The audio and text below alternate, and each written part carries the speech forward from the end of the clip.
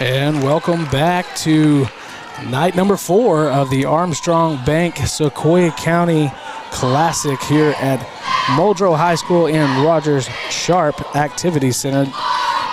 My name is Chris Larcade. I'm the speech and debate coach and also live stream coordinator here at Muldrow High School, and we are happy to bring this live broadcast to you today as the Roland Lady Rangers take on the Lady Panthers from Stigler.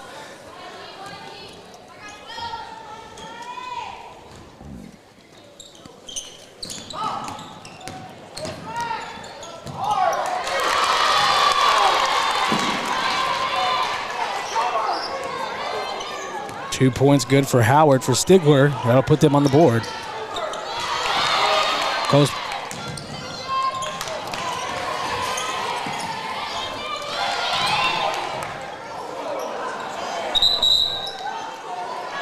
backboard interference call.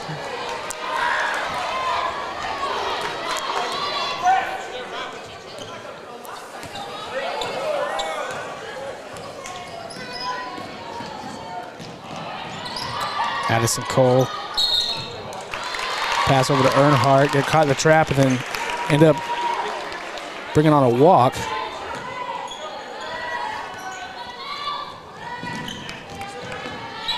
Maddie Jones for Stigler.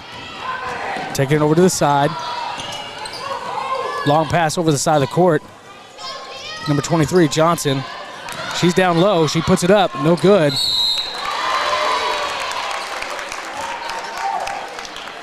Gentry Powell going in for the rebound. Able to collect the foul from number 30, Lily Medicine-Bird for Roland.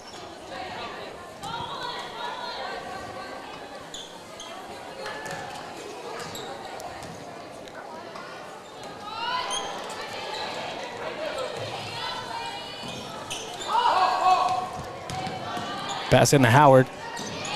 Out to Jones. Jones for three, and it's good.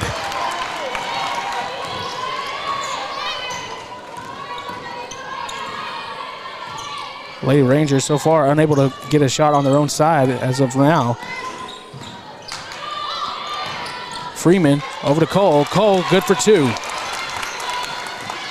That'll put the Lady Rangers on the board 2-5 with 6:26 left here in the first period. Shovel pass intercepted by Earnhardt. Knocked out of her hand by number 23, Johnson.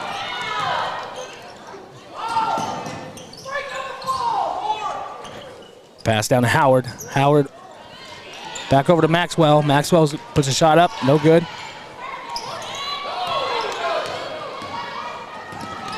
Rebound by Jetton over to Freeman. Freeman's pass stolen.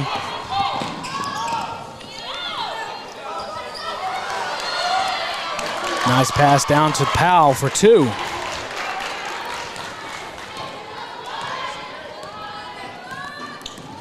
Cole. Over to Freeman. Out to Jetton. Jetton puts the shot up. No good.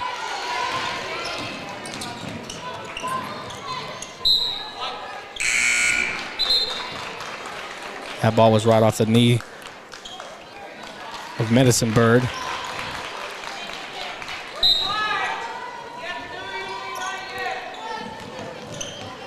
Johnson. Handling with Freeman. Out, almost picked up by Cole.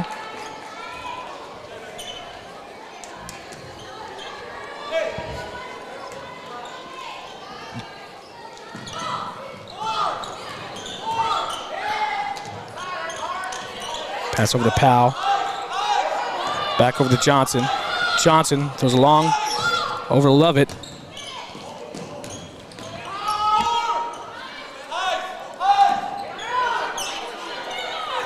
Pass down on to Howard.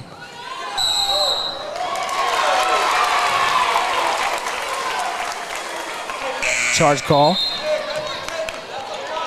on Howard. That'll be her first.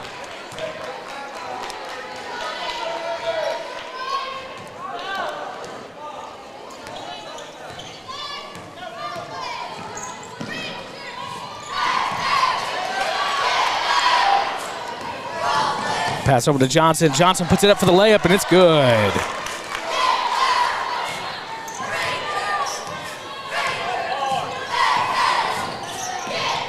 Freeman over to Earnhardt. Earnhardt out to Cole. Cole driving in. Pass on out to Jetton. Now to Cole in the corner. Cole trying to force it in. Maxwell.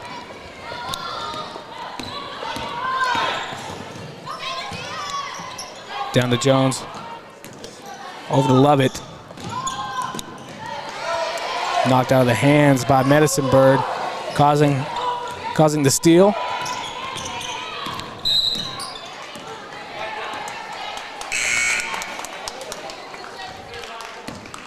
Foul will be called on number 1, Jade Maxwell, who's the senior from Stigler.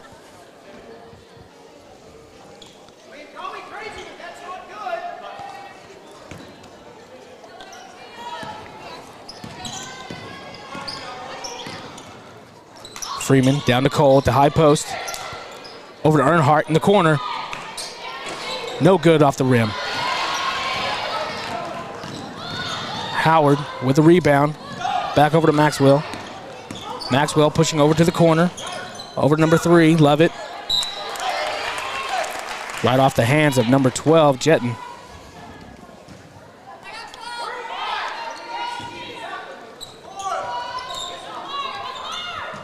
Pass into Howard. Over to Maxwell. Maxwell driving the baseline. No good with a pass. Earnhardt picking it off. Over to Freeman. Freeman's driving in hard. Tried to make the extra exchange. Broken up by the Panthers, and they were able to keep it.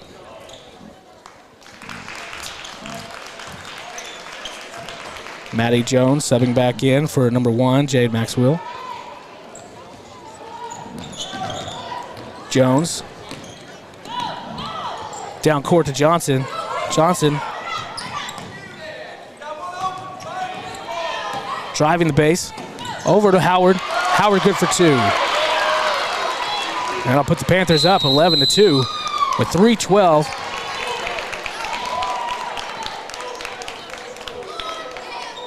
Coach Pratt's going to take a timeout here.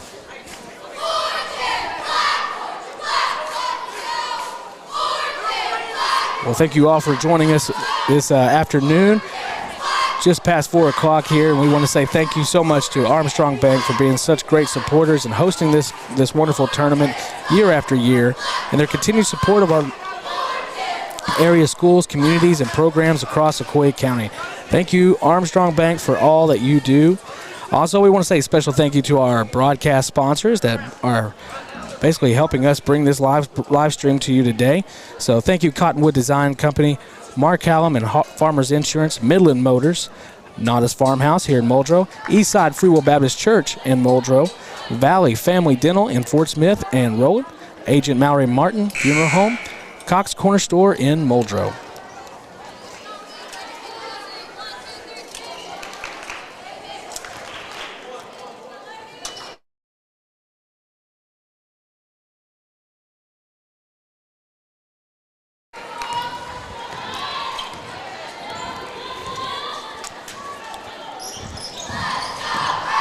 Freeman. Cole. Over to Earnhardt. Jetton to Cole. Just off the hands of Jones, now forcing the half-court violation. Jones able to knock it out of the hands of Cole. It's going to allow Powell to pick it up. Earnhardt just getting the touch on it, forcing it out of bounds. Substitutions being made. Ashton Hawley coming into the game. Number 21, Peyton Macomb. And Emma Jackson, number 24.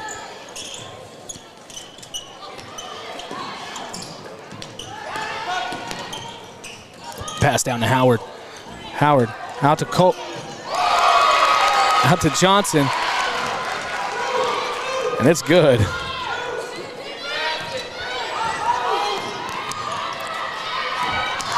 Freeman to Jackson. Broken up again by the Lady Panthers.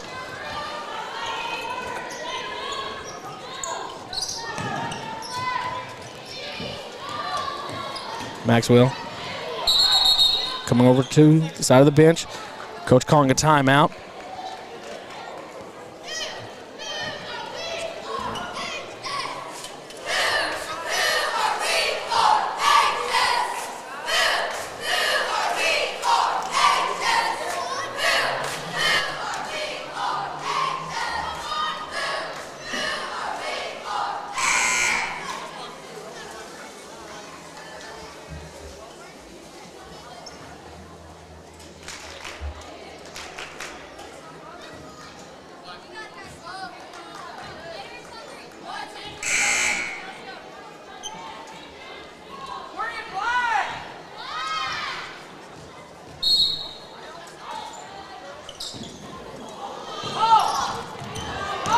Passing to Powell.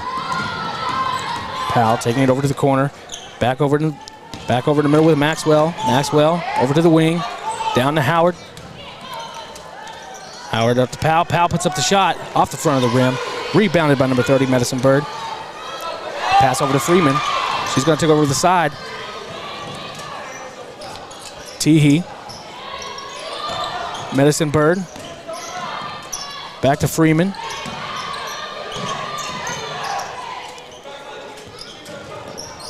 Oh, just over the head of Hallbauer.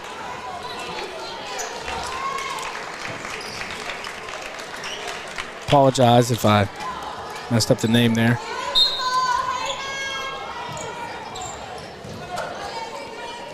Pass into Jordan Johnson. He's going to push it down court to number 5, Jones. Over number 3, Lovett. Back out to Johnson. Down to Howard. Stellar player down low so far this game.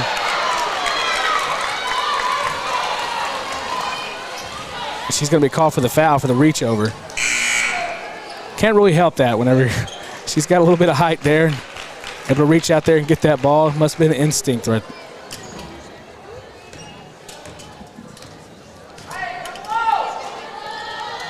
Cole over to Freeman. Back to Cole.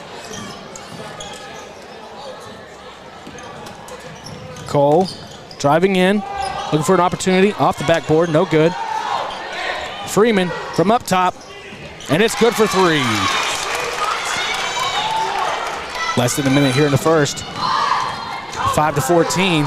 It's all Stigler Panthers. Miscommunication. Freeman's going to take advantage, put up the layup, and it's good.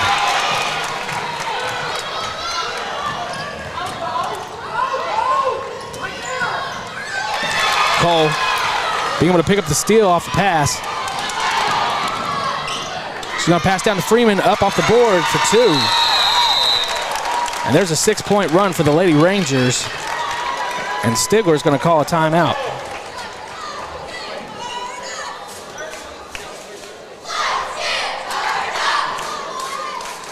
The Lady Rangers really stepping it up on defense there, taking advantage of that transitions from the Lady Panthers and really making them pay with that 6-0 run.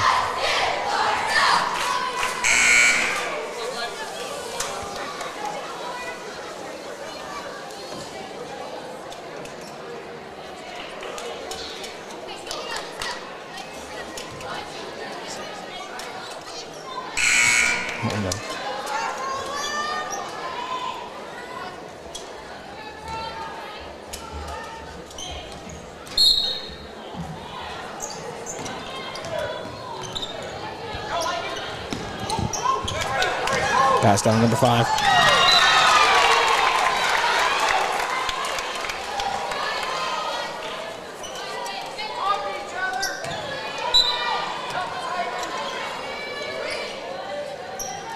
Maxwell pushing it inside to Jones. Cole coming up with it. She's going to take it on the left side. Puts up the layup for 2. Jones feeds it to Lovett. Lovett puts it up for 2. Off the rim, no good. Well, that's going to bring it into the first period. 11-14.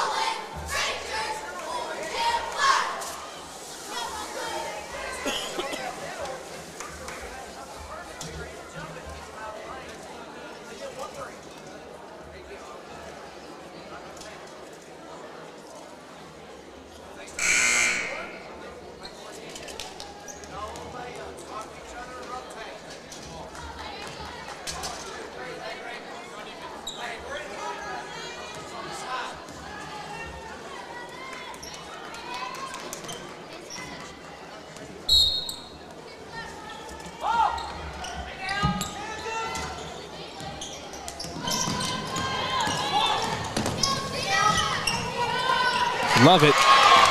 Trying to force it over to Maddie Jones, and it's picked off by Freeman. Freeman puts it up for the easy layup.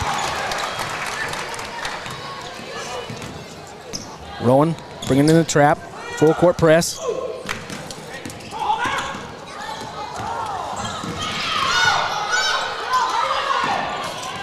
Maxwell. Foul call on number 12, Jetton.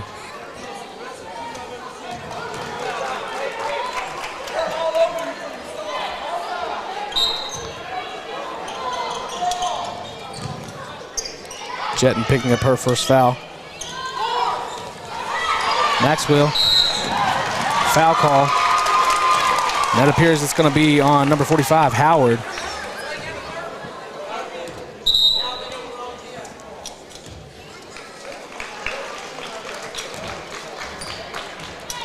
And Howard, who was having a great first period there,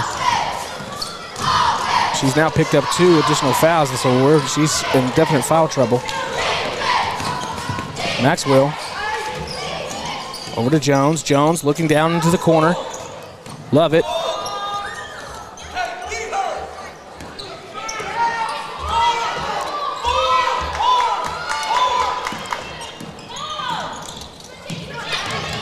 Screen and a handoff. Maxwell pushing it in. Driving. Picking up the dribble. Trying to force it back out to the corner. Picked off by Freeman. Now Freeman's trapped in the corner. Pick up the long pass. Tipped off by Jones. Freeman with 2 blocks. Out to Earnhardt. Earnhardt looking down court. Cole racing to catch it and puts up the layup.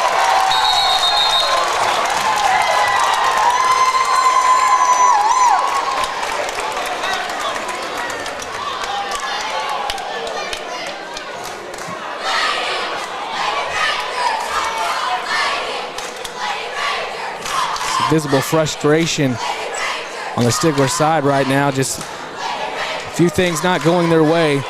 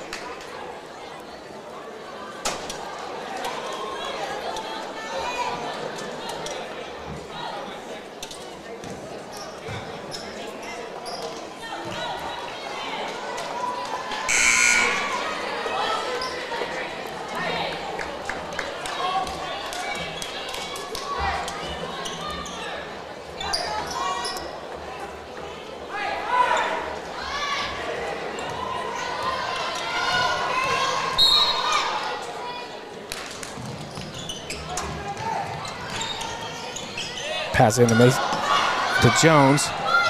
Jones stuck. Freeman, great defensive play, getting the block. Maxwell tripping up.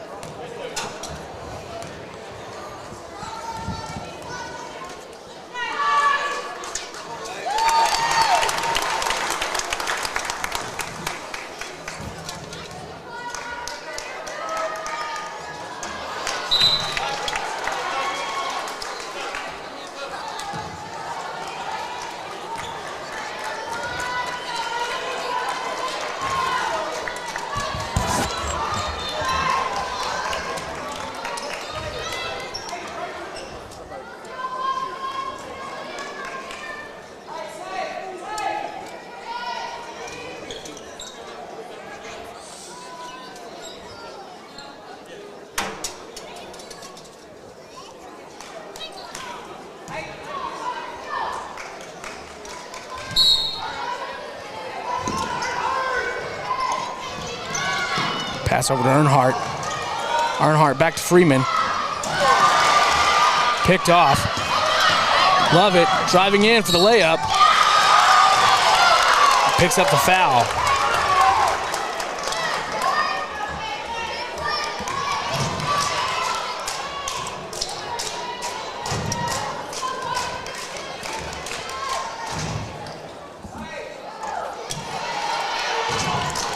A lot of intensity right now in the game, and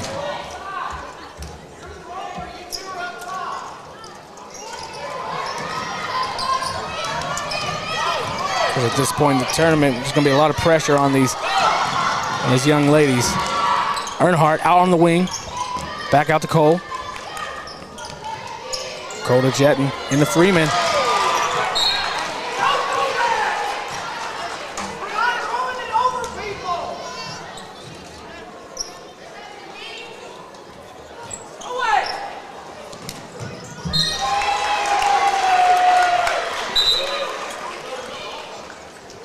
Inbound pass off the hand of Johnson.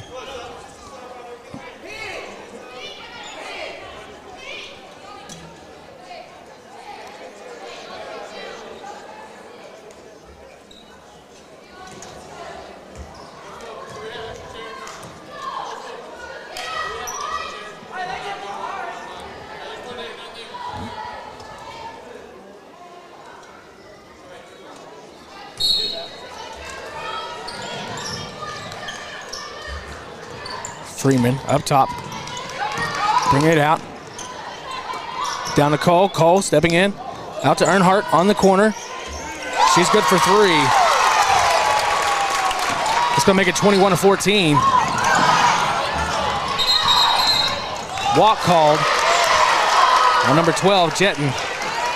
Caught in transition.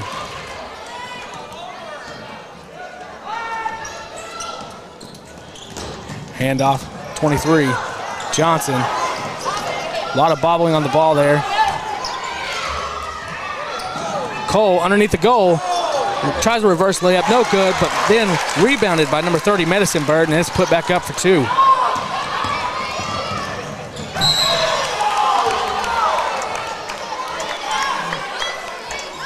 Foul call on number 13, Earnhardt.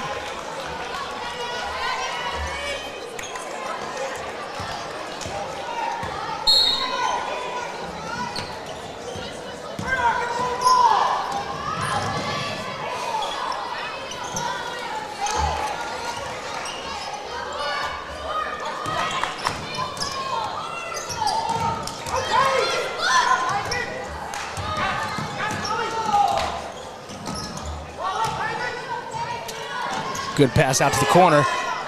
Oh, and it's just off the rim. Love it. Shoveling it back in to Powell. Not able to put it up. Rebound in by number 21, Conaway. Freeman picks up the foul from Maxwell. Substitutions coming in. Number 32.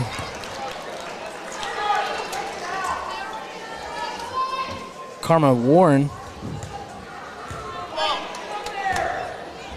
And number 2, Ashton Hawley, the junior. 4 minutes, 4 minutes.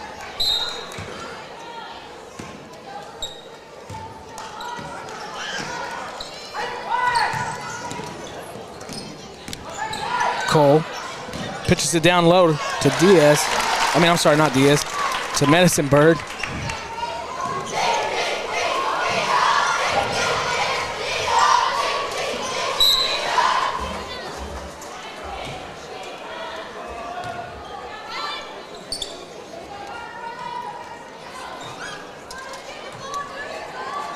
A lot of intensity on both sides of the court tonight.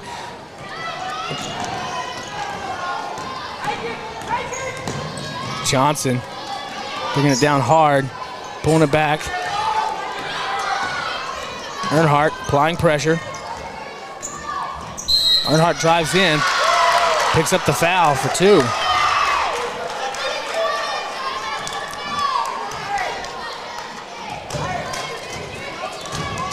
Earnhardt with 2 fouls.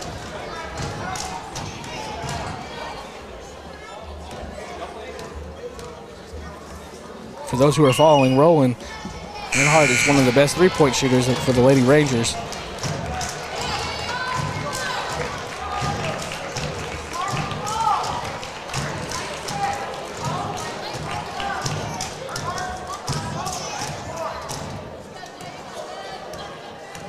Johnson at the line. And it's good.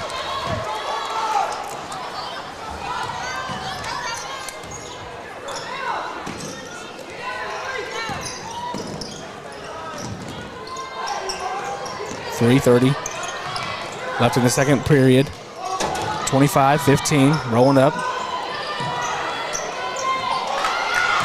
Conaway shot off the backboard, no good. Out to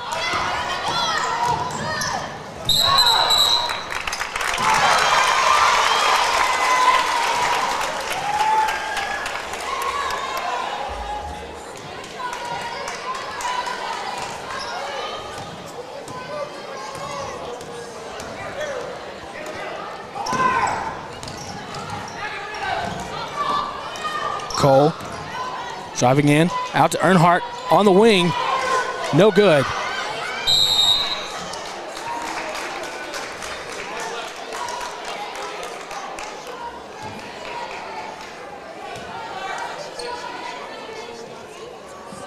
Maxwell getting the rebound, able to pick up a foul from Freeman. That's going to be the second foul for Haven tonight.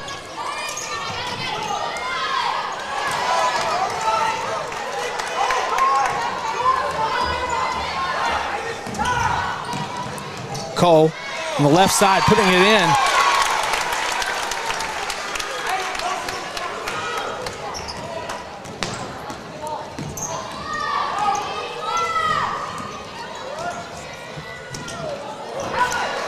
Nice drive in by Johnson, but just short on the layup.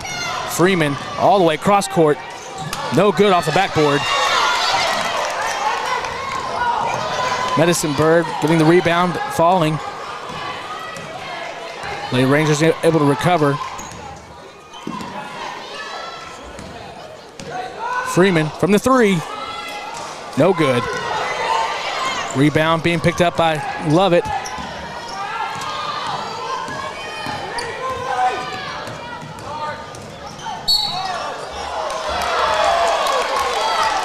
Foul call on number 21. Conaway. And I do believe that's our first foul.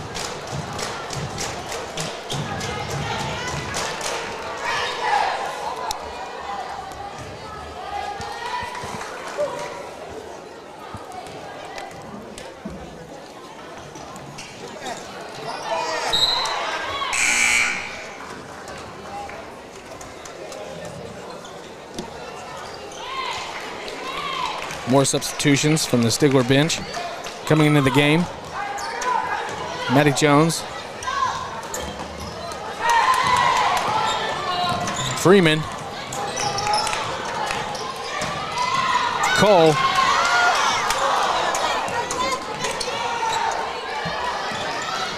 Overshot just right off the backboard, no good. Cole puts up another one. Nothing there. Out to Freeman on the corner. She goes cross court.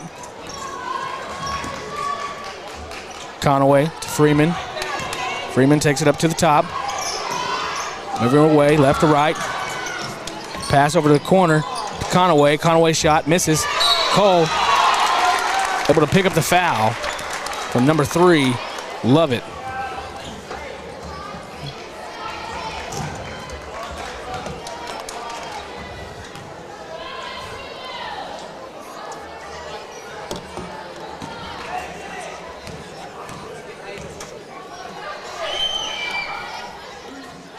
First shot for Cole is good. That'll be Lovett's first foul tonight.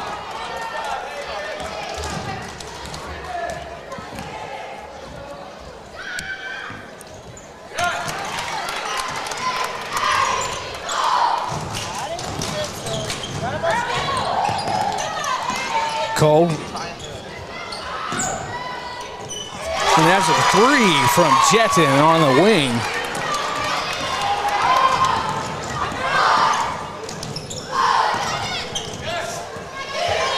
Johnson working their way right to left. And it's good for three. 45 seconds remaining here in the second period. 18-32. Although the Lady Rangers have put some distance between themselves and the Lady Panthers, it's still anyone's game at this point.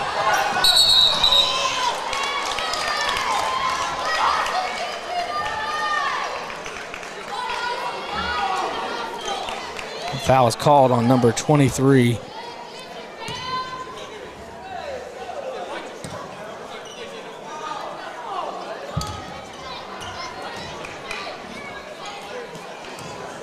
Calling on Addison Cole.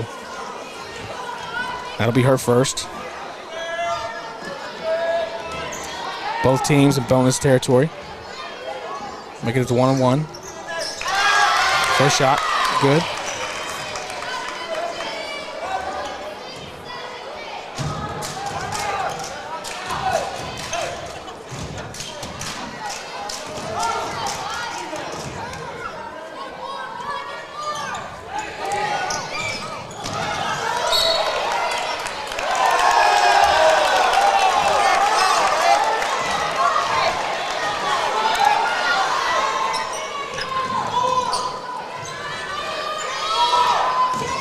Pass from Jones over to Lovett. Back over to Jones. Now to Johnson. All the way cross court. Powell. Feeding it to Jones. Down to Powell. Powell for three. And it's good. 22-32. 10-point lead for the Lady Rangers. Cole putting one up. Nothing there. And that's going to bring an end to the first half here in Rogers Sharp Activity Center. Man, I'll tell you what, for a 4 o'clock game to start off the night, I can tell you if the rest of the night's like this, it's going to be pretty intense. And so don't be going anywhere. And it's going to be a lot of excitement today. Also, for our Muldrow fans, got some good news for you that Coach Archie Ryan is planning on coming by here tonight and do the commentating and analyst position here for the Muldrow games. And so super stoked to have Coach Ryan on tonight.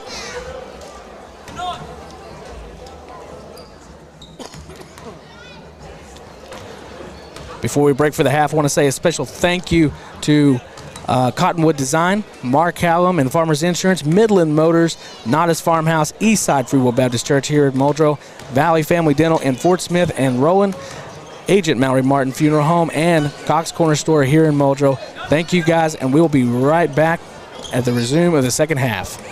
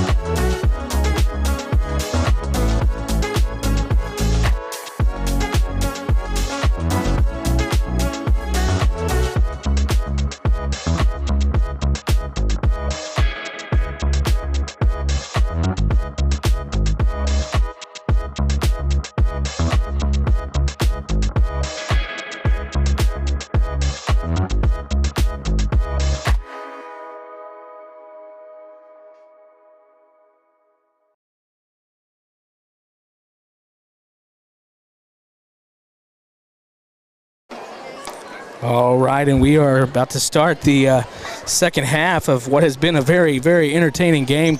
If you're at home on your cell phone, or if you're right here in Rogers Sharp Activity Center at the Armstrong Bank Sequoyah County Classic, either way, if you like basketball, you're in the right place.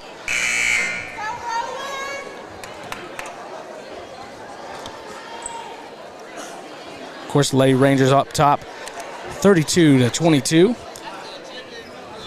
Both teams able to get a little bit of foul trouble, putting both in the bonus territory last half.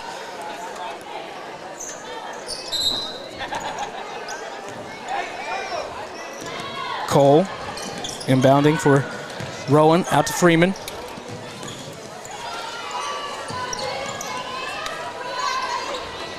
Freeman down low, blocked by Howard, off the hand of Maxwell.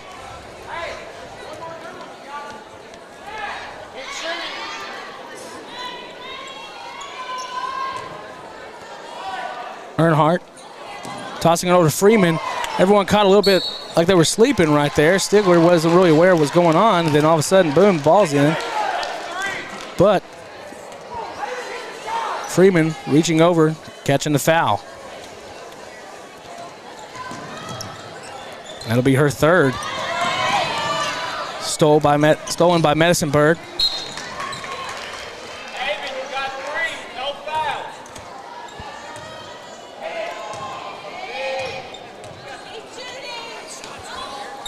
Earnhardt surveying, looking, out to Freeman, up the top of the wing.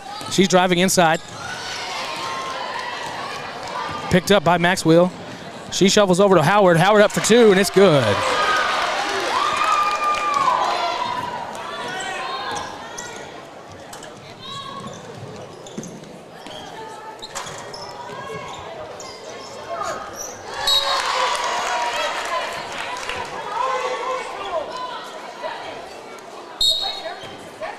Freeman out to Cole. Cole getting a little bit of trouble there. Freeman's pass tipped by number 5, Macy Jones.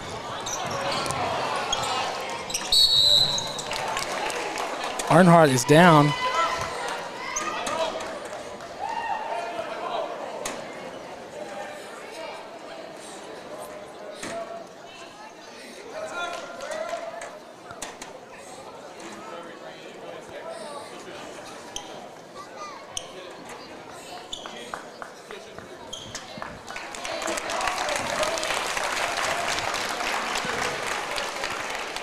Looks like Earnhardt may have tweaked that ankle a little bit on her way to the floor.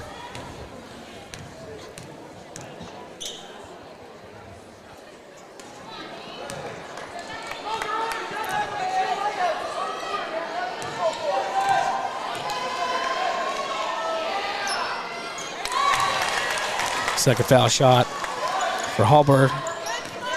Good. That'll bring the total up 33-24. Freeman applying pressure.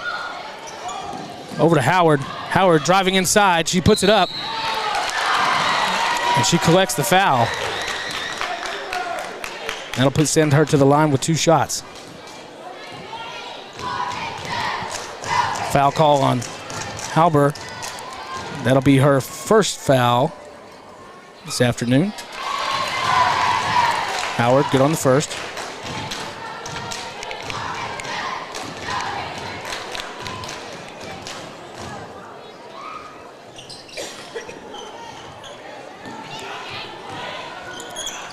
Freeman shovels over to Cole. Just off the fingertips of number 12, Jetson. She's got an impressive vertical, but not that. She wasn't able to get that up that high.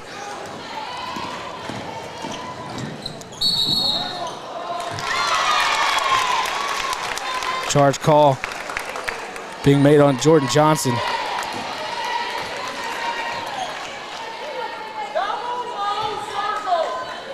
Cole taking a hard hit. Cole over to Freeman. Freeman at half court.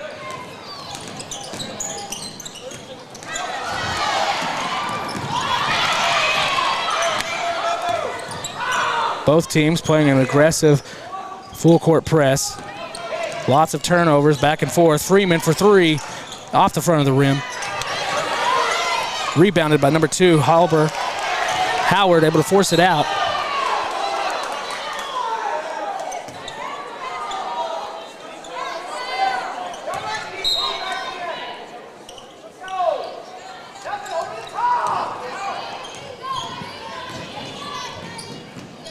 Powell over to Howard. Howard shot just off the rim.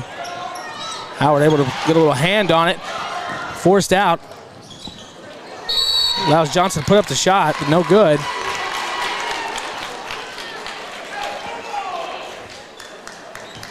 Medicine Bird called for the foul. That'll be her second.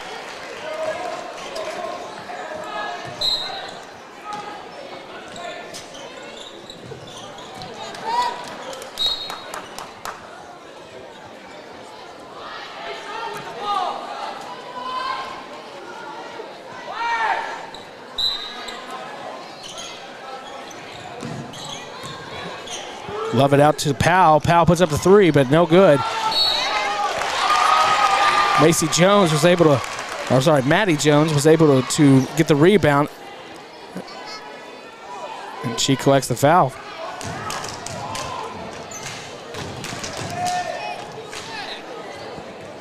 And that'll be Medicine Bird's third.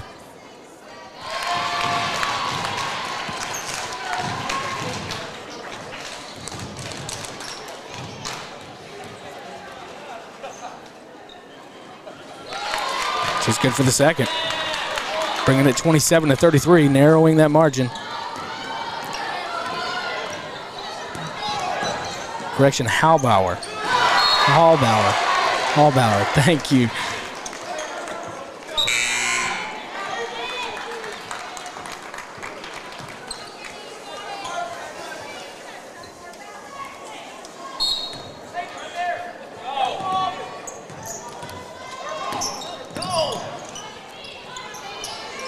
Freeman over to Earnhardt.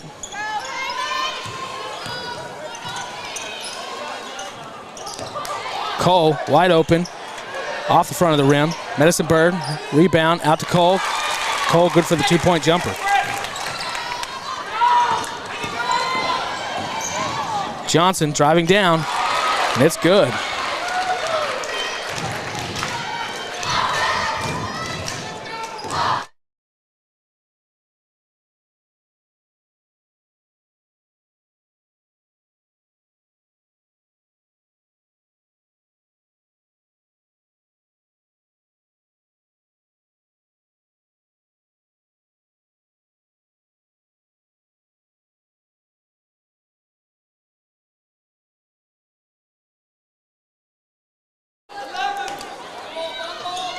Apologies and all the excitement. I think I hit a mute button.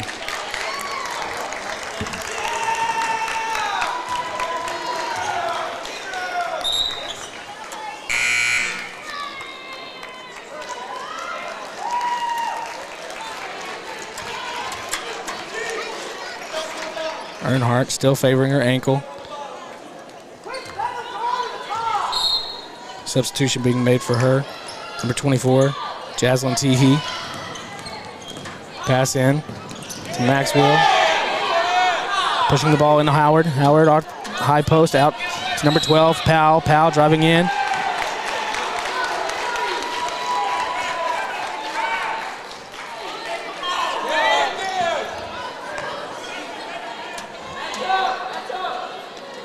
Hallbauer called for the foul. That'll be her second. Pass in to Powell. Powell's shot is good for two. That's going to bring it in, 31-35. Lady Panthers in bonus territory.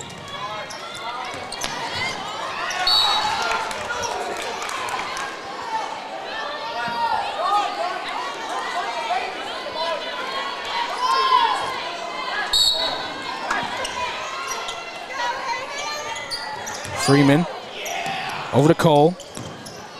Cole moving to the left side, steps over. Blocked by Howard. Howard throwing it cross court. Foul call on number 11, Freeman. I believe that's her 4th foul.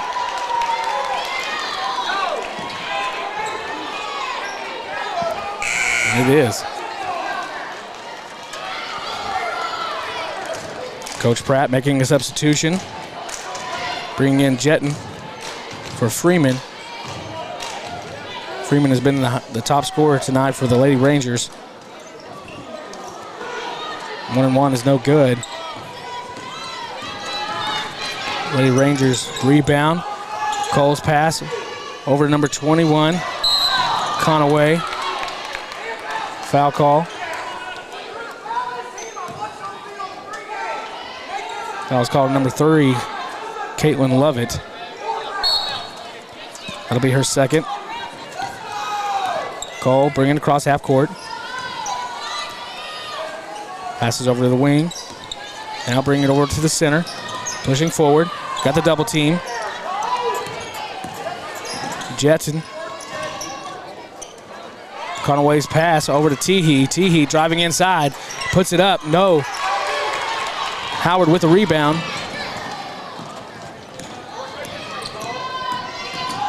Maxwell takes it over to the right side. Pass over to Howard. Howard at the high post. Moving inside out. Looking. Needing some help. Pass over to 23, Johnson. Johnson's taking it inside.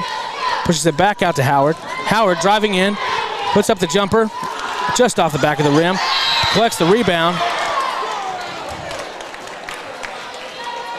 And she's called for the foul. Reaching over. Cole to collect the rebound.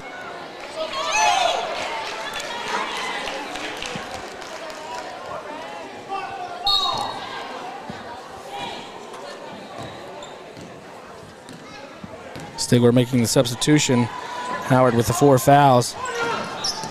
Bringing in Karma Warren. Nice rebound by number 12, Powell. Over to Maxwell. Maxwell going down the right side of the court.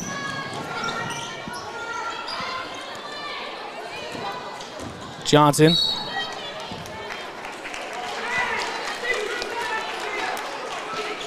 Maxwell trying to bounce that pass into Johnson.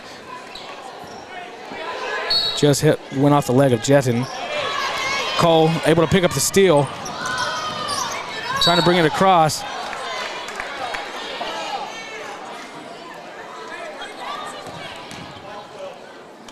Foul call will be on Powell.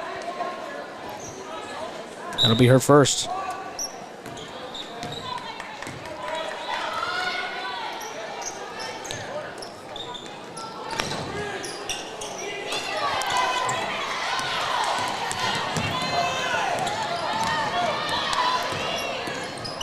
Johnson tries to throw it into Powell, but she's unable to collect.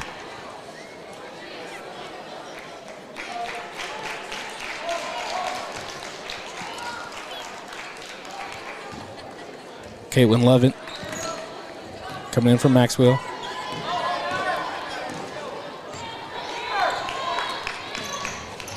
Cole over to Teehee, back to Cole. Cole moving in down low. Foul call on Lovett.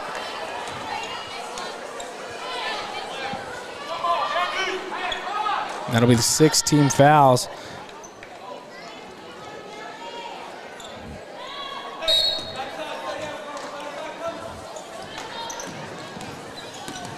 For the Lady Panthers. Teehee going the distance for 3.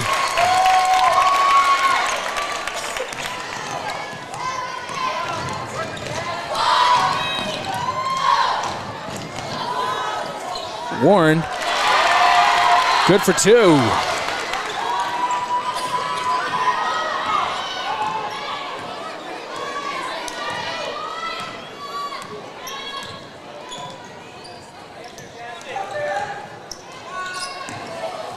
Teehee back up top.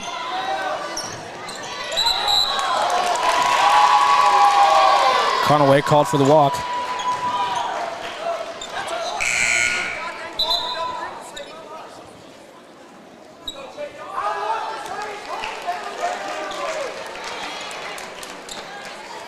Coach Pratt not happy with the exchange.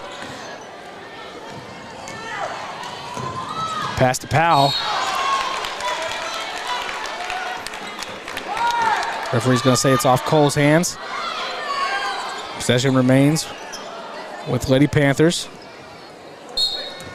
Maddie Jones inbounding. Pass over to Powell. Powell picks up the dribble. Working her way. Off the backboard, and it's good for two for the jumper.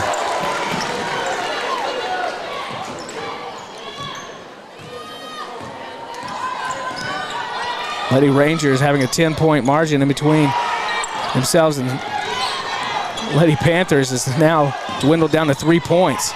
It's all that separates these two.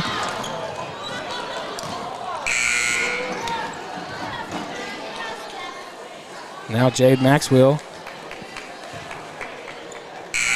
took a hard fall. She's being subbed in here by number 12, Gentry Powell, and number 23, Johnson. Cole, off the back of the rim. Warren.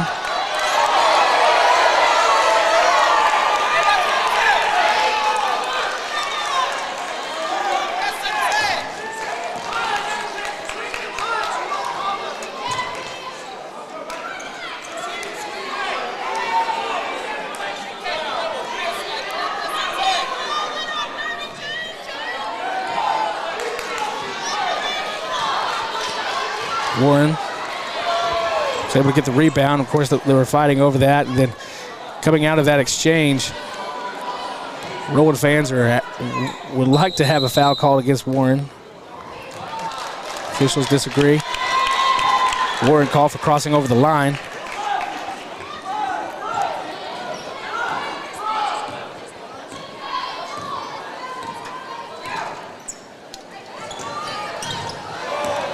Earnhardt's pass. Cole for three. No good. Love it. Able to pick up the rebound. Pass over to Johnson. Johnson bringing it across half court. Down to Jones. Off the hands of Cole.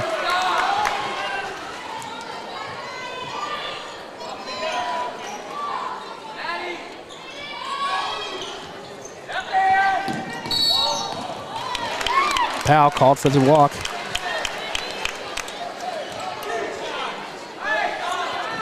Both teams in bonus.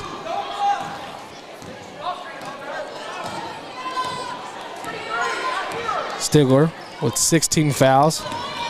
Lady Rangers, 8. Cole bringing it over to the center. Out to Teehee. Teehee driving baseline. No good, but able to pick up the foul against number 32, Warren.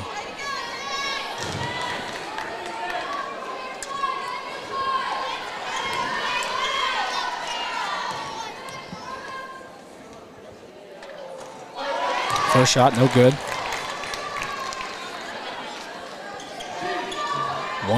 1.7 remaining here on the game clock.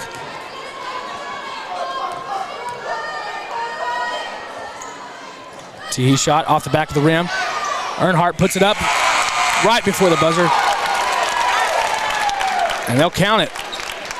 So we'll end the third period with the Lady Rangers still remaining with that lead, 40-35, just 5 points between the two. So we take this short break. We're going to say thank you to our broadcast sponsors, Armstrong Bank, Cottonwood Design, Mark Hallam and Farmers Insurance, Midland Motors, Nodda's Farmhouse, Eastside Freeway Baptist Church here in Muldrow, Valley Family Dental in Fort Smith and Rowan, Agent Mallory Martin Funeral Home, and Cox Corner Store in Muldrow. Of course, if you would like to become if you or your business would like to become a live stream sponsor and help us bring more great student-produced broadcasts just like what you're hearing right now, sorry. Bless his heart. We had a little kid fall down here.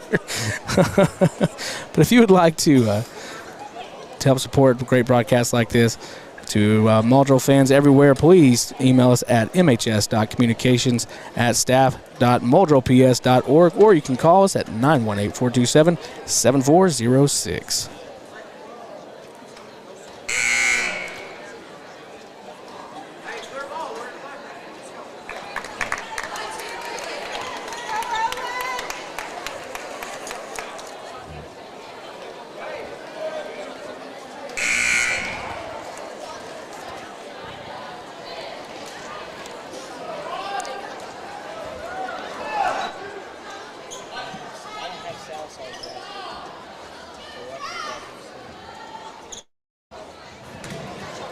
All right, to start off the fourth period, and it's been an exciting one, folks.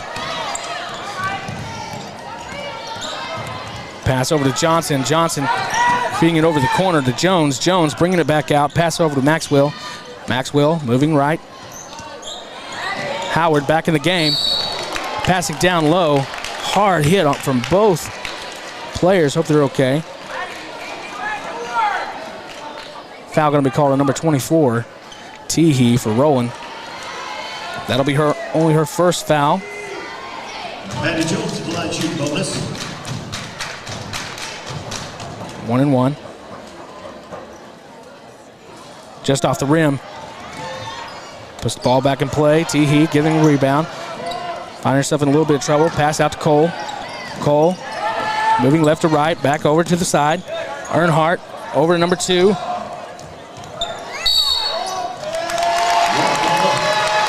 Hallbauer called for the foul. Not a foul, for the travel.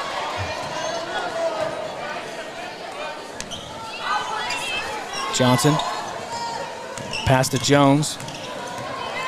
Cole applying pressure. Forcing over to the corner. Over to Johnson, good for the layup. Number 23, Jordan Johnson puts it off the glass.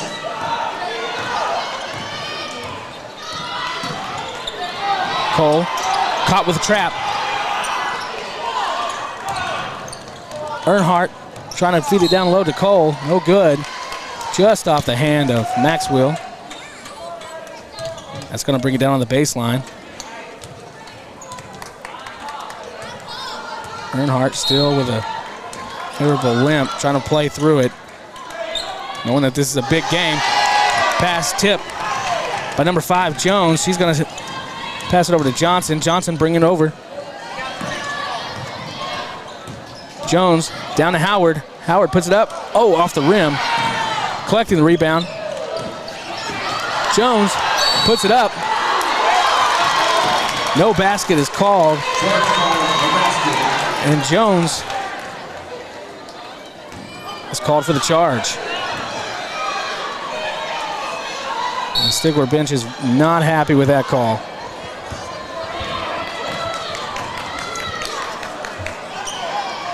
Teehee over to Earnhardt. Earnhardt surveying. Tries to get into Cole. Jump ball called. Maxwell able to get on at the same time as Cole. Earnhardt shouting out the play. Press break. Teehee for long. Off the backboard, no good. Pass over to Johnson. Johnson to Jones. Now to Howard. Howard good for 2. That's going to bring it within 1 point between the Lady Panthers and the Lady Rangers. 6:15 left here in the fourth period.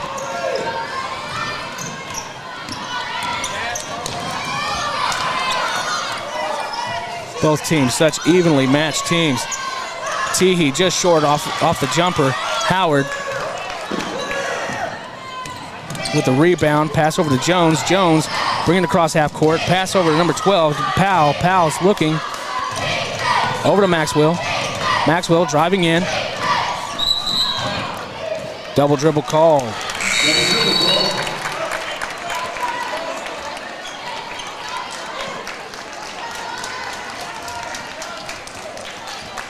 Coach Pratt making a substitution here. Number 30, Medicine Bird coming in.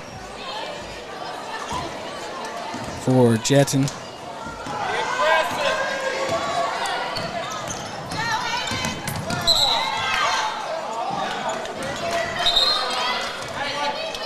Defensive foul called against Jordan Johnson, the sophomore. David Freeman at the line for Lady Rangers shooting bonus. With that foul, that'll put Lady Rangers in double bonus. I apologize. No, there's still 1-1. First shot, good for Freeman. Remember, Freeman has 4 fouls.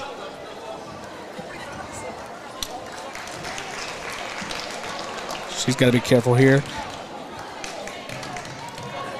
Howard being substituted by Warren. Earnhardt working through the pain of the ankle, able to pick up the rebound. Cole trying to strip the ball, causes a jump ball scenario, and it's going to stay with the Lady Panthers. 5:28, 41-39.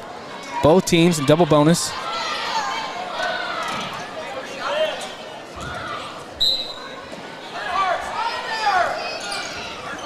Warren puts up the jumper, just off the back of the rim. Rebounded by Medicine Bird, handed off to Freeman. Foul call gets number 12, Powell. That'll be her second.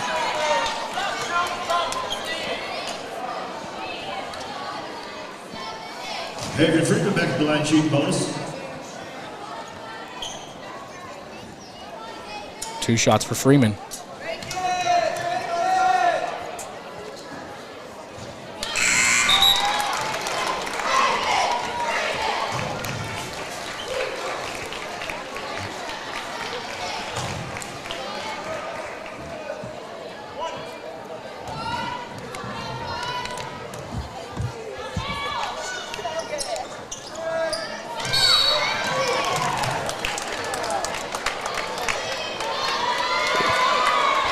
If you want.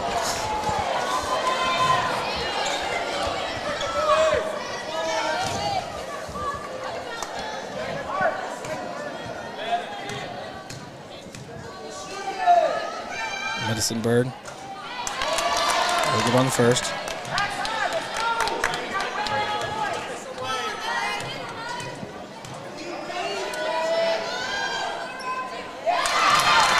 Able to knock down the second. Timeout called by Coach Pratt. Timeout Rangers.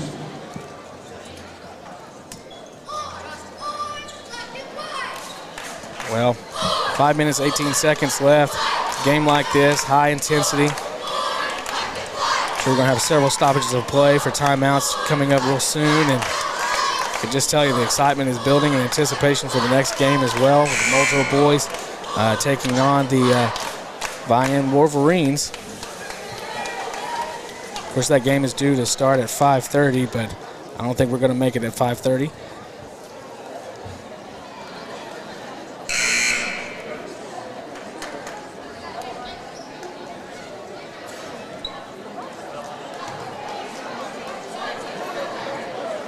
I want to give a special shout out to Isabel Swafford, who's helping me up here in the broadcasting booth, working as a spotter and statistician right now. She's doing all the hard work. Pass over the corner is going to be just off the hands of Johnson, allowing the Rangers possession.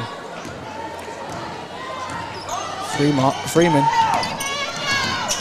handling for Rowan. Cole from the top. Push call against Powell. That'll be her third. Addison Cole at the line.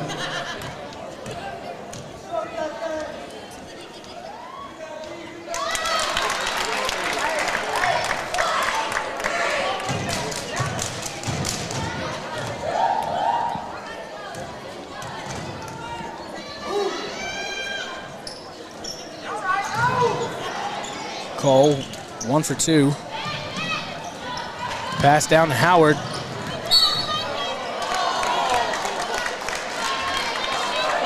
Foul call on number 21 for Roland Conaway. That'll be her second. Of course, bring up 2 shots for Howard.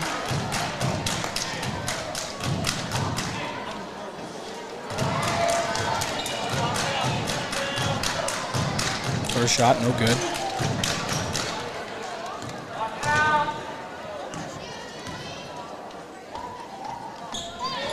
No good on the second. Medicine Bird with the rebound. Medicine Bird going to bring it out. Stop short. Throws to Cole. Cole working from the side.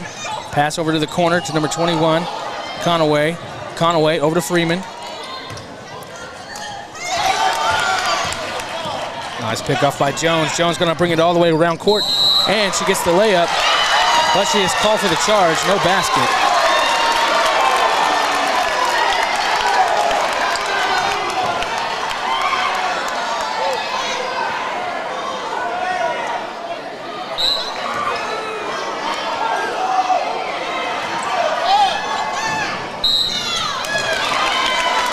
Foul call against Maxwell for the reach in. And that's going to put Freeman on the line.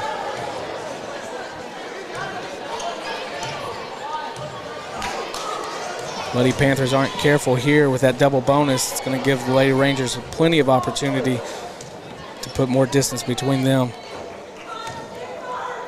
and Stigler. Freeman good for the first. 45-39.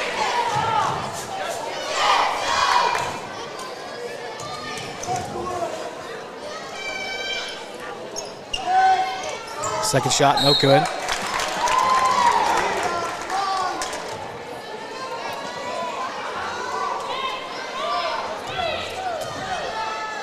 Just off the hands of Stigler.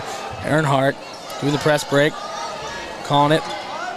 Pushing out to Freeman. Freeman over to Conaway. Conaway back to Freeman. Freeman to Conaway, down to Earnhardt in the corner.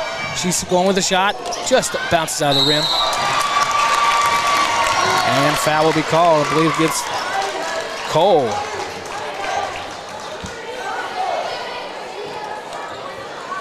That'll only be her second foul.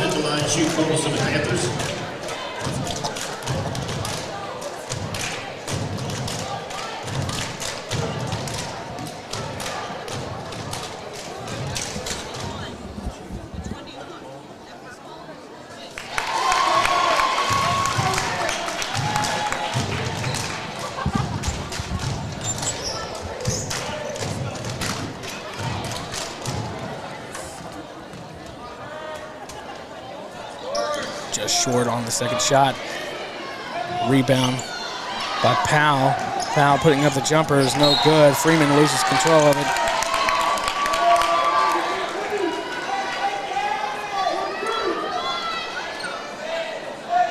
Lady Panthers with an opportunity here. 4 minutes, 8 seconds. High pass out to Howard. She's able to collect it. She goes down, puts it off the board. Good for 2. 42-45. Cole, hard down court. Jones able to prevent the travel. Howard down to Johnson. Johnson's going to bring it over to the right side. Over to Powell. Howard. Hand off to Jones. Jones puts up the layup, and it's going to stand. 44-45.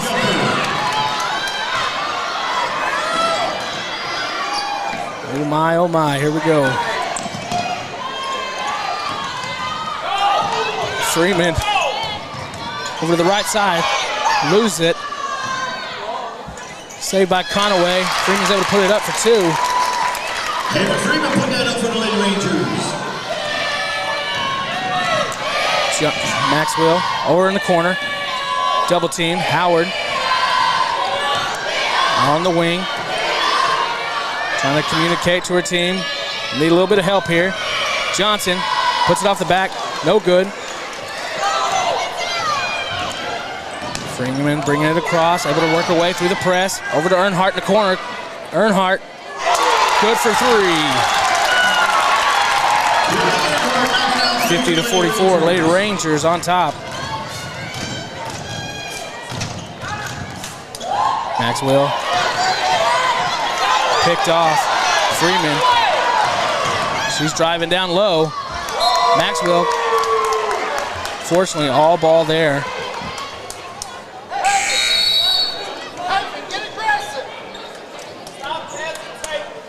Callie Lovett coming into the ball game. The Lady Panthers. Subbing in for Maxwell.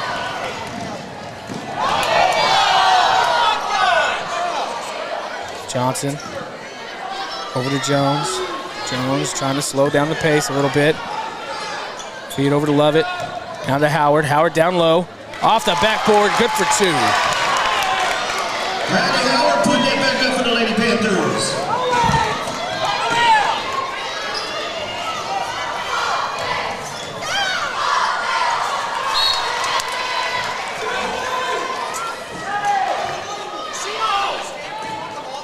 Freeman's pass nearly picked off there, but Lovett unable to bring it in. Freeman out to Cole. Freeman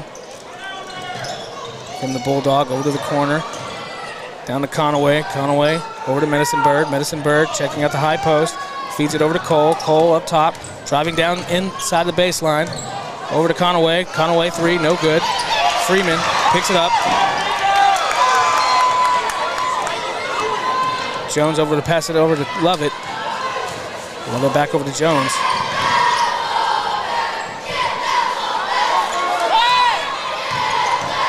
Jones down to Howard. Howard checks.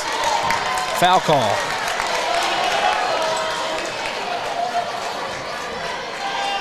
Foul to be called against Freeman, and that'll be her 5th foul. Leading scorer tonight for Rowland is now going to be sidelined. Madison Jitten coming in to replace Freeman. Minute 05. Howard. Good for the first.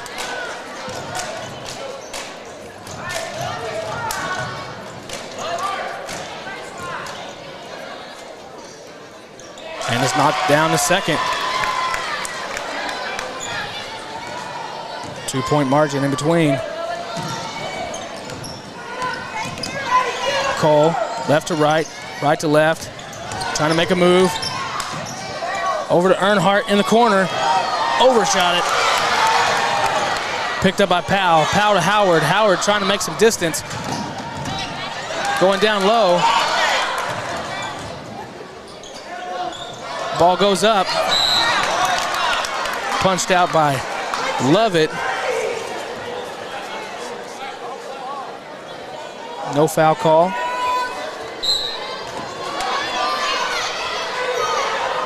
Cole. Pressured.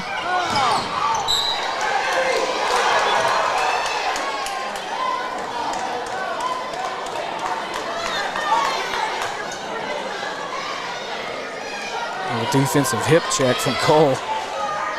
Able to make possession. Cole driving inside. Medicine Bird.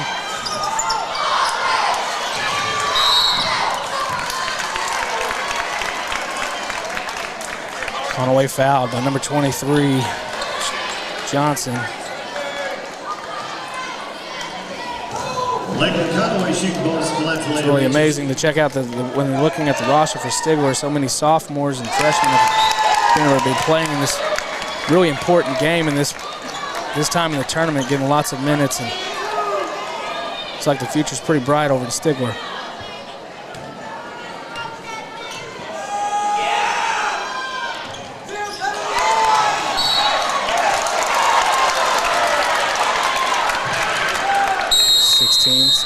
16 and a half seconds. Roland's going to call a timeout here, Coach Pratt. And as we go to the break, we want to say a special thank you, of course, to our sponsors once again.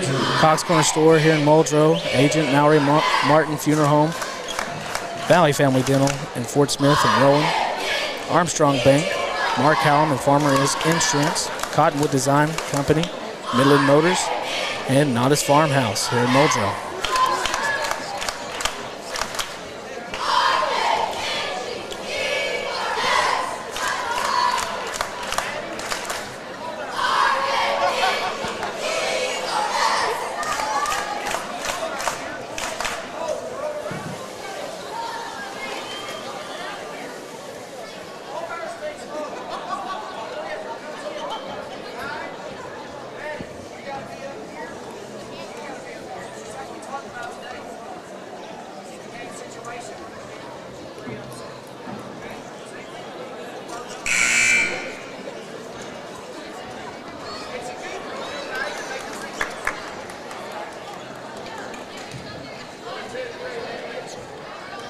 Give a shout out to all of our production crew here today for Muldrow Communications. Of course, we have Izzy Swafford, who's been helping me with the stats and everything. Luke Hallam doing our graphics and scoreboard. Aiden Jennings on our courtside cam. Got Eli Moore over there on the court. And then we have Lily Gibson up top, camera one position doing the wide shot. Great kids, doing a great job. 13 seconds. Foul call. It's going to send Cole to the line.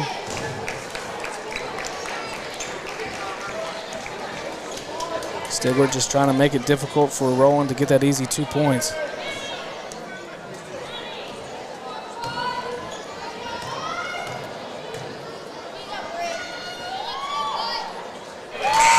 That's good for the first. Still one possession game.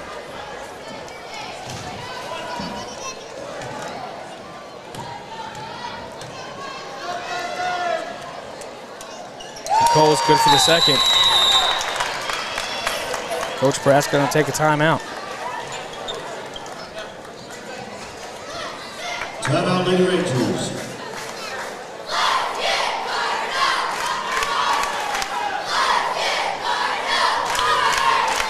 Well, for all of our viewers out there, please stay tuned. I'm telling you, it's going to be an action-packed night here tonight. Muldrow fans, get excited for our Muldrow boys who will be taking on the Vian Wolverines. Of course, Coach Archie Ryan will be joining me here on the mic.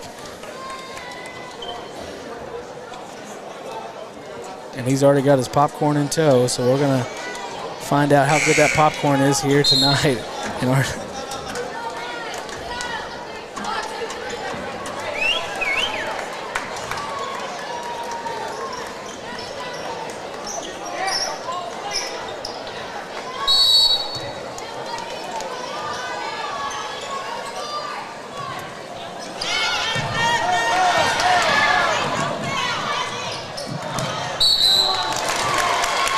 foul call. Interesting play on the baseline, going from left to right, passing on the inbound.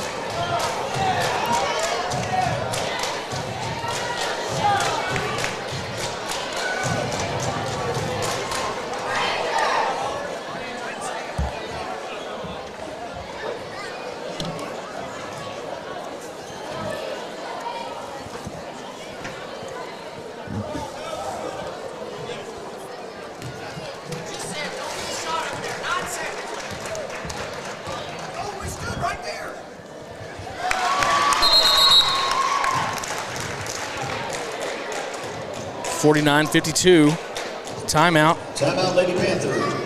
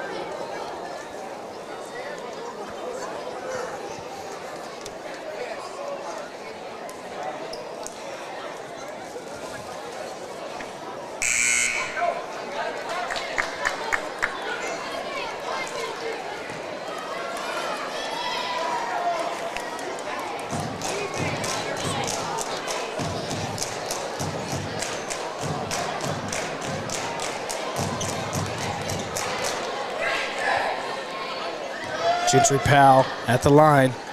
9.4 seconds left. She's good. One possession game. Earnhardt going for the inbound. Pressure. Cole trying to look for some space. Johnson called for the, Powell called for the foul. That'll send Cole to the line.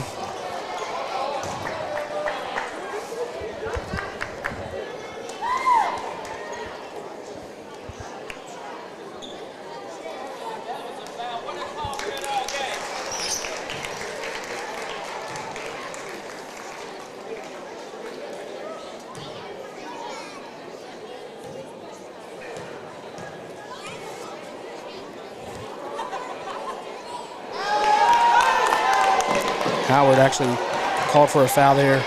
That'll be her 5th, and so she goes to the sideline. Cole.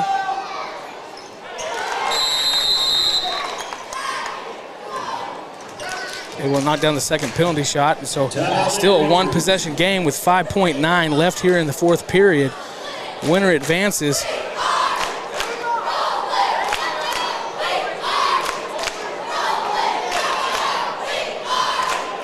I gotta say thank you so much to Armstrong Bank.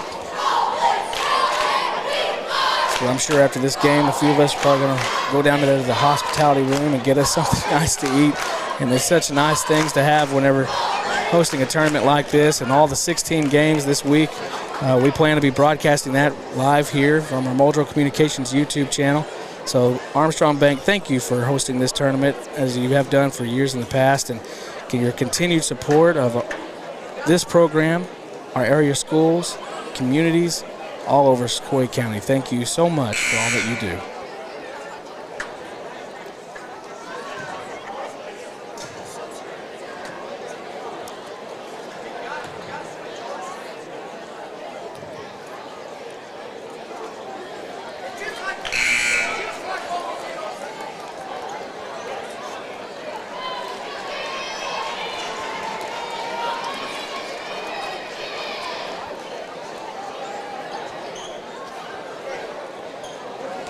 Last time in this situation, Stigler pulled a little bit of trickery.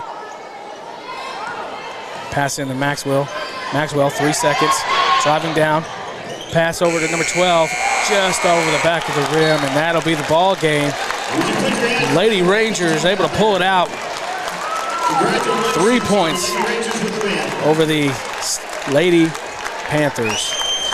Well, that's going to reset the game clock, and we're going to reset as well.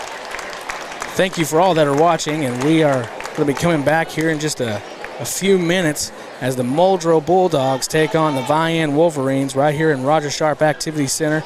My name's Chris Larcade, and we are going to be back here in just a few minutes.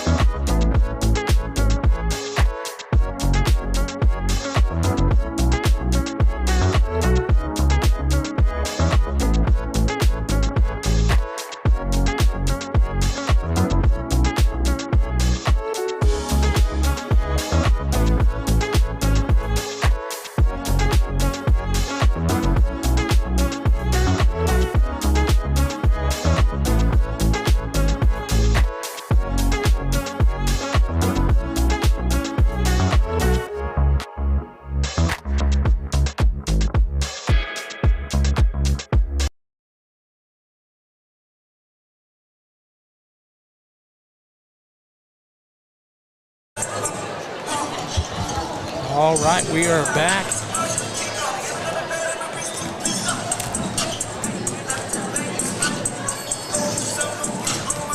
All right, and as you can see, I've got the man, the myth, the legend, the one and only Coach Archie Ryan, the living sports history archive of Muldrow with us tonight.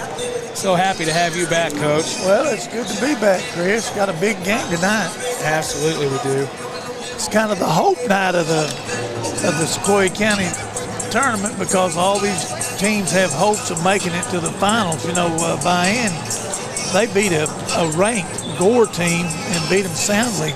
Yes. And Muldrow had to overcome a determined young Central Tiger team to advance to the semifinals. So, you know, tonight there's a lot on the line. Of course, a chance to play for the championship. And crowds gathered, and as the night goes on, more will be revealed. But right now, everybody has high hopes. Absolutely. Well, it's been a great game. It's been a great night for basketball here at Roger Sharp Activity Center, and we're so glad to have it. And as we prepare for the starting lineups, we want to say thank you to all those who are out there watching us live on YouTube. We really do appreciate your support and appreciate all the positive comments and everything that you guys leave. And please let us know where you're tuning in from tonight, whether it be the recliner at the house or whether it be on the road, or if you are in another state, we'd like to see where you are to be cheering on the Muldrow Bulldogs as they take on the Vian Wolverines here tonight. Of course, this is a wonderful rivalry, I guess, if you want to call it a rivalry. We don't get to match up with Vian very often, but it's definitely going to be interesting to see how this all plays out tonight. Don't you think, Coach? Well, you can tell by the score of the Vian, the Gore team. Gore's got a lot of good senior athletes this year. And Vian to match up with them athletically, you know, they've got to have some good athletes. Absolutely. And number 24, Diego Ramos. This Ramos kid, he's a basketball player tonight, but he signed with Arkansas in baseball, so oh my goodness, that's the kind of athlete that he is. So, you know, they've got some athletes, and I'm pretty sure that they'll be giving out, hoping to win this thing tonight. Well, as we hear that sound of that that run-out video of all the starters, and of course Muldrow, and of course, you know, that last game that they had, you know, they won soundedly, but at the same time, of course, I know there's a little bit of frustration, you know, that we could have played a little bit better. Maybe we got a little bit loose with the ball, and some things happened. You know, that little break probably hit us at a bad time. Yeah, we were playing pretty solid basketball before the break, and anytime you take a week off and then start practicing again, then maybe things get a little bit disrupted. But I told my son-in-law, he helps, he's assistant coach. I told him. Hang on 1 second. Hey, Logan. Hey, Number 5, Trendon Collins. Sorry. I told him, I said, hey, Number 21, I don't care how you played, you got to win. I'd buy them all a milkshake today. Because if you'd have lost, you sure wouldn't have been thinking about buying a milkshake. And then I don't care if they played great and lost. You know, they were able to come out with a win. Absolutely. And maybe, you know, it reveals character when you lose, but you can still build character winning and tough. And, you know, they know the job is going to be long and hard tonight. They're that kind of – I've seen them perform this year, though. Yes. And I'm looking forward to the opportunity for them to meet this challenge, too. Well, that's definitely going to be a great game here tonight. We are set to tip off. Ramos winning the tip off. Richardson over to Ramos on the grass.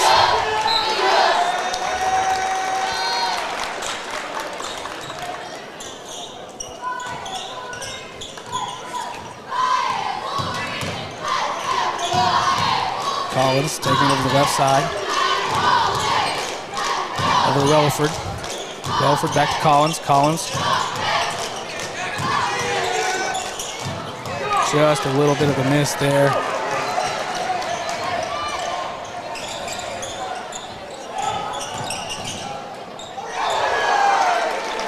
I can see right now that 7 Star is going to be challenged with this young man's quickness. Absolutely. Number 12, Wright, Shot blocked by Relaford. Able to get it back out to Collins. Collins takes it down the home side court. Over to 7-star. Over to Anstein. Anstein looking. Relaford back at the top of the key. Collins moving to the side. Looking for a rotation. Relaford applies the screen. Bounces down low. Bakari. Just off the hand of 7-star. Well, that was a little pick and roll there. Maybe a perfect pass would have made that play work, but that was a pretty risky pass. And if he caught it, he'd probably been underneath the goal down there. Need to space it a little bit better for that.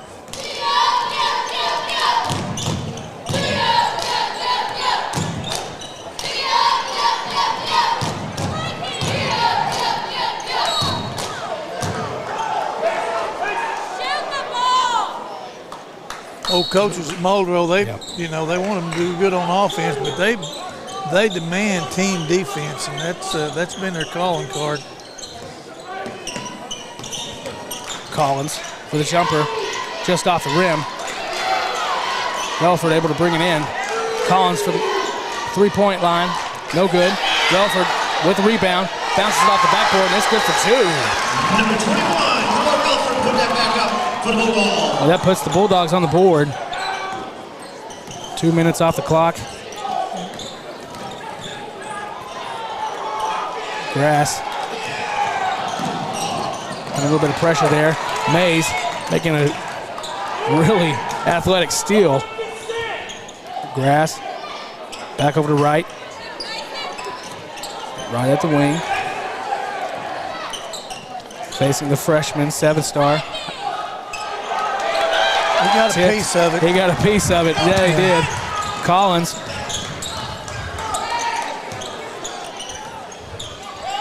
Good thing spaced out here. We're all wadded up like grapes up there at the top.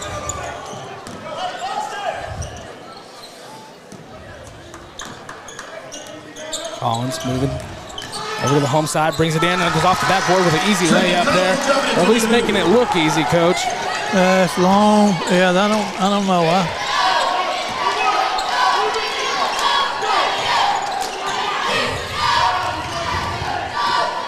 I tell you what, 7-star has drawn a tough assignment. This Wright kid has got some quickness and looks like a good shooter too. Diego Ramos' shot is no good. Off the rim, rebounded by the Bulldogs. He's going to earn his supper tonight if he can stay with that kid.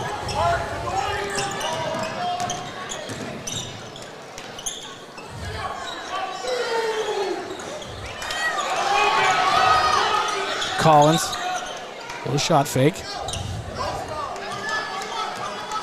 Good. Bring it down a little bit. Doing a little bit of direction for the underclassmen. Anstein open. Relaford. Back picking. Picked off by number 12, Wright. Little tie up there with Relaford and Wright. Sometimes you get embarrassed when you lose the ball unnecessarily and you try to do too much too soon. About the only sport that works real good in is hockey, so we just got to make sure we get this thing figured out.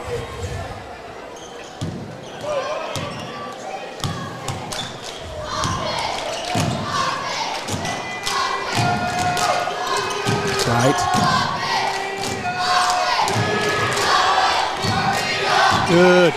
Good defense by Bakari.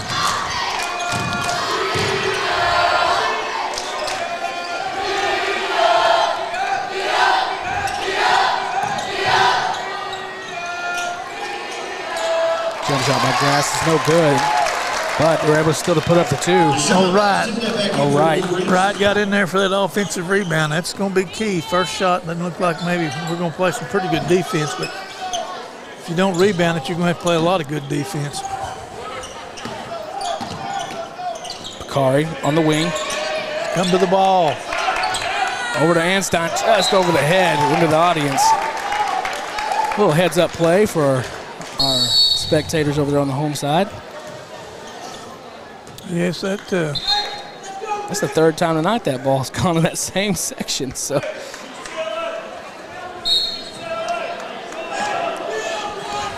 Must have some bad karma over there. Nick Rhodes entered the ball game.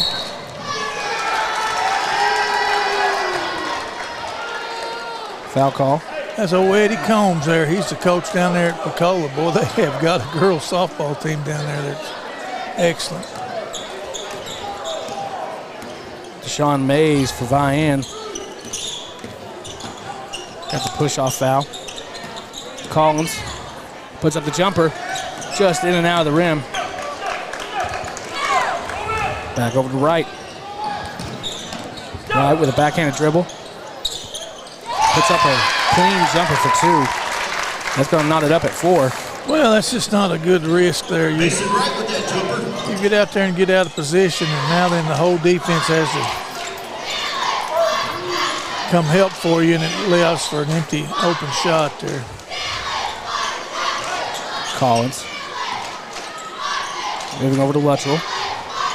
Luttrell to Anstein. Anstein over to Drew Pruitt. Now to Rhodes. Rhodes looking for an opening. Nothing there. Facing the double team in the corner. Foul call. Foul's called on number 3, Richardson. He got himself in a bind there. Old Nick did. He got over here against the sideline. They double teamed him. He was fortunate they fouled him. Well, as if you've been following the tournament at home with Coach Folkerts, as he's been saying, he's like, anytime a player goes over to that corner on that side, you know, we're just asking for some trouble. Oh, yeah. It's like another defender, and they don't ever miss anything. That's right. Pruitt's pass is tipped by Wright. Goes on out of bounds, so possession will stay with the Bulldogs. Anstein at the baseline. For the press break, out to Collins in the corner. Being defended by Mays.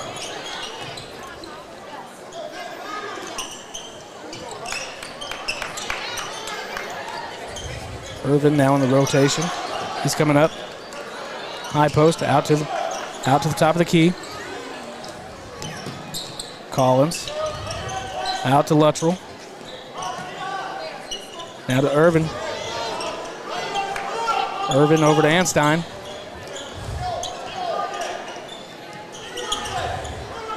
Senior Luttrell passes over to 23.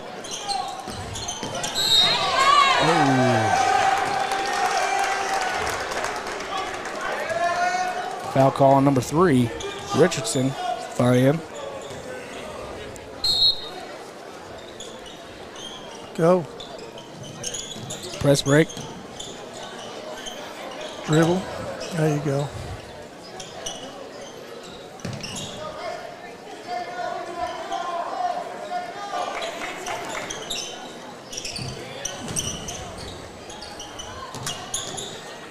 Irvin. Bulldogs are doing all they can with teamwork and determination, but Collins tried to split the double team, but able to pick up the foul.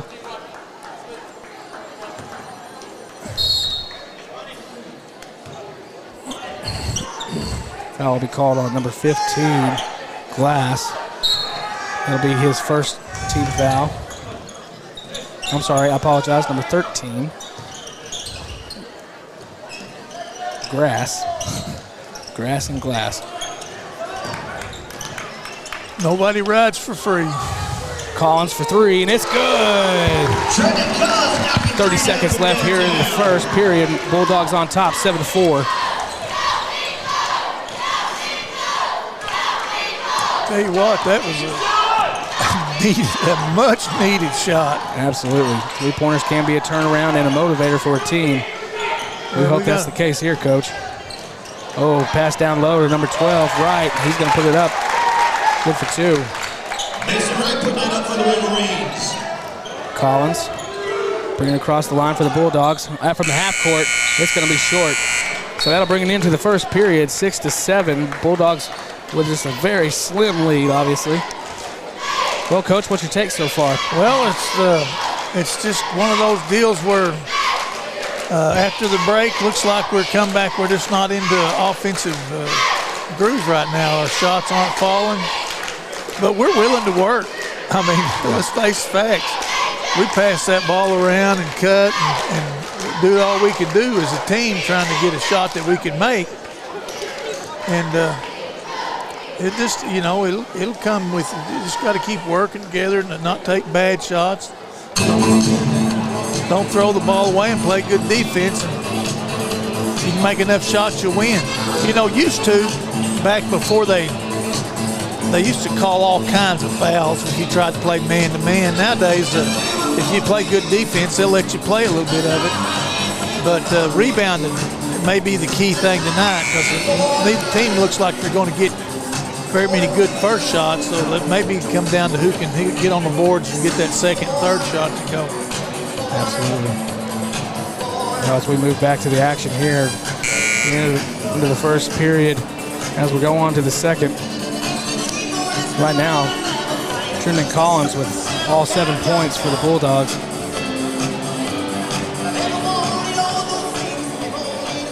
Only one team foul, and that's be on Relaford. Oh, I thought we played good defense, but we weren't grabbing, and we kept the ball in front of us, so for the most part.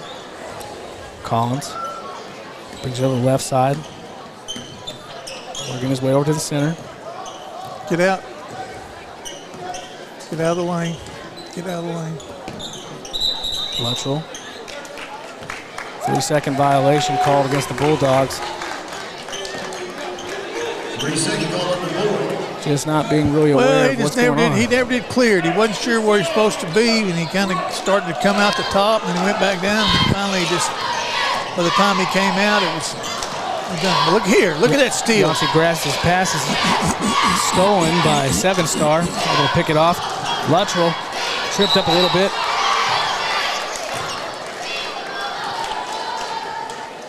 Called for the travel.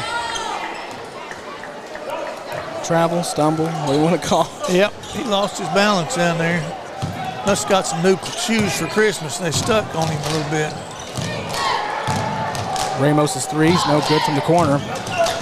Collins with the rebound. Over to Parker. Luttrell surveying, waiting for the rotation. Collins at the high post for the jumper, and it's good for two. Trendon Collins knocking down the jumper, putting 2 on board for the Bulldogs. Well, that's a pretty shot, Chris. That is a pretty shot. Grass on the drive-in, able to get the 2-point. Yancey Grass putting up 2 more for the Wolverines.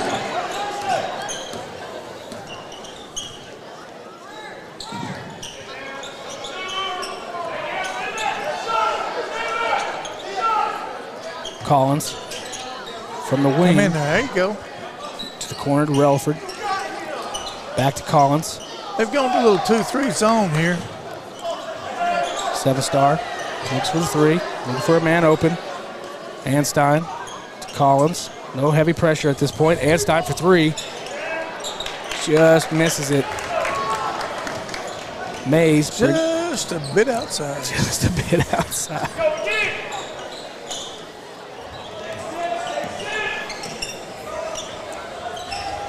Grass over to right. Foul call against Relaford. That'll be his second. I think it was on 21. Oh, I'm sorry.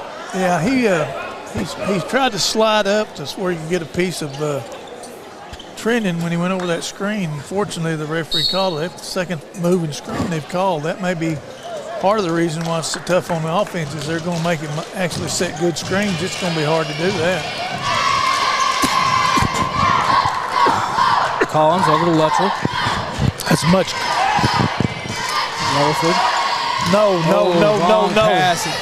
Broken up by Mays, but he's leaving it there on the floor, but he's able to recover.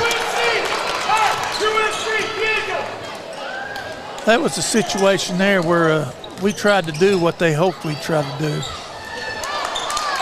Grass's jumper still good. Rebounded. They wanted us to Nicely by make a 7-star. long, lazy cross-court pass, and that's exactly what we tried to do. Ooh. Oh, my goodness. That's just an unforced error there. There's no place to go even. Walker. I'm sorry, not Walker. Albertson called for the walk. Just got nervous and He's got to think about his position and what he's trying to get done. Grass. Pass out to Mays.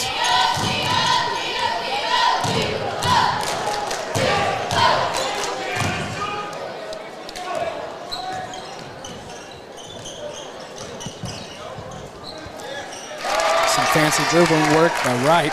Puts it up for 2. Mason Wright put 2 more up for the Wolverines. Brings the total to 10.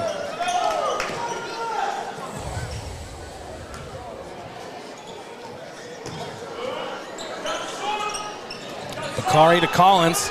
Oh, just off the back of the side of the rim. Unable to come up with the rebound. Mays knocks it off the backboard for 2.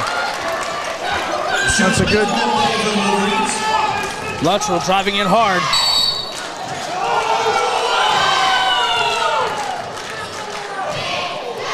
They're going to pick up the foul. Foul called on number 3, Richardson. Number 11, Andrew Luttrell with the line. That's one of those bang-bang plays. Unfortunately, Richardson, he's already picked up his 3rd foul. Luttrell, good for the first. And I'll be honest with you, he probably did lean out there and try to make contact. But if it had went the other way, you would have probably understood that too. No good on the second. Rebound made by Ramos. Kicks it back out to number 12, Wright. 2-point ball game. Collins staying with Wright. Pass over the corner to Grass. Grass over to number 21, Stewart.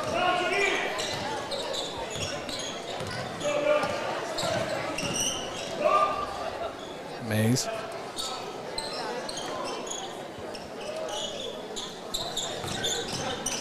Grass driving inside. Puts a layup off the rim. 7-star able to come up with a rebound. Pass over to Bakari. Checks for Collins. Over to Luttrell. Bakari to Collins. Collins.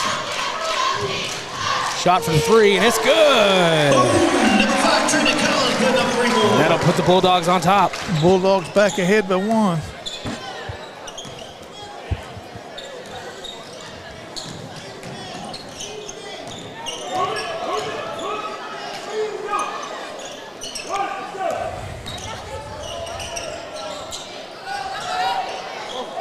Long shot by Mays off the backside of the board. No good, but they were able to recover the rebound. Grass moving over to the right side of the court. Pitch out to 12, Wright. Miss.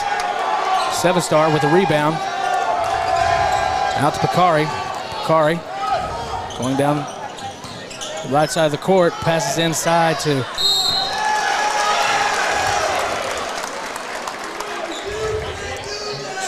Pruitt. He's able to collect the foul. Foul will be called on Mays. That'll be his first. Nope.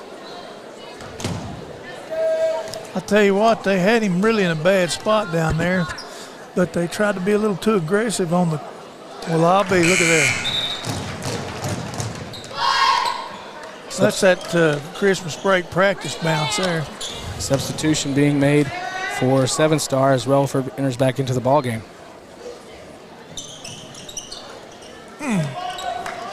Miss on the second.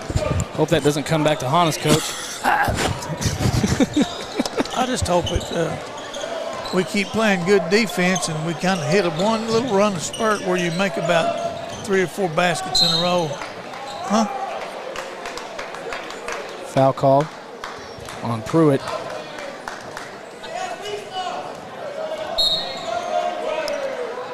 I'll be doggone. That'll be his first foul. Grass's 3-point from the corner, no good. Covered by Bakari, able to get it back out to Collins. Collins from the distance, just off the rim. Who's that yelling there? Well, probably a good time to say that, you know, we can control what we say, Coach, but we can't always control what other people say. Oh, yeah. So, just for those who are tuning in from home, here's our little disclaimer for the night. Wright driving in. able to pick up the foul. Number 12, Mason Wright, drawing the shot. We're going to give that one to. I'm going to say that one was brought to you in courtesy of Drew Pruitt. It'll be his second foul.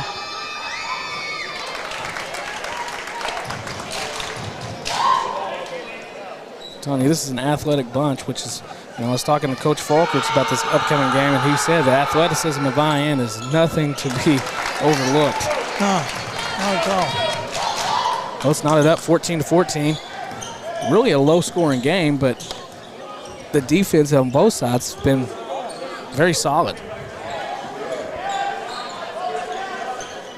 Vian comes out in the 2-3.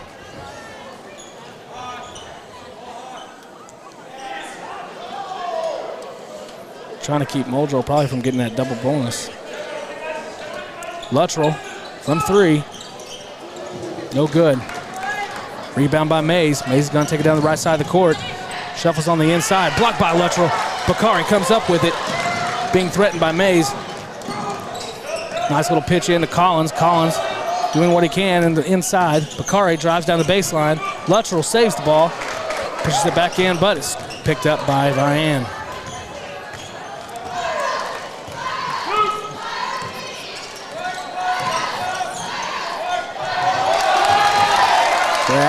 Grass being able to get a little bit of distance between him and Luttrell, being able to put up that layup, good for 2.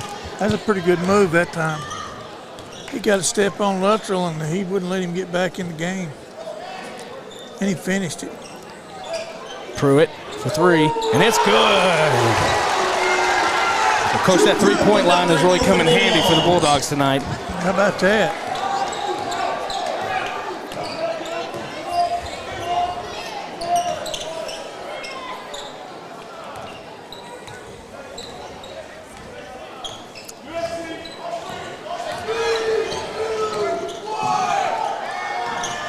5 seconds left here on the clock.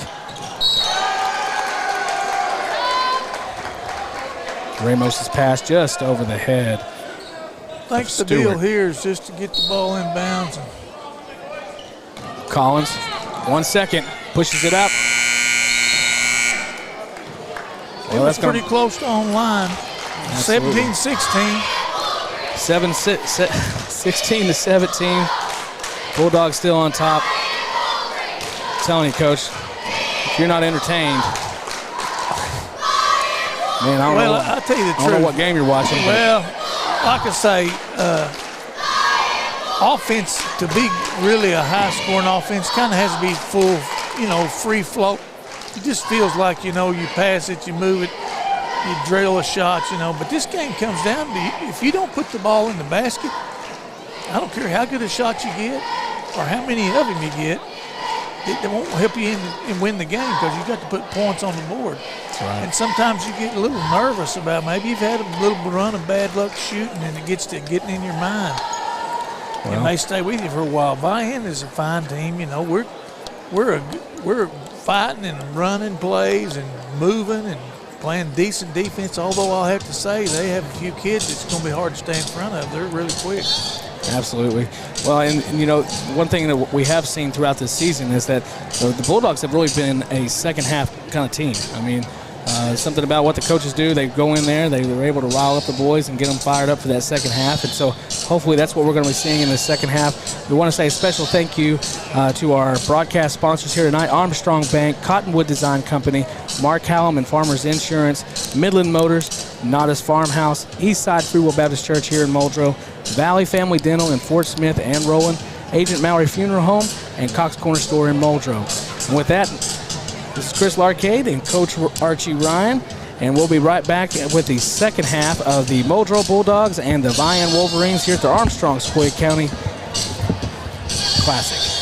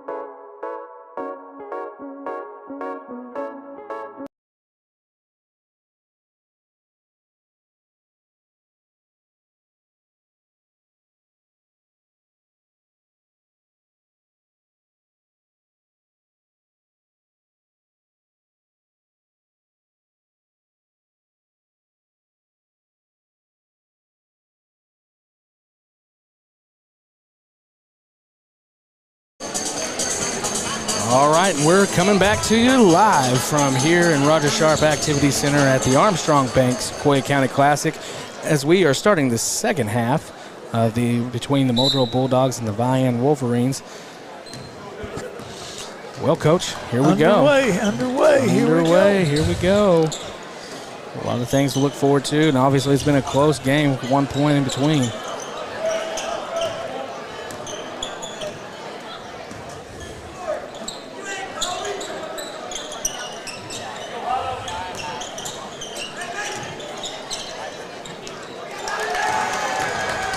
Collins. You know, I just realized something. Number 12 for Vian, Madison Wright, he's a freshman. Yeah. Yes, he is. Young player in a big game, getting a lot of minutes.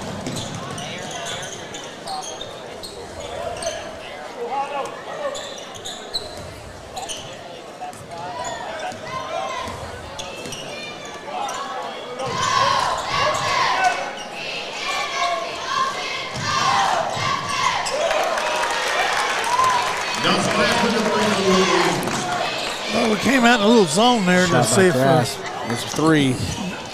And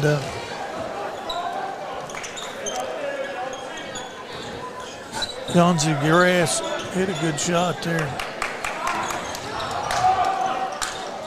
Collins over 7-star over Kari. Kari, shot no good off the rim. Belford with the rebound. Jump ball called. Jump ball called.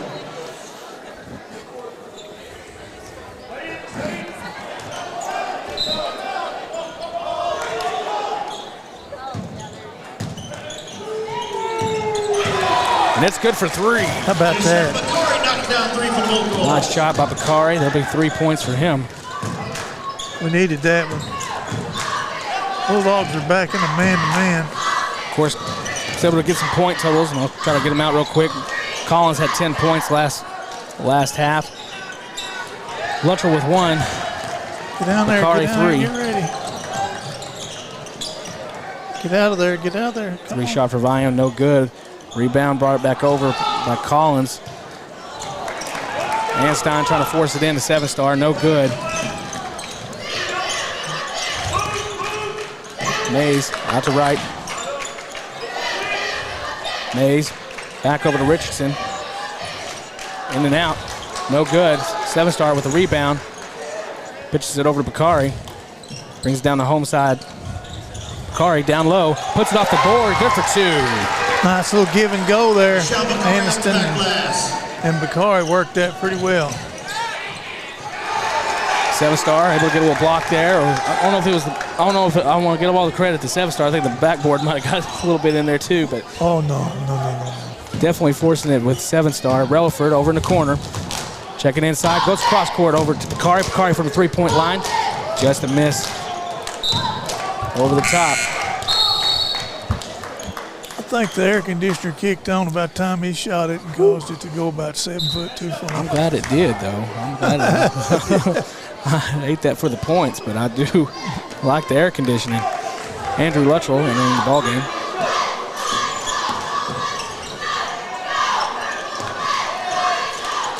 Mays driving inside, gets the bucket and the foul. Foul will be applied to Anstein. The bucket draws a shallow foul. Well, that was really about as fundamentally bad of defense as we played there. We overcommitted and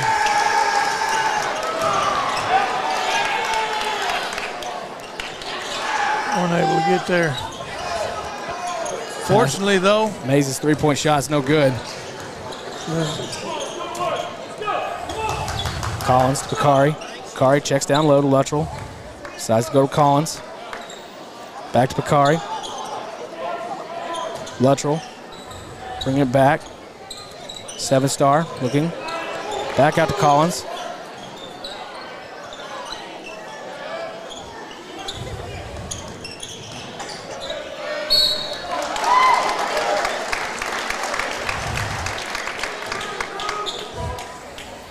Luttrell making a move there, able to pick up the foul.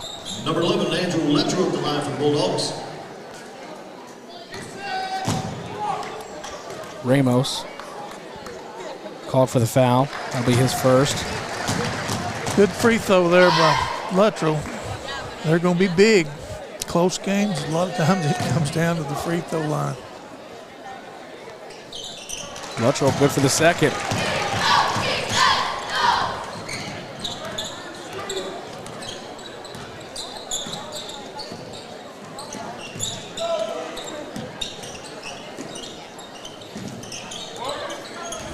Grass moves over, picks up his dribble, pitches back out to Mays. Mays puts up the jumper, in and out. Nathanair able to get the rebound, puts it back off of the board, and it's good for 2. It's just a tough matchup for 7. He's not having the quickness he needs to stay with that kid. Anstein trying to get a bounce pass into Luttrell, picked off by Vian. Foul call. Foul's going to be called against Bakari. That'll be his first foul. Relaford checking back in the game for 7-star. Rhodes checking in for Bakari. And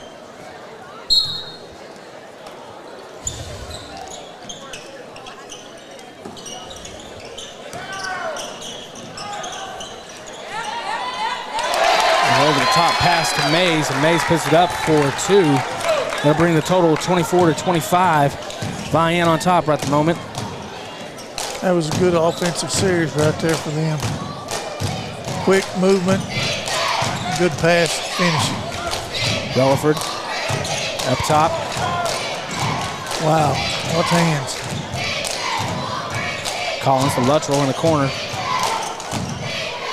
Luttrell puts it only where Collins can get it. Collins drives down inside and puts it off the board. Good for 2.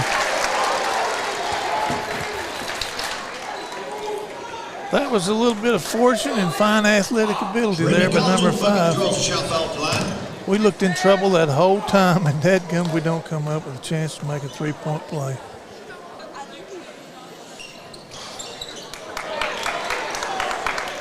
Collins miss. Look out. Somebody's lost.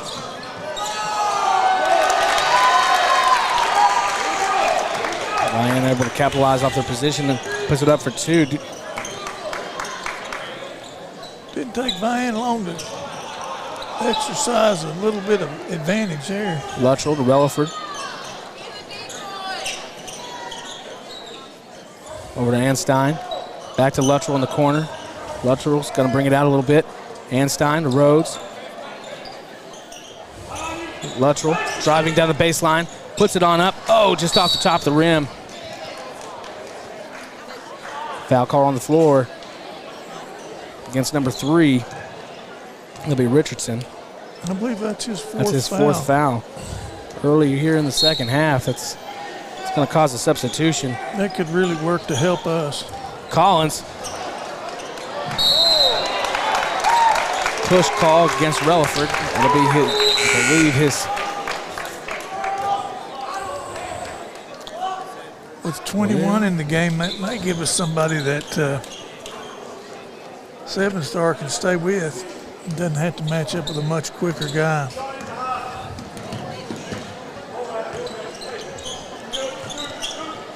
Oh my, Rhodes. He should have got that pass. It was careless. Mays.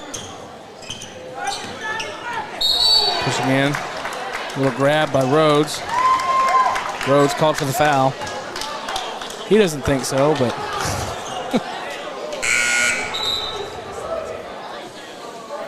We don't like fouling and putting them in a bonus type situation, that's for sure.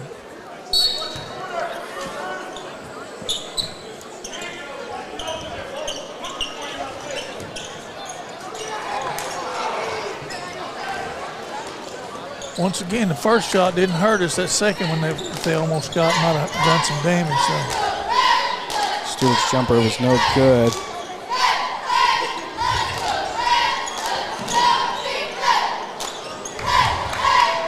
Robertson's shot just off the backboard. We'll get ready to help on that guy. Attaboy. Ramos shot. Good rebound of Albertson there. He held his ground. Luttrell in the corner. Pass to Albertson. Albertson unable to get a hold of it, really. They got a hold of it. Yeah, they did. Mays out to right, back out to Grass. Grass with the bucket and the foul.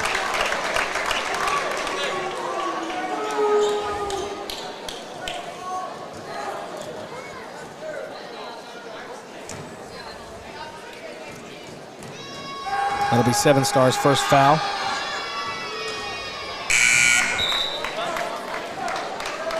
Bakari and Pruitt coming back into the game.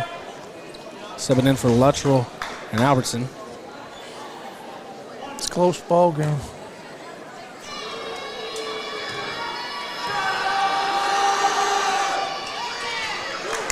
Grass good for 2. A little spurt on offense could make all the difference. But with those 2 points, puts Wolverines ahead.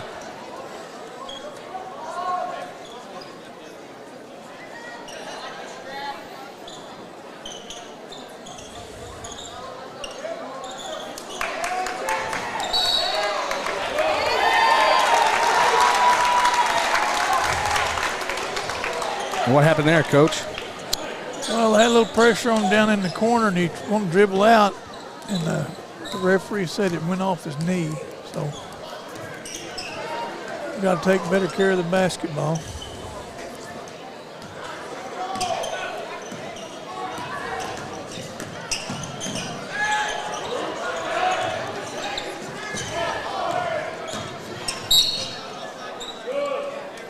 Grass able to pick up a foul.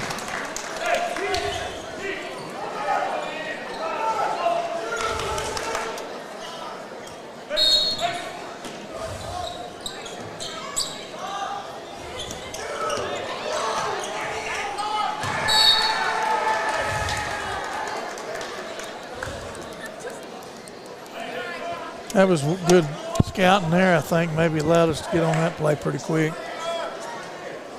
28-6. 1.3 left here in the third period. Collins from half court again, just going to be short. A little short. 2-point game going in the fourth quarter. Oh, my goodness, Coach. Well, this is not good for the blood pressure, but it's good for entertainment. Wolverines up just by 2 points. So we huddle up and fix to go into the fourth period. But, Coach, what's your take so far? Well, I think that they probably got a few shots that time. We weren't able to hit our shots, so it's going to be tight. It's going to be a close shave right here. Somebody's going to win it. Somebody's going to wish they would have. Well, if you look at the scoreboards, I mean, obviously the offense has been kind of held back on both sides just because of the defense on, being applied by both teams, but.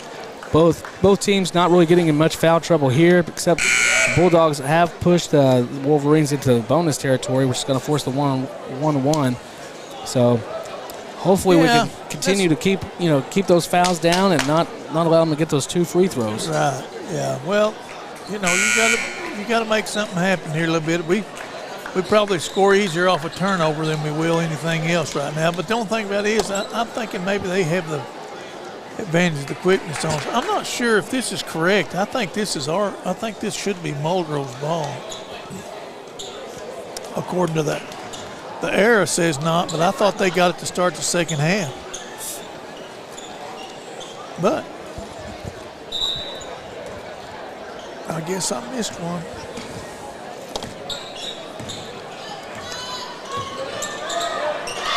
Grass. Over to Ramos. Ramos off the backboard, no good. Collins able to get the rebound. He's pushing it hard down the floor. Puts it on the backboard. It's going to be a call to foul.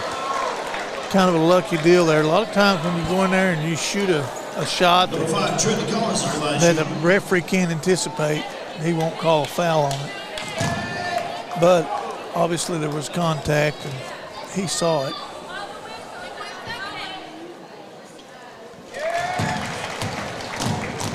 just got a feeling free throws are big right now. Of course, when you're only scored 28 points through the 3 quarters, you know, obviously any kind of score is big. And with that bucket, we're top. Well, as Sean Guard said, it's all knotted up here. 28-28. I believe that's 14 points so far for Trenton Collins. Look at that, he's not even intending, and he got a steal right there. Missed the layup.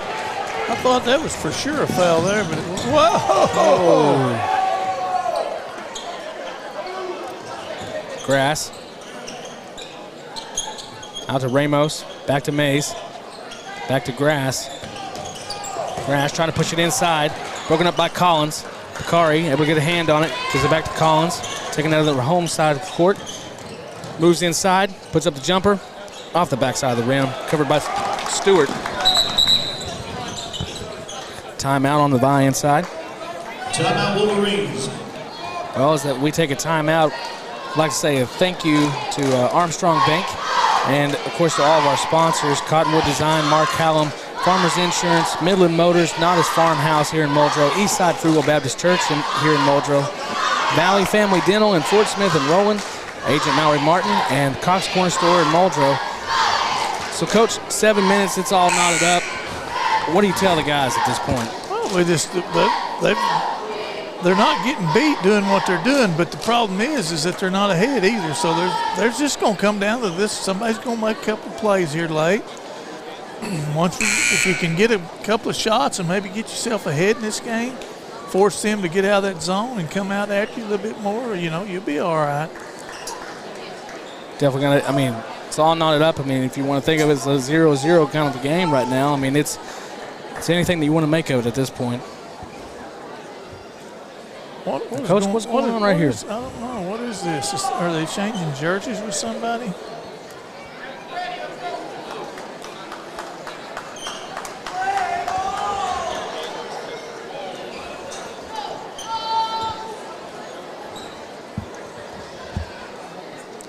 Did they switch jerseys? I think so, but I don't think it's legal.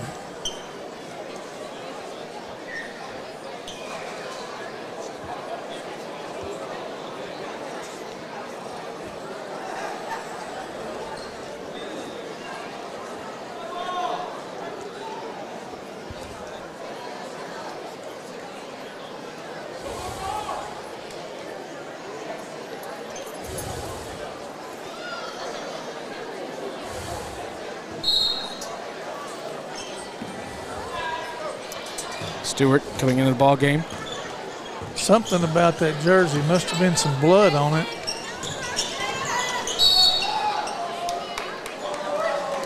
Push call.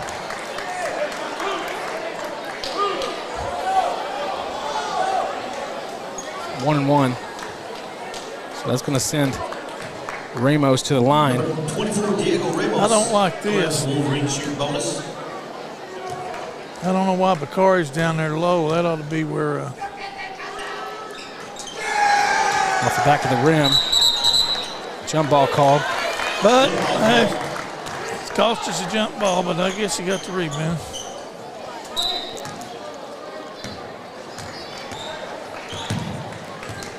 Well,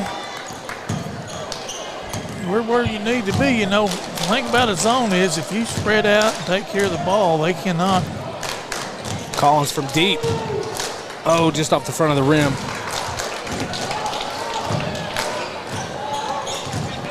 Grass.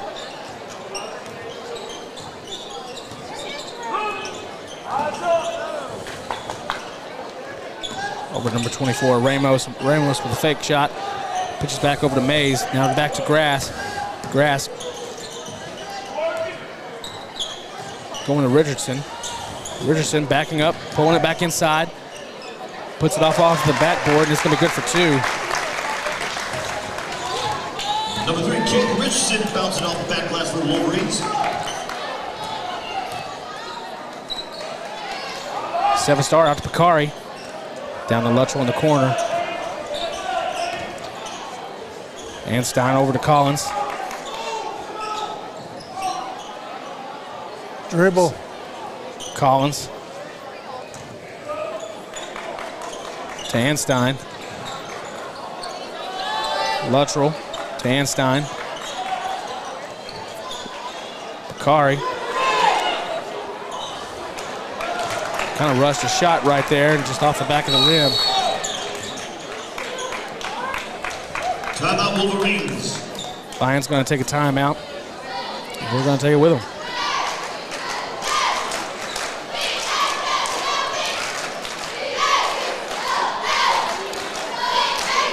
Well, that last possession that the Bulldogs had the ball, there's a few things that probably worry the coaches, worries me.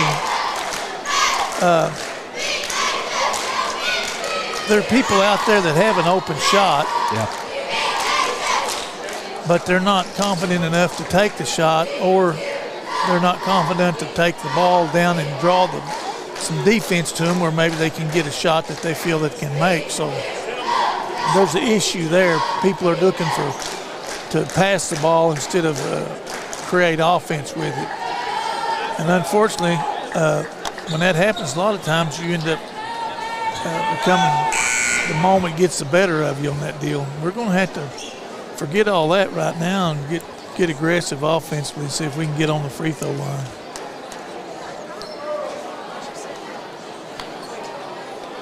I know these old boys, they got to get to it.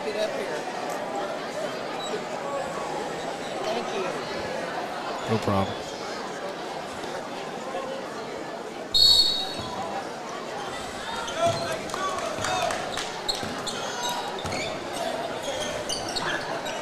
Richardson over to Grass. Grass pitching it back out to Ramos, then goes to Mays. Grass taking his time, setting up an offense, looking for a screen, goes back out to Mays. Mays for 3-point, overshot it. Collins able to work hard to get the rebound. That's good effort by good players there. Both of them are going hard after that ball.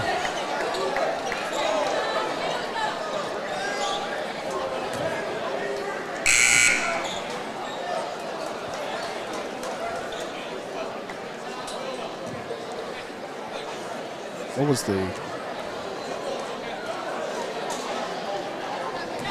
I think they called a foul on number 12, and Yeah. there was some confusion as to who it was on. Wright picking up his second foul. Bakari over to Collins.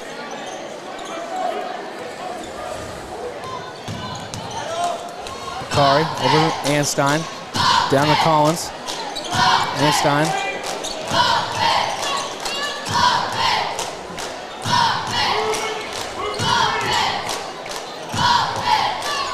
Gotta move, boys, gotta move. Luttrell tries to push it into 7-star, and 7-star wasn't ready for it. And the pass was a little bit off there too, of course. Looked like an old Eddie Armour hook pass to me. Come at you like a bullet. Richardson driving inside, puts it off the glass, no good. Anstein bringing it down the floor. 3:56. Wolverines lead by 2. Anstein down to 7-star, off the board for 2. That's going to knot it up. That dog will hunt right there. Just keep that rhythm going. Yeah. That's all we need. Mays standing at the 3-point line. Gives it back out to Wright.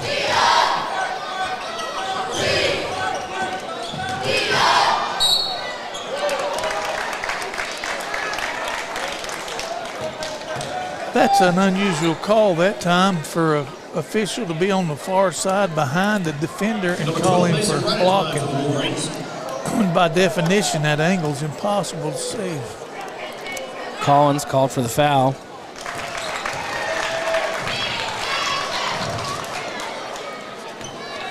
Mason Wright, which, by the way, freshman. Yeah, able to pick up 2 points.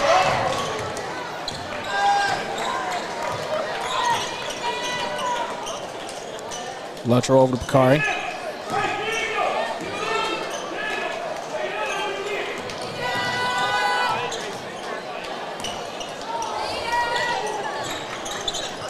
Collins.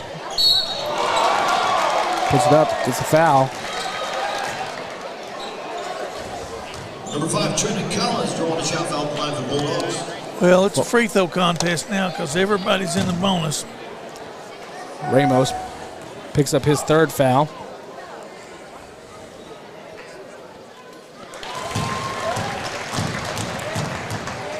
And as Coach said, we're now in, both teams should be in bonus territory at this time.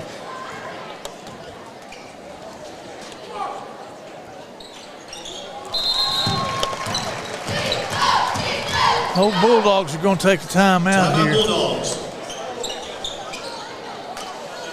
And they probably can use a little break right here to kind of sit down and talk about what they want to do defensively.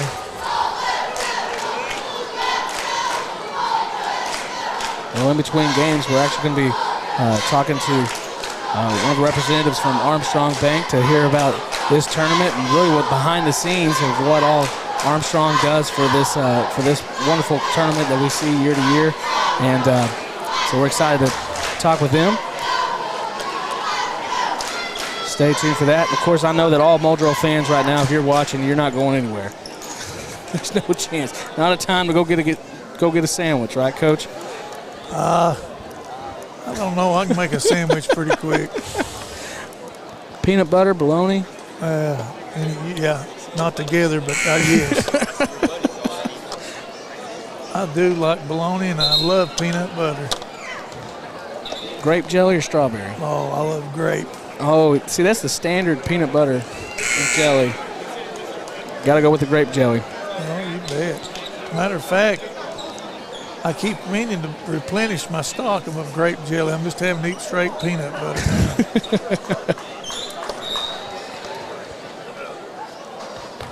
Mays. There we go. 3 minutes to go. Mays inbounds to Richardson. Richardson bringing down the home side of the court. Looking inside. Looking for the screen. Mays. Hello, Ed. Pass over to Grass. Grass from the high post. Taking a jumper. No good off the rim. 7-star. Broken up by Mays. Mays puts it in for 2. And that's going to put the Wolverines out front. Hello. That's just a bad break there. You know, you've got to realize the importance of once you get the ball that you secure it. And he did a good job of getting the rebound, but he was a little too casual about what he did with it. Let them have a chance at it. Collins from 3, and it's good. It's going to bring his point total up to 19 points tonight.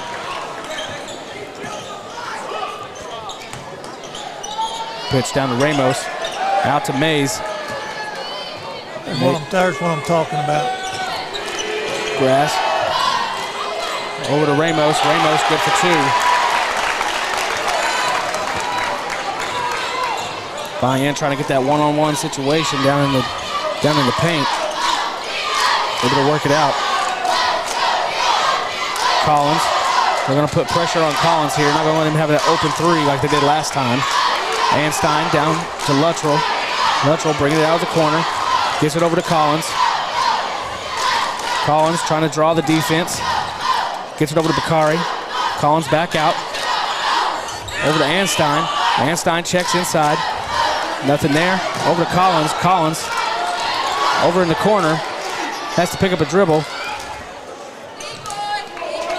Bakari over to Luttrell.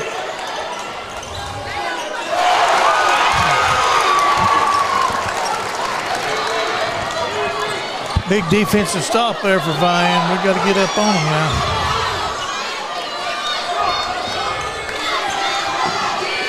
Less than a minute here as the clock winds down.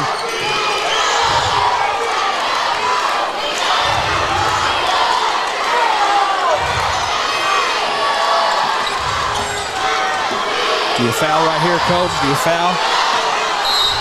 Bakari.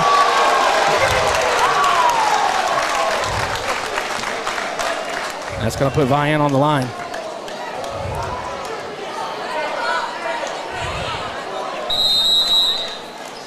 Timeout Bulldogs. Okie doke. 31 seconds. Buy-in with a 1-point lead.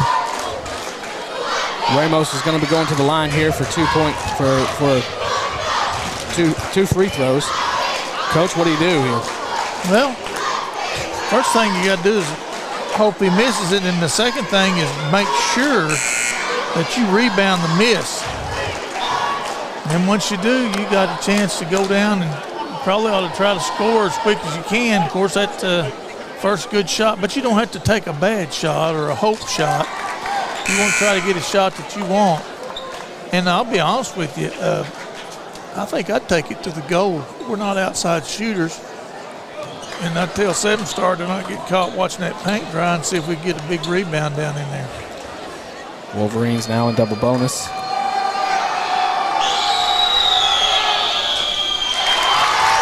Almost good for the first. 2-point lead. 7-Star, Collins on the ready. Almost. It's the 3-point ball game. That's going to be for a timeout.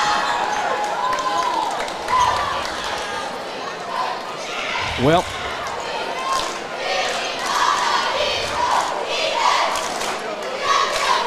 as the cheerleaders make it out on the court to rile up the crowd.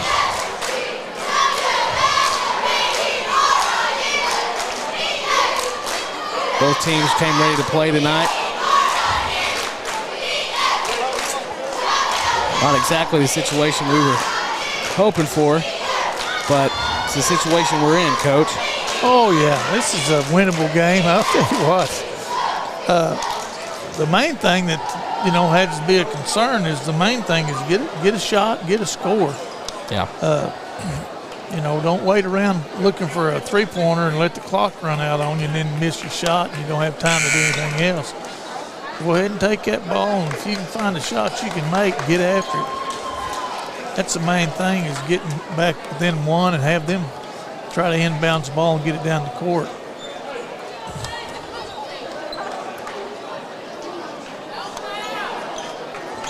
Bulldogs take it up the baseline.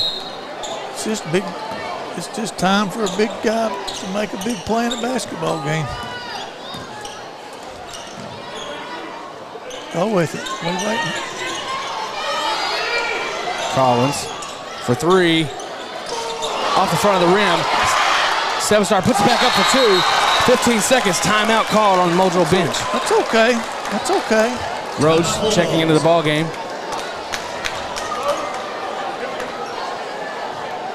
Here's my thing. They made 2 free throws down here, and they may get to do it again. It's just 9-team fouls, so I guess the next one will be the double bonus. But plus, really be aggressive on your defense down here. If you foul them, at least don't let the clock run out. And if you happen to get a steal, then you're in a pretty good position there. Of course, Vian's going to be playing the keep-away offense at this point. It works on them, yeah. Now, there's some issues here because they are quick. They are quick. The 7-Star's out of the game. They're trying to take him out. Vian looking for any opportunity here to catch the defense out of position. Timeout called on the Vian bench. Timeout Wolverines.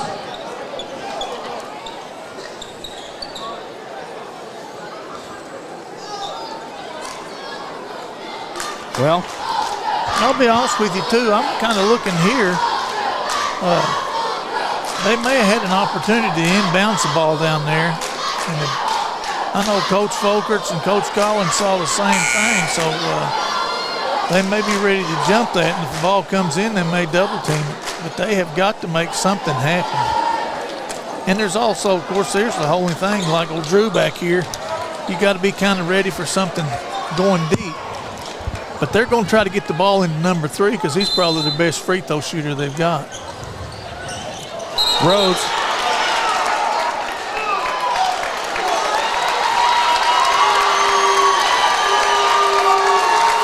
Called for the foul. Coach, what's your take on that one?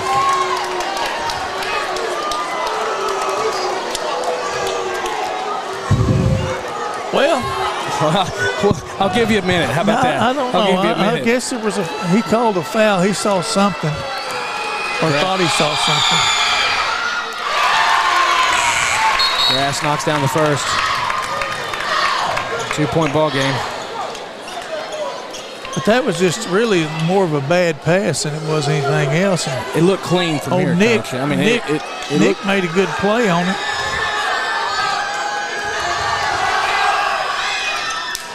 off the rim. 7-starter Collins.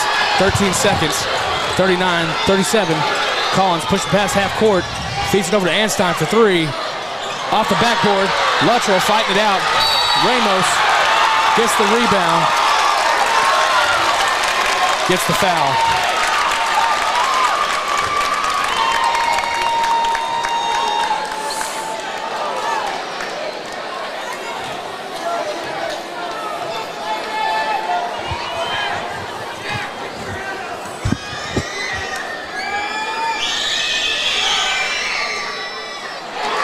First shot, no good.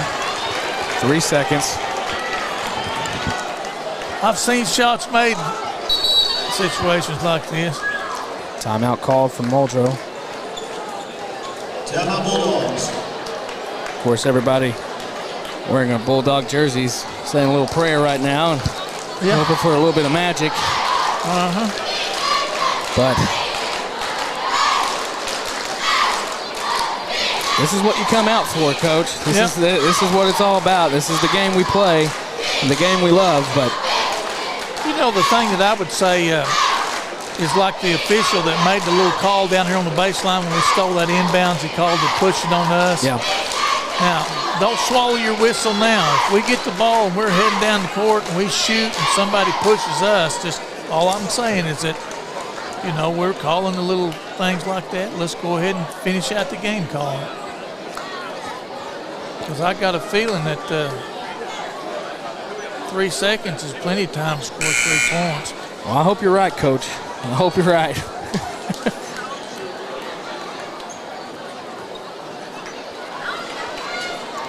I do too.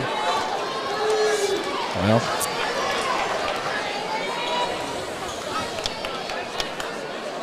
Ramos, 1 foul shot remaining.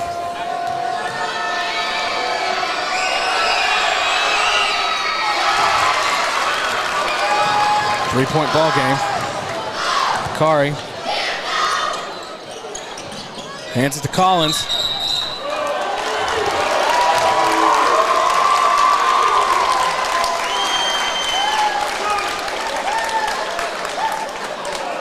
Well, I got what I wished for. He made a call.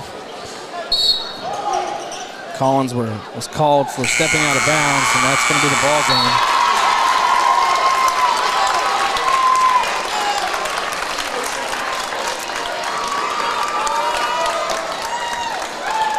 That brings the final to 40-37. And was that what it was? Yeah, 40-37. 40-37, and well, it's a tough one to swallow, Coach. I mean, hey, Vian's a good team. Let's just put it that way. Vian's a good team, and I'm telling you, the athleticism today was in just full display. They did a great job. Vian played well enough. But it's like I say, you go through parts of the season where, seems like everything you shoot's going to go in, and you go through some parts of the season where, boy, you can't seem to get the ball to go in the basket. Yeah. And if you just take it for what it is, it's just a stage that you're kind of going through in a year, and it'll pass. If you'll keep doing what you was doing before, you'll get back to where you were before. So, all right. I know one thing that our old boys, they did some good stuff, but they just didn't make enough shots tonight. And Vian did. They made some shots there at the end and pulled off the victory. Now then they go on to the finals of the county tournament.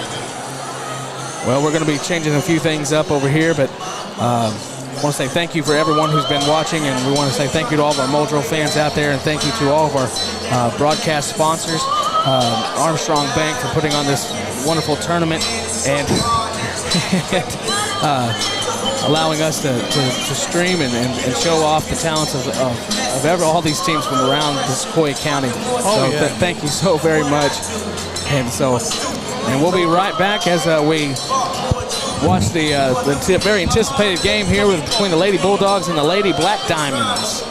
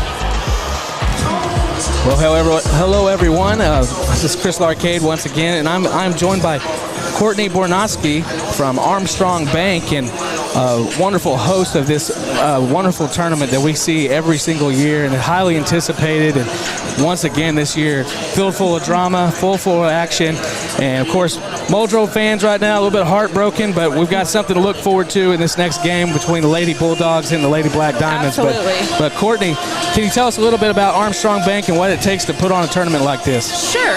Well, as most of you know, Armstrong Bank was founded here in Sequoyah County over 100 years ago. Strengthen our community is one of our core values at the bank. So we're super excited to be able to support the local schools in this tournament. This is the 24th annual Armstrong Bank Sequoyah County Classic Tournament. So what we do takes several months leading up to get ready. We provide t-shirts for the players, coaches, cheerleaders. We provide the trophies. We provide all your written materials like brackets, rosters, and then we have a hospitality room for the coaches, administrators, and all of their special guests. Which we highly appreciate. I'm telling you, Absolutely. As much getting that hospitality room, and of course just all of the community, kindness that you guys show. And not only do you support this tournament, but you also support numerous organizations and across the community. And so really, what does it mean for Armstrong Bank to be such a pivotal member of the community like you guys are?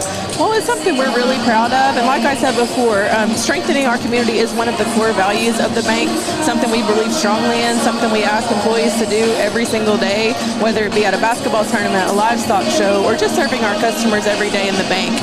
It's very important to us. It's a priority. It's what we live for every day. Absolutely. And what would you say to basically our audience out there about if they're looking for a place to for them to find someone who they can trust with their financial with their financial stuff? I don't know. But what would you like to say to them? I would just say we're your community bank. We've been a part of this community for a lot of years. We've been a part of Sequoyah County for over 100 years. The bank is really strong. We've got a lot of folks that really care about you and care about what's doing best for you. So we hope you come see us at the bank. Well, I do appreciate everything you guys do, and thank you so much, Courtney, for coming up here and just giving us a little bit of your time. Thank you. And thank you for the supporting this broadcast and allowing us to do all the things that we've been able to do here. So thank you so much. Well, we appreciate it. Thank you. All right. Let's see it, Courtney. Thank you. All right, and we'll be coming right back with you with like I said, the most highly anticipated game right now, which is the Lady Bulldogs taking on the Lady Black Diamonds to see who will advance in the Armstrong Bank Sequoyah County Classic.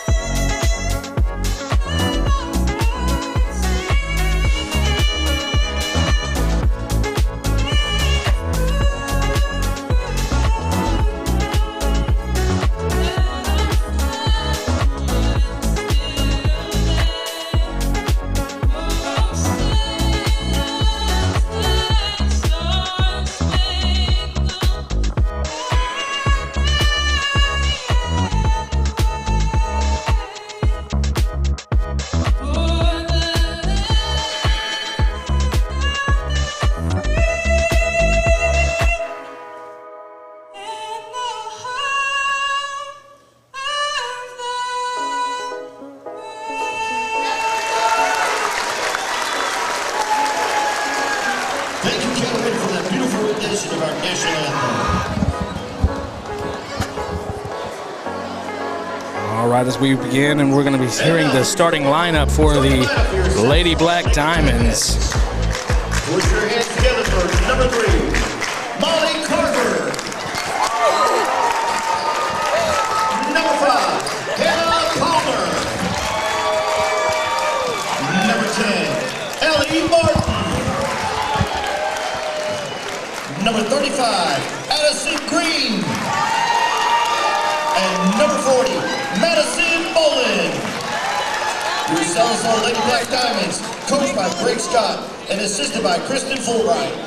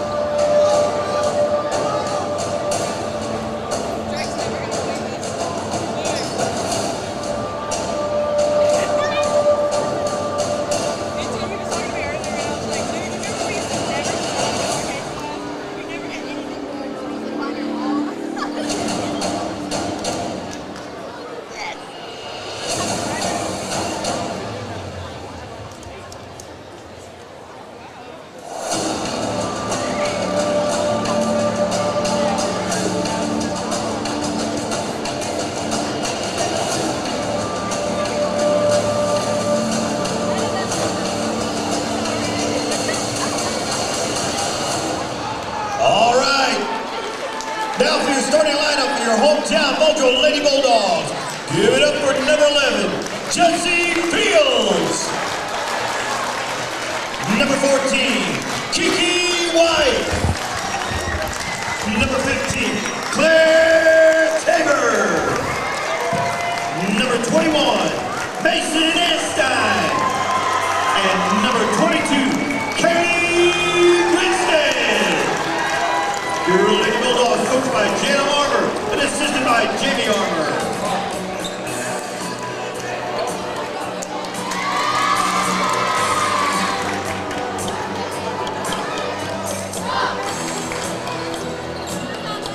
All right, here we are, Coach. Are you doing okay? Yeah, I'm about over it. I'll get over it. I'm not over it yet, I'm Coach. just thinking about. I'm not over it. You know how it is especially when you're. But thank goodness we got another game to kind of That's right. analyze here. Bulldogs will take the tip. That's right. Usually we're wrapping up things and putting cords away, but here we are with another great game. Shot from the corner from Tabor, no good. Picked up by White. Over to Fields. Fields off the front of the rim. It's going to bounce on out of bounds. Change of possession here for Sallisaw. Bulldogs in a full court press. Tabor pressuring Ellie Martin.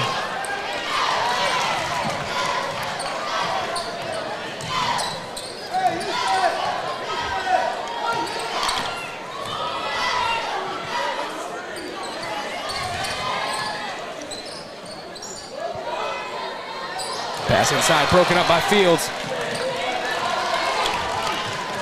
Great little play right there, making things happen on defense. Feeding it on in to Anstein.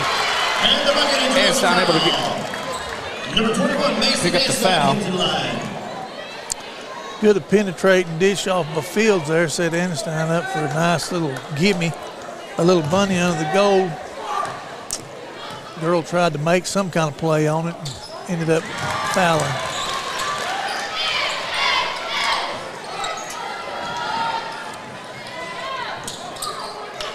Toss out to Palmer. Palmer trying to get a little bit of separation between her and Fields. She's getting trapped in the corner. Broken up by Fields. And it's going to go with the Lady Bulldogs here.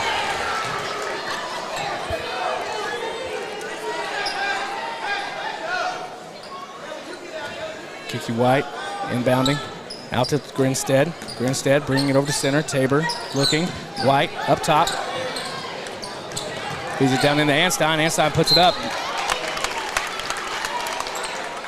That's much better much better basketball. We're not. We're looking for the better shot right now, not just taking what they give us. We're taking what we want. Fields looking down low to Tabor. Tabor puts up the jumper, and it's good for 2. Claire Tabor with a short jumper, putting up 2 more.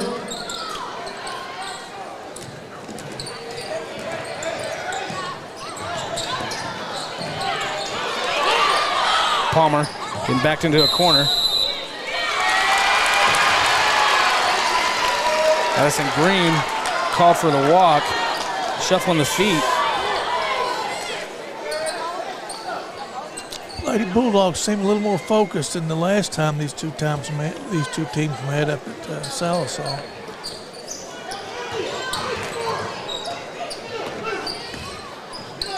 White over to Fields. Fields for 3.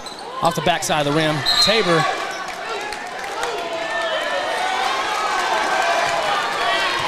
It's a good job by Tabor going to the boards. Fields.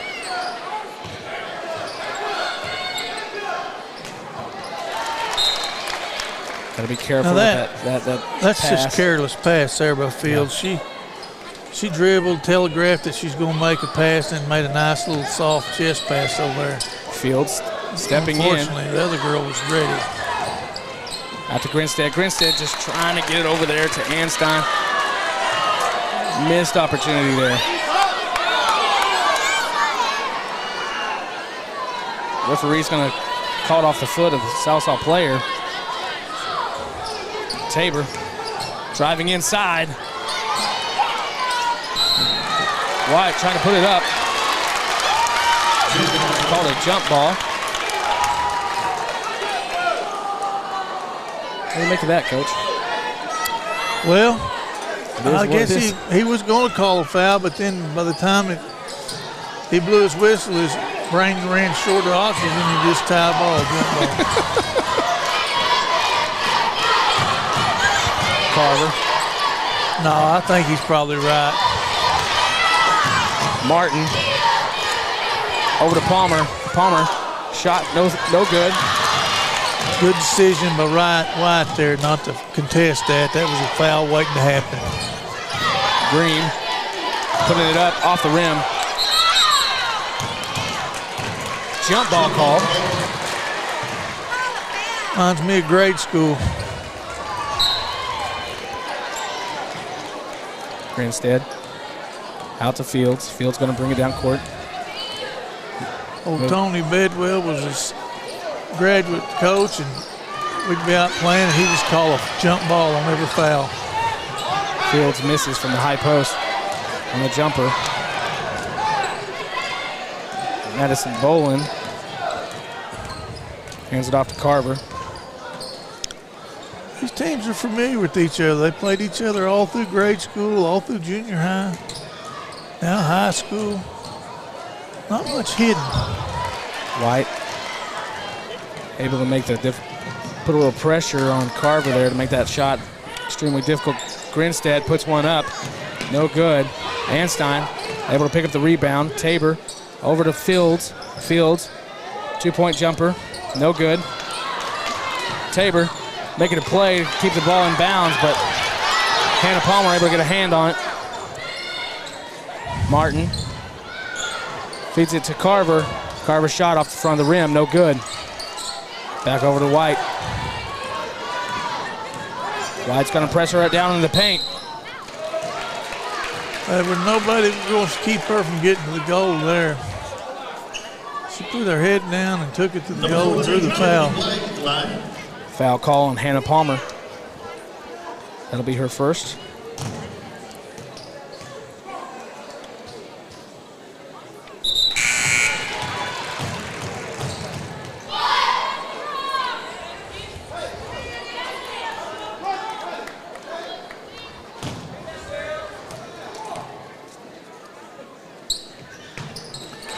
Good form. Kiki makes both her free throws. Carver. Inbound to Martin. Martin shot broken up. White comes out with it. White blocked it from the back. Carver able to knock it out of White's hands. She's going to make a run down. Missed the layup. Fields able to get the rebound. She's going to bring her back around. Take a moment, set up the offense. I think this pace goes good for our girls because we have about 10 that play all the time.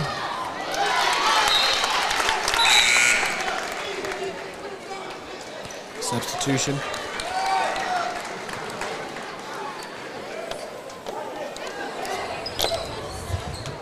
Moore coming into the ball game. White puts up the jumper. And it's good for 2. My goodness, that's a pretty shot. Good high arching shot. Off the fingertips, nothing but the net. Molly Carver puts it up for 2 for Sallisaw. That's going to put them on the board. There goes the shutout.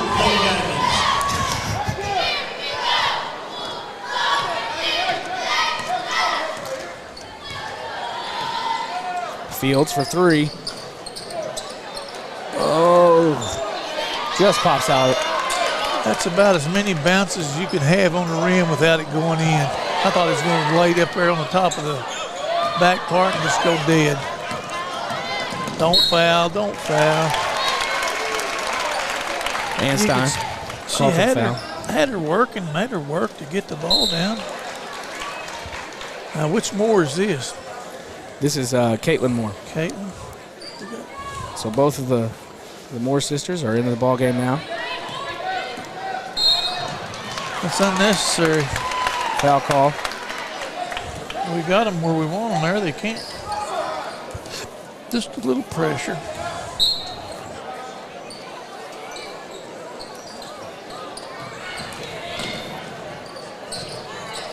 Pass out to Martin. Martin feeds it down low.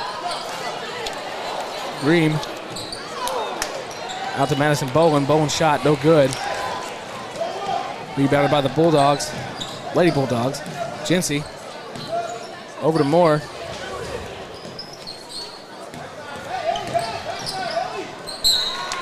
A little bit of a risky pass. That'd be a compliment to a good defensive team that you tried to make a pass like that. Jinsey Fields. Coming up with the substitution. Carmen puts it in for 3. Fields checking in and knocking down 3 for the Lady Bulldogs. I think he just signaled 2, though. Ellie Martin over there had the ball.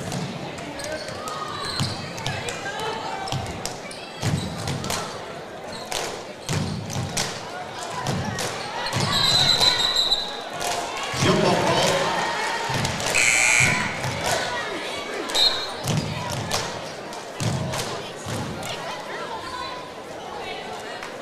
11-2. Lady Bulldogs on top. Minute 58 left here in the first period.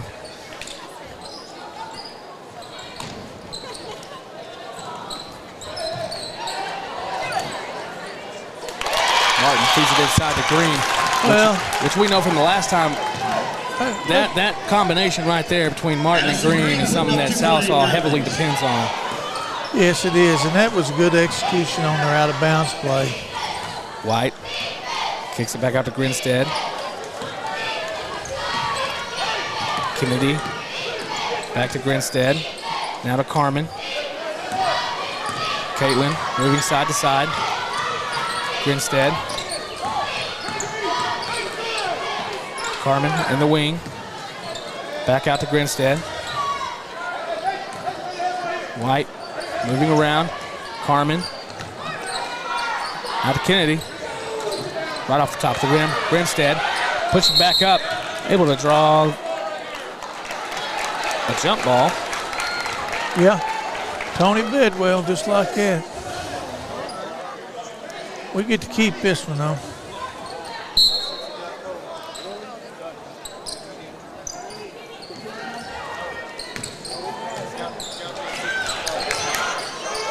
White puts it up, able to get the foul. Number 14, Kiki White drawing the foul. Oh, Kiki, she's a strong player inside. She did a good job of getting her body into her and making the girl have to go through her to get to the block. Well, Green's going to pick up her first foul tonight. White. What's wrong?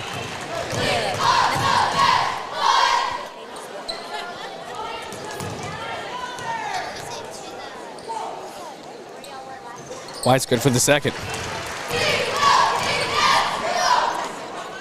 Carver taking it out. Martin.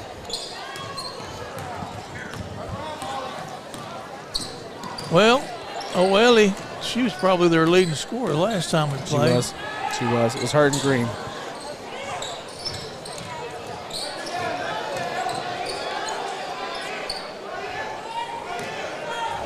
You know, Celso does have some size. They have some length in their lineup.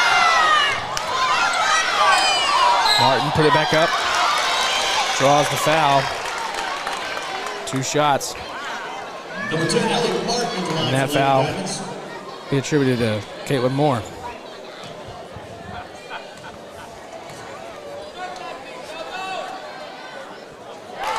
Martin good for the first.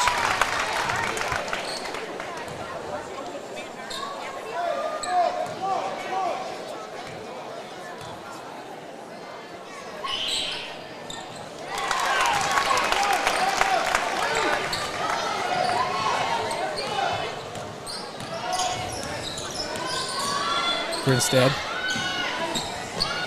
Over to Carmen. Down to White. White picks up the foul for 2 shots. Well, Carver called for a hold. We're coming to the close of this first quarter, and Kiki's making a living from that free throw line. Yes, she is.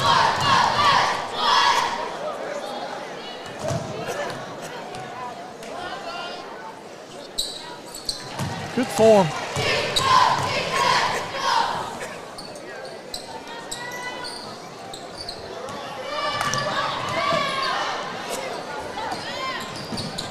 Pass over to Carver.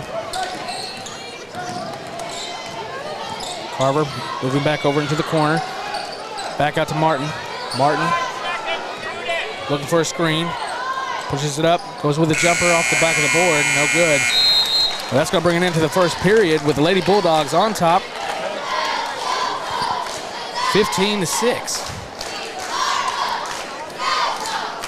Well, I was worried there in that last play of the quarter. Ellie was taking the ball to the goal there and looked like maybe could draw a foul. Yeah. Unfortunately, we were able to display good position defense, not reach. Well, we'd like to take this time just to say thank you once again to all of our sponsors out there, Armstrong Bank, Cottonwood Design Company, Mark Hallam and Farmers Insurance, Midland Motors, Nodda's Farmhouse, Eastside Free Will Baptist Church in Muldrow, Valley Family Dental, and Fort Smith and Rowan, and Agent Mallory Martin Funeral Home, and Cox Corner Store here in Muldrow.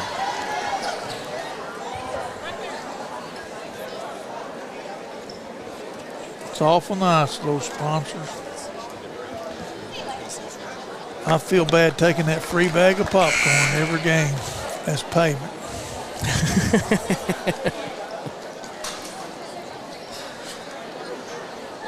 Well, you know what? Talking to Coach Falkers this week, you know, he said that he kind of enjoys getting on this microphone. Who does? Luke. Oh, does he? He does. He does. I told him, I said, the other night, I said, boy, you calling such a good game. I said, Coach Ryan will be proud of you. That ought to hurt him.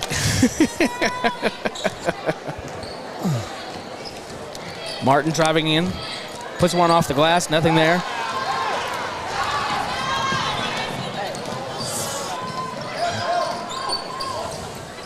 Greenstead over on the wing.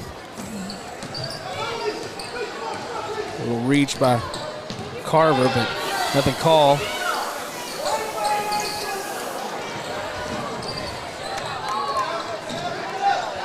Carmen's shot just in and out of the rim. Picked up by Salsall. Salsall bringing it back down. Macon pushes it over to Carver. Carver back down to 24. Gregory. Bowen puts one up. just off the side of the rim. Well, it's a good, strong move. Just lacked a little bit of an arc on that shot. Moore to Grinstead.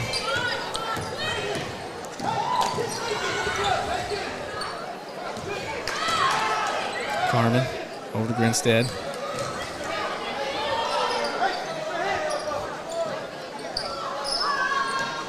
Kennedy just over the top of the rim. Carmen for three.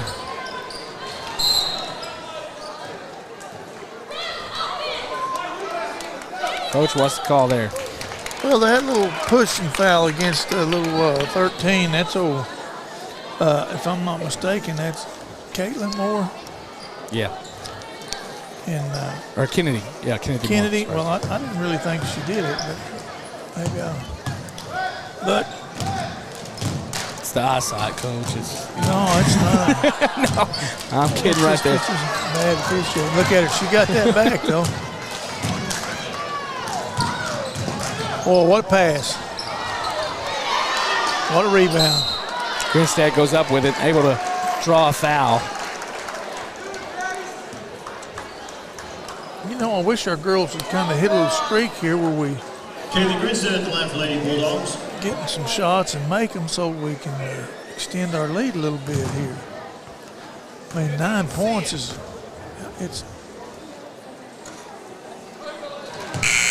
Grinstead good for the double first. digits now, but still yet.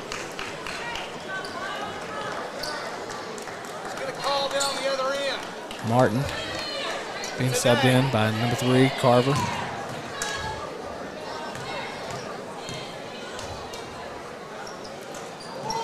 Grinstead, second shot off the front of the rim. Unable to get the rebound. Carver trying to get it down court. Heavy pressure brought on by Anstein. It's a good job by number 5, Carver. Palmer, I apologize. She's doing a good job. Palmer. She's got her head up on the dribble looking for somebody to pass it to. Now, she didn't find anything. Now Carver. Bring it over to the left side. Down by the Muldrow bench. Gregory tries to feed it inside to Carver. Picked off by White. A little too tough a pass for us, Salsa on that one. Anstein. Salsa's playing a 2-3 zone now. Jinsey over to Grinstead. Grinstead puts it up off the back of the rim. What? Officials calling. He thinks it hit that cord up yeah. there? Yeah. Huh. No wonder he hadn't blown his whistle before then. Oh, my goodness. Green. Gets it over to Palmer. Back over to Martin. Back into Bolin. Bolin puts it up. It's off the backboard and into the basket for 2. Jinsey bringing it hard down the court. Over to Tabor. No good. We're a little rushed on a shot there. Martin getting caught in the corner a little bit. Carver puts it up. Good for 2. Coach Arm is going to take a timeout here. Well, that's going to Lady Bulldogs still up 16-10, but a little scoring run by the Lady Black Diamonds. So, Coach, what do you take right now? What's your take? Oh, I don't know, Chris. I think our girls have quite a familiarity with these Salsa girls, maybe from past experiences.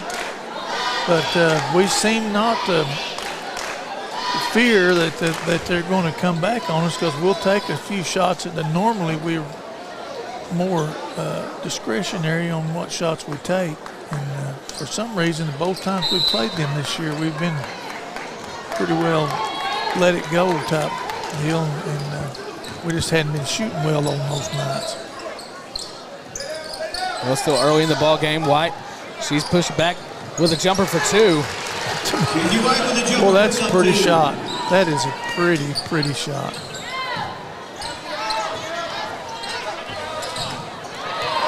Palmer over to Carver.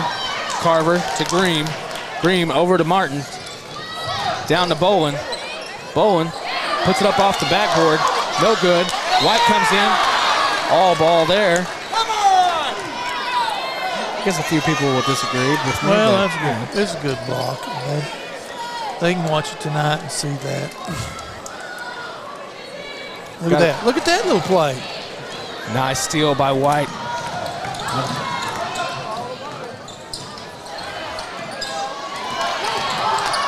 I could be 100% wrong, but I think that Kiki must have worked pretty hard during the break because her shot looks as good as I've ever seen it look. Honestly, her shot form right now is just on point. Making some heads-up play. That girl hit her own arm. Oh, just in and out. Just a little in and out right there. Bolin, hand off to Palmer.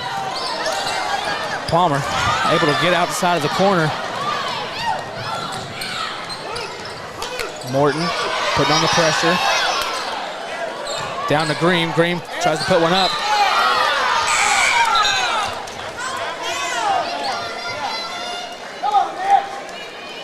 No foul call.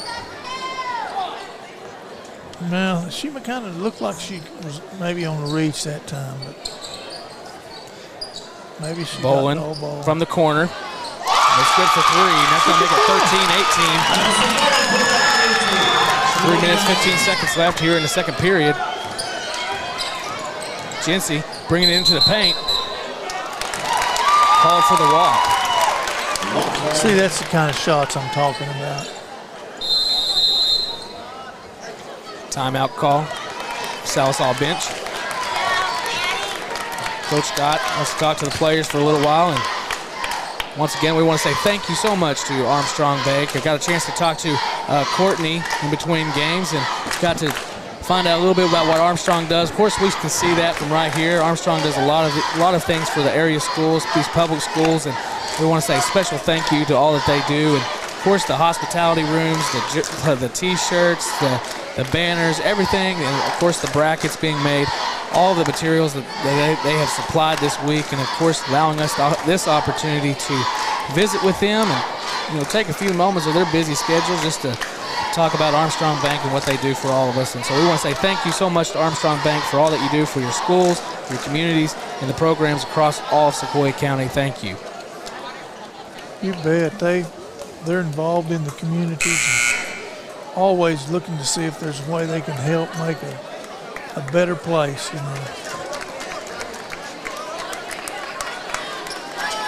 Well, Coach, did you get a chance to try out the popcorn tonight? One bag. One bag. Well, there's a lot of ball to play. Yeah, I'm thinking halftime will be here before you know it. Well, you're right. Well, we've got 3 minutes, 10 seconds left before the end of the half. You would think somebody like Bill Mabry or somebody like that would be listening and show up with a sack of it. Grinstead called for that's just called for the reach. Yeah, that girl's a much better player than that. Just be patient. Grinstead, there'll be her second foul. A little bobble on the ball there. Now it's going to be a toss-up, and it's going to go to a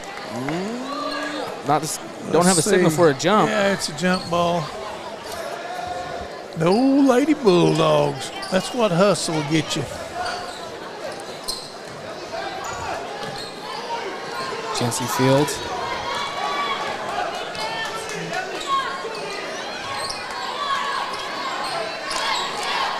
She's calling out her play. Grinstead.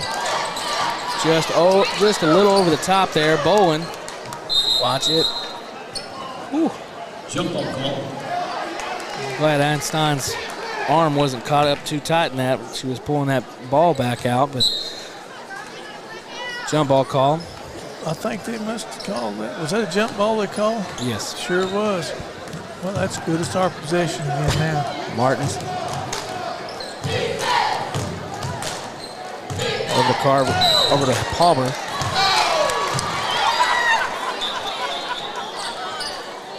Must be something on the east or western side of the county. They've been setting some really tough screens. Blocking foul by number 35, Green. That'll be her second foul tonight. Anstein over to Grinstead.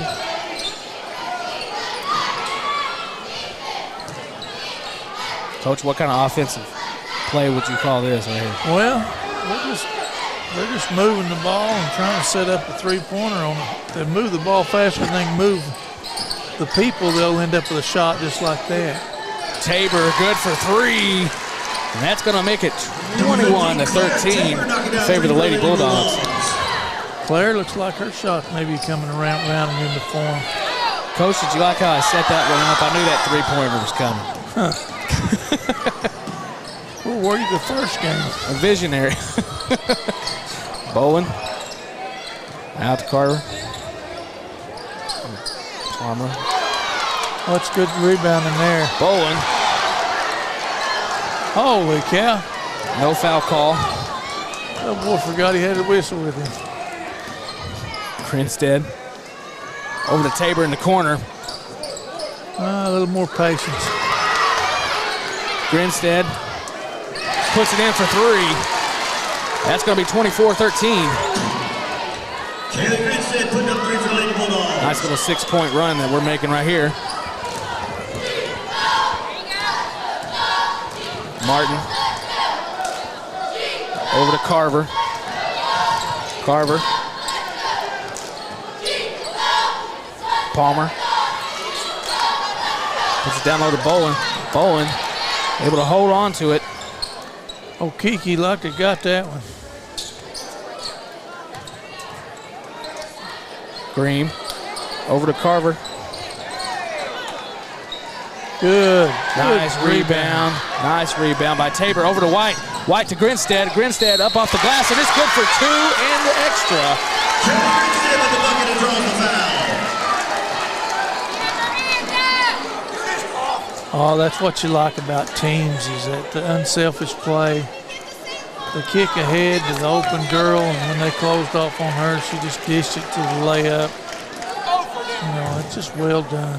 Carmen Fields and Kennedy Moore entering into the ball game. 26 seconds left. Little bobble at the rim. Carmen brings it on out with the rebound. White, she's going to move to the left side. Over to Grinstead. Grinstead going to take just a moment. Allow the offense to get set. Well, there's only 10 seconds left in this half, so they're going to run and make sure they get the last shot of the Grinstead at the three-point line. Up a little bit short. Bowen with the rebound. And that's going to bring on the buzzer and the end of the first half as the Lady Bulldogs are on top, 26-13 over the Lady Diamonds. Well, Coach, give me a minute real quick and give me your assessment. I tell you what, I thought the girls, they played a good full-court pressing game, were able to get some turnovers, and seemed to be shooting the ball better late in the first half. It's going to be big. I feel like the girls can get it under control this third quarter if they come out with the same intensity. Absolutely. Well, we look forward to it. And once again, thank you to all of our sponsors. Thank you to Armstrong Bank. And we are glad to be here, and we'll be right back in about 9 minutes as we see the second half of the girls' game.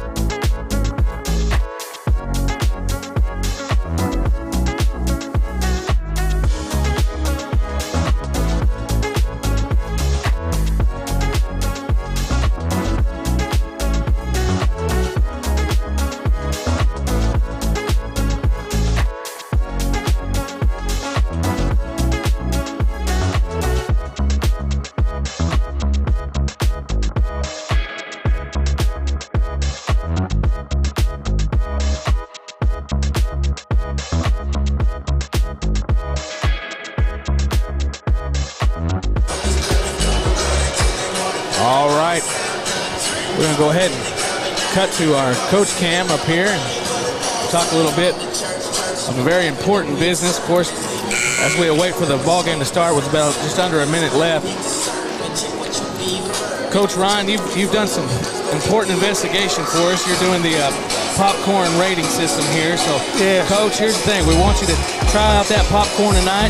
Tell us how to rank it between 1 and 10. And I know you've done a very thorough examination of the popcorn. Yes, so I have. What rating would you give tonight's popcorn? Well, it's definitely an 8.4. 8.4? Yes, I had to deduct a little bit because I can tell that the popcorn seed was introduced into the skillet a little bit before the grease had reached the proper temperature, which causes, I don't know if you've ever noticed this before, but which causes the popcorn to be just a little bit, it just holds a little more grease than normal. Oh, if it's the my right goodness. temperature, I would have never gonna- known. Now, this is the healthiest popcorn I think I've ever ate. Well, I'll tell you what. Because it's not so salty, you know. There's somebody in charge up there that's got our health in mind. Well, Coach Ryan gives it an 8.4, and so that's an awesome deal right there, 8.4. Congratulations to the popcorn attendant tonight at the ball game. So get you a bag of that if you're here. And if you're not, it smells wonderful. Well, got a little traffic jam with the ball inside of the rim, so someone's going to have to knock that thing out. But 26-13, 7:34, kicking it off.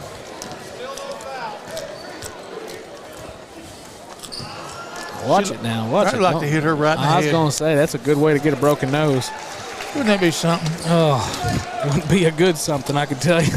But hey, that's how things usually operate at my house. Dad has to go out there and fix something, and then it should be on America's Most Funniest Videos. I'll guarantee you. Macon, shot no good. Green, able to get it out of there, out to Bowen for the 3-point. Just off the front, Bowen able to put it back up off the glass. Good for 2 points for the Lady Diamonds. Jancy Fields bringing it across the half-court line.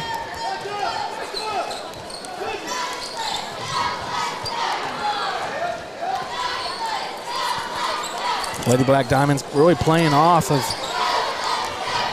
giving some space to the Lady Bulldogs here. Anstein over to White. White bringing it back over.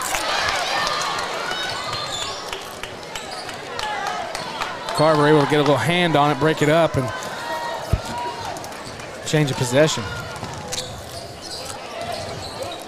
Bolin down to Green. Green takes a step off the glass. Good for 2. Coach, that is a force to be reckoned with. Green down low in the box. Grinstead. Back to Jency. Back to Grinstead. She steps over. Just off the front of the rim. Tabor able to get a rebound off the rim. Puts it back up. Good for 2 for the Lady Bulldogs. That's going to be 28-17. Bowen. Out to Qualls. Qualls puts it up, draws the foul, and the bucket. I'm sorry, not Qualls, Martin. Oh, well, he did a good job that time. Draws the foul at the line for Lady Diamonds.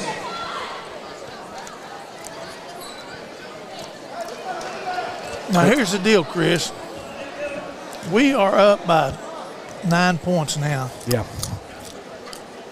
And they're sitting down here in a sagging, sinking zone. So, theoretically, if we could back out to about that far out and just pass the ball around. Grinstead for 3, off the back of the rim. We don't have to do anything. They should have to force activity. Tabor, a little nice inside move, puts it up. Oh, it's just short. And that's going to go on out of bounds and favor the Lady Diamonds. Substitution. Kennedy coming in. So what you're saying is basically that they're giving enough space there, but we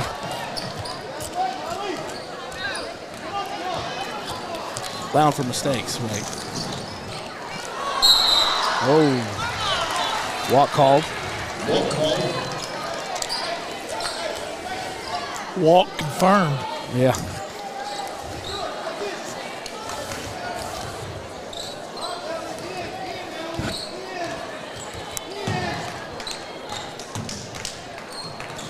So not really putting the pressure, like you said, but out to Tabor, wide open. Oh, just off the rim. But couldn't ask for a more open shot there, but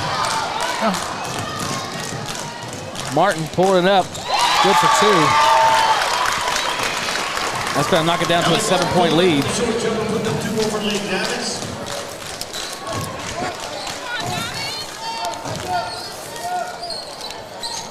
Fields over to Kennedy. Einstein good for job. 2. Mason Einstein putting up 2 more for Lady Off the hip, Bulldogs. too. Yeah, there was some contact there. That was a good job, though, of getting a high percentage shot. Bowling. And making it. Hand off to Carver. Down to Green. Green going again right off the rim. Right into the bucket for 2.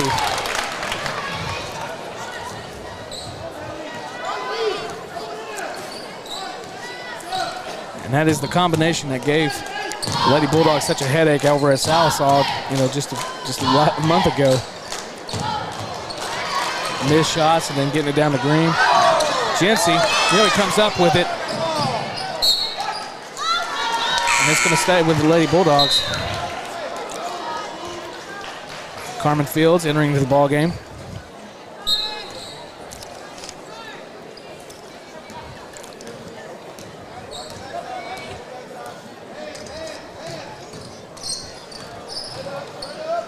Fields over to Carmen.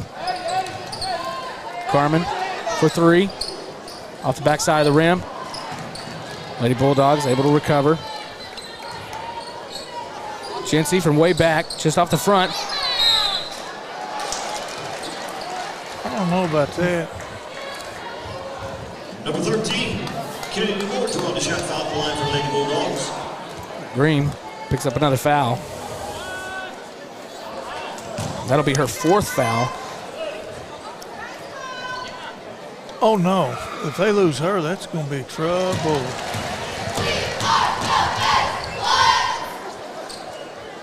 Say it ain't so, Coach. She's doing a good job down there. She's done a really good job. I mean, it's just... She's catching it, turning it, shooting it, and she's big enough to do it. Moore. Good job. Second. That was great. Carver. Moving left to right. Going to the side. Bowen throwing it up for Green. Green puts it off the glass. Good for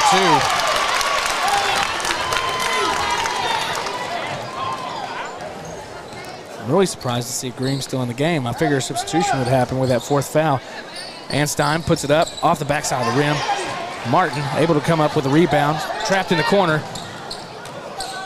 Well, here's the Carver question. making over the top throw down to Green. Green drives it, puts it up for a layup, good for 2.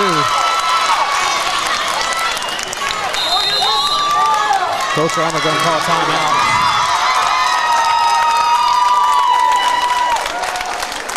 All right, Coach. Well, it's just like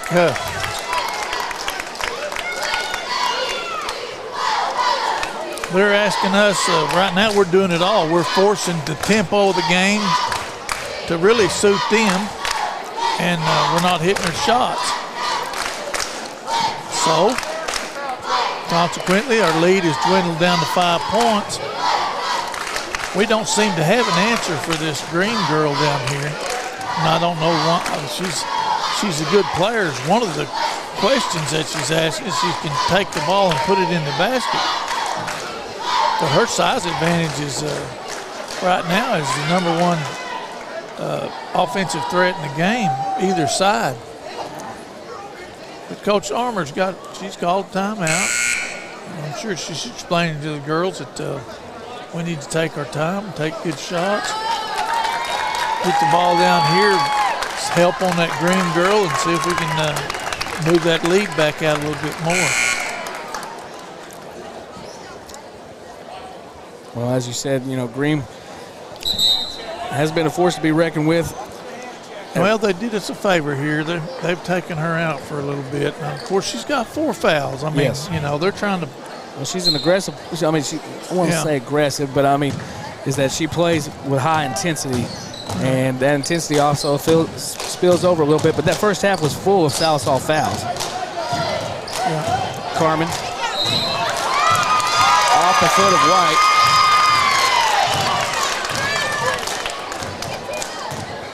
Of course, games like this, motions run high.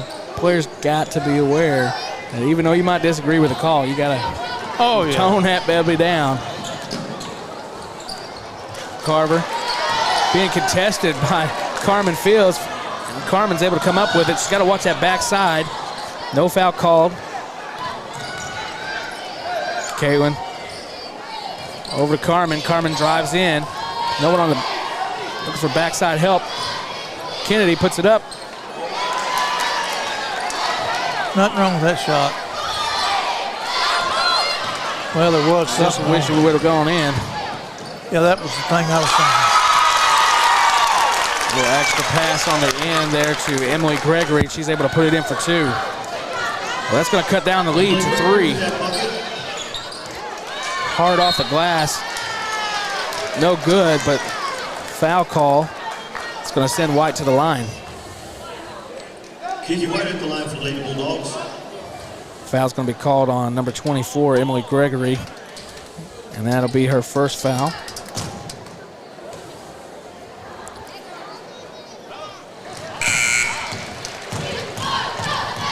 That's a fine-looking free throw. White doing what she does from the free throw line.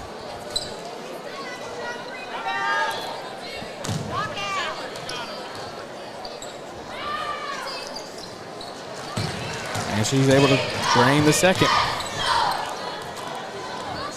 Every little bit helps. Caitlin defending Carver. Carver driving down in. Pulls it back out. Macon over to Martin. Martin tries to pass it out, but tipped away.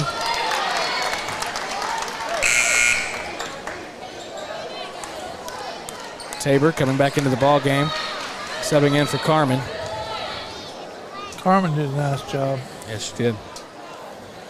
Especially that steal down here in the box. That was nice. Yeah. She did some good stuff. And she'll be back. Pass over to Bolin. Bolin. Carver.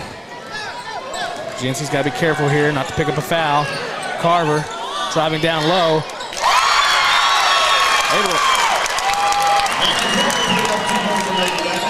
Coach, I know I'm biased, but I'll tell you that was a nice shot. That was a good shot made by Carver.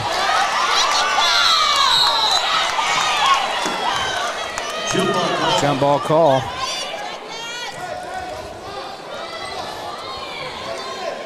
Well, that's going to stay with the Lady Bulldogs. There's 53 seconds left in this half, and there's only been 3 fouls called the entire half. White. Entire quarter. Puts up the jumper off the front of the rim. Through the legs of Carver. Well, that was an unnecessary turnover there. She got a little pressured and just made a general area pass. It just happened to be below her hands and down at her knees, and you can't get your hands down there that fast. White over in the corner, double team, able to get it out to Grinstead, feeds it over to Caitlin. Grinstead gonna pull it up, set it up. The offense. Tabor, get in position.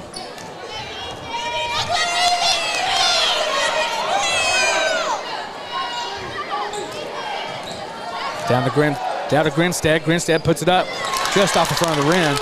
Bolin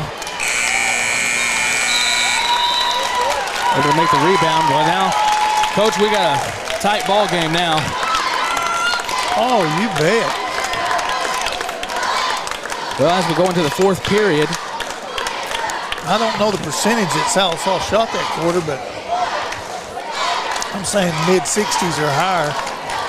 They didn't miss many shots. Well, at this point in the game, too, you know also that Salisol's moneymaker, Green's going to be coming back in the ball game because she only has one foul left, but being in serious foul trouble, they're pulling her out. So she's going to be coming back in. That's going to need to be contested with, but really just missed shots was the number one thing. And that's something that has really been rare for the Lady Bulldogs so far this season, has been the missed shots. Yeah.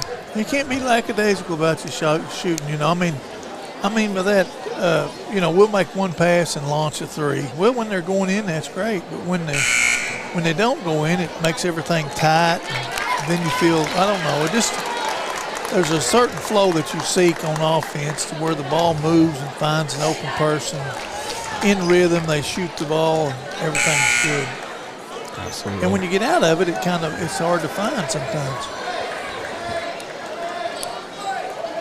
Oh, bless your heart.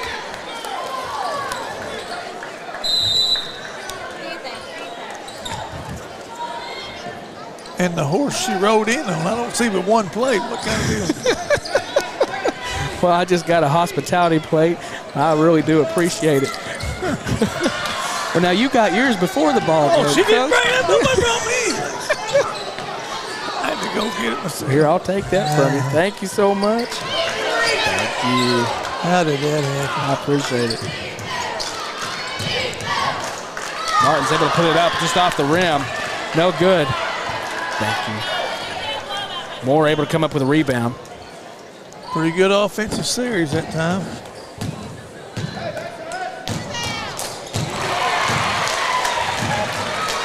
And that was good for three. Chelsea Field putting up three for the Lady Bulldogs. Jinsey Fields, nice shot there for the Lady Bulldogs at a good time to do it, too. Macon getting herself caught in the corner. Grinstead able to get a hand on it, get the steal. She pitches that back out to White. White driving in hard to the paint. No basket call, but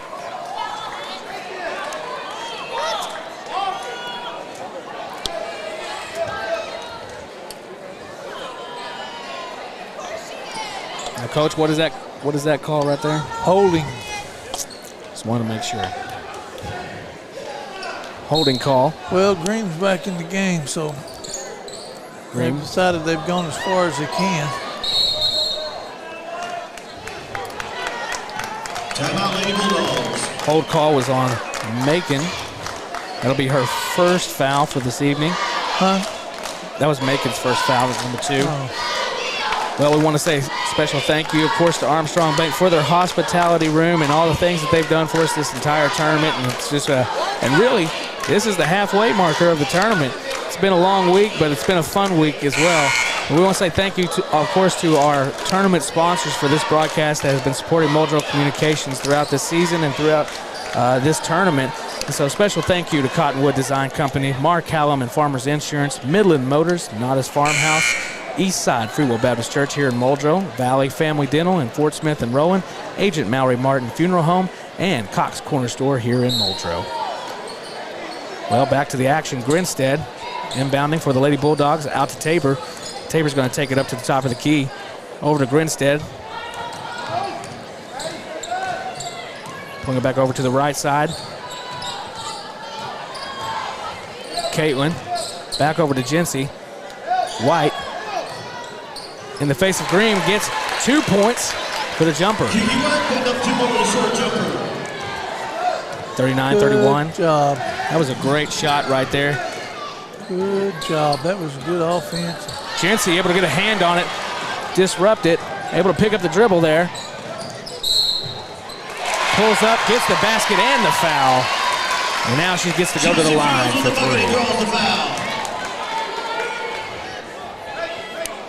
Oh, Jinsey took that ball strong to the basket, was rewarded with free throws.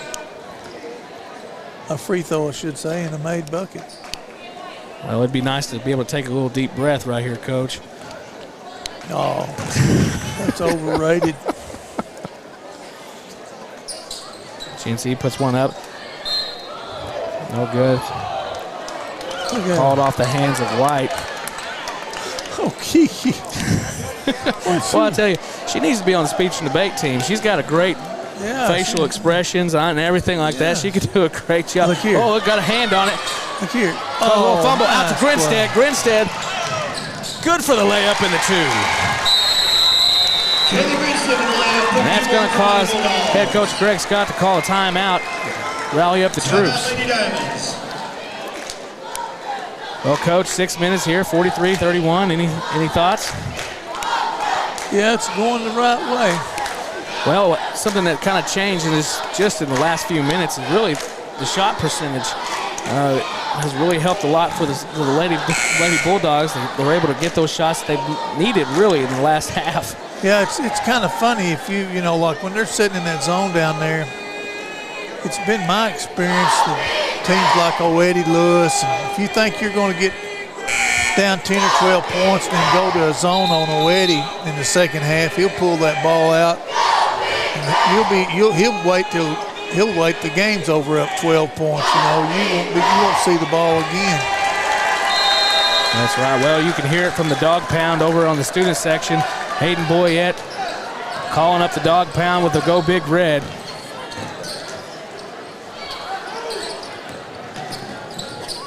Hand off to Martin.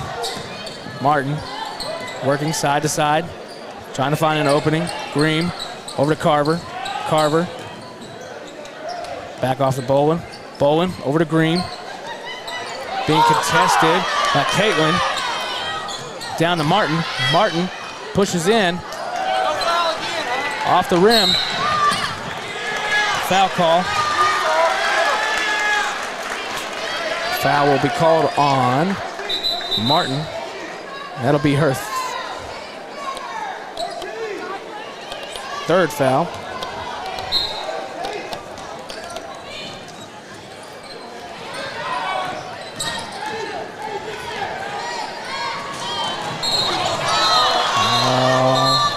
What call? Yep.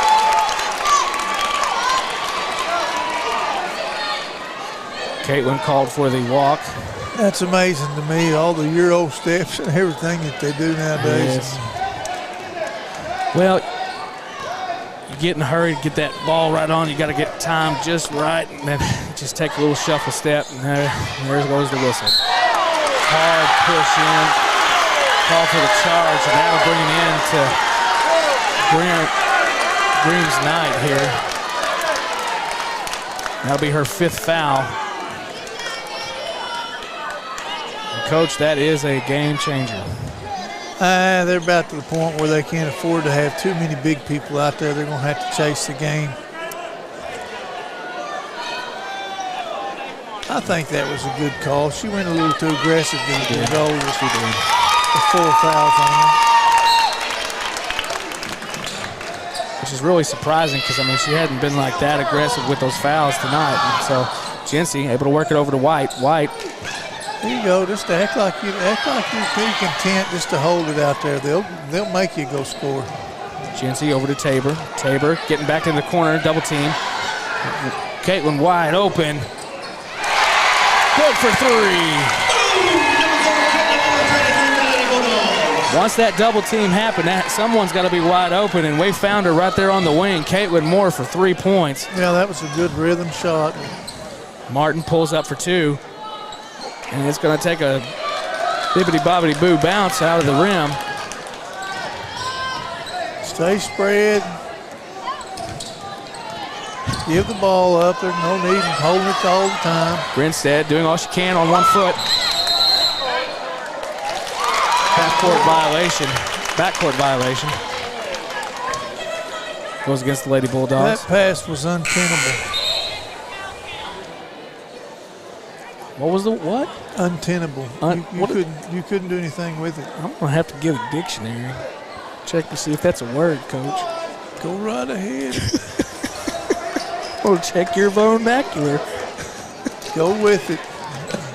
A speech and drama man having to check his. Ooh, hard foul there.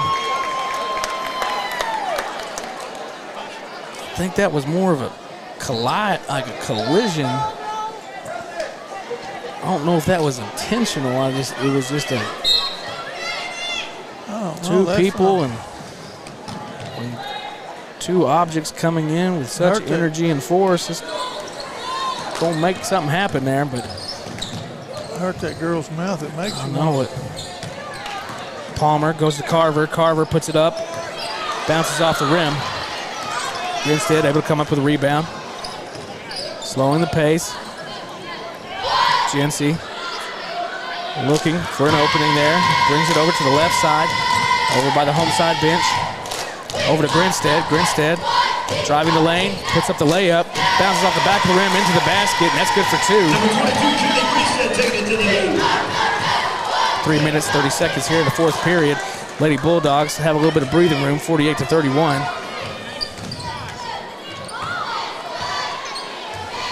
Martin makes a little inside move there, able to throw up the shot, nothing there. Caitlin with the rebound, gets it over to White.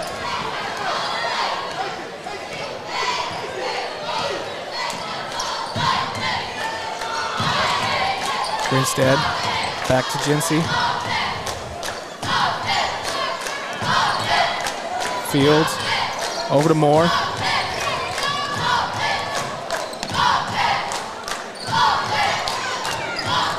Jency down to Grinstead. Grinstead makes a great move into the basket for 2 points.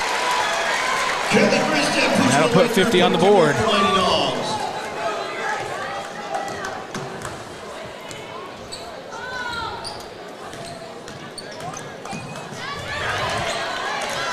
Grinstead able to work out the double team.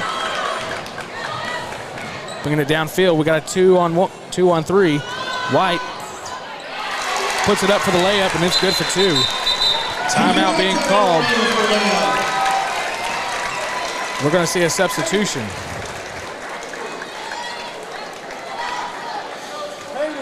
Well, Coach, it's a good game.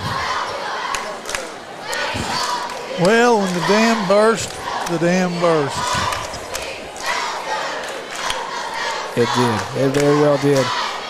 They went on there for chipping away at our lead the whole third quarter. Had it down to 3 points, and then we got it back up to 6. And the next thing you know, we're scoring probably 5 or 6 consecutive trips down, and they were unable to get even a shot on half of theirs, and the game got away from them. Absolutely. Well, I'll tell you what, Coach, I appreciate you being here, of course, tonight. And I know a lot of people have been asking me everywhere I go. You know, I can't go anywhere anymore without this question. Where's Coach Ryan at on the broadcast? and I tell you, I'm glad you're with me tonight, so that way it answers a few questions. Okay. But can we expect Coach Ryan to make an appearance later on this week? Well, yeah, I've got to come. I've got to come to the third place game and the girls' championship game. Absolutely, absolutely. And we like to hear that. Now, I'm telling you, there might be old Stacy Farney listening out there, and any I doubt chance. it. Atlanta don't let him listen to the radio.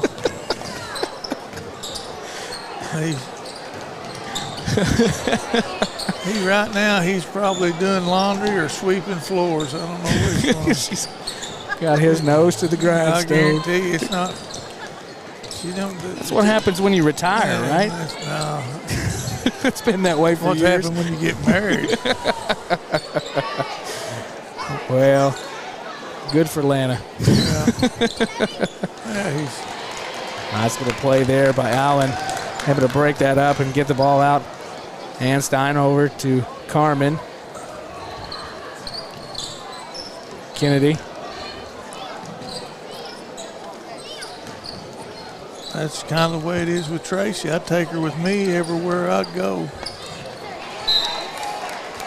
That way I don't have to kiss her goodbye. So.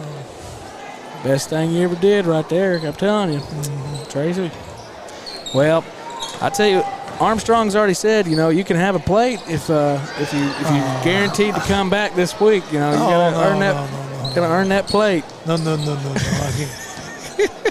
I can't be held hostage for a plate of barbecue.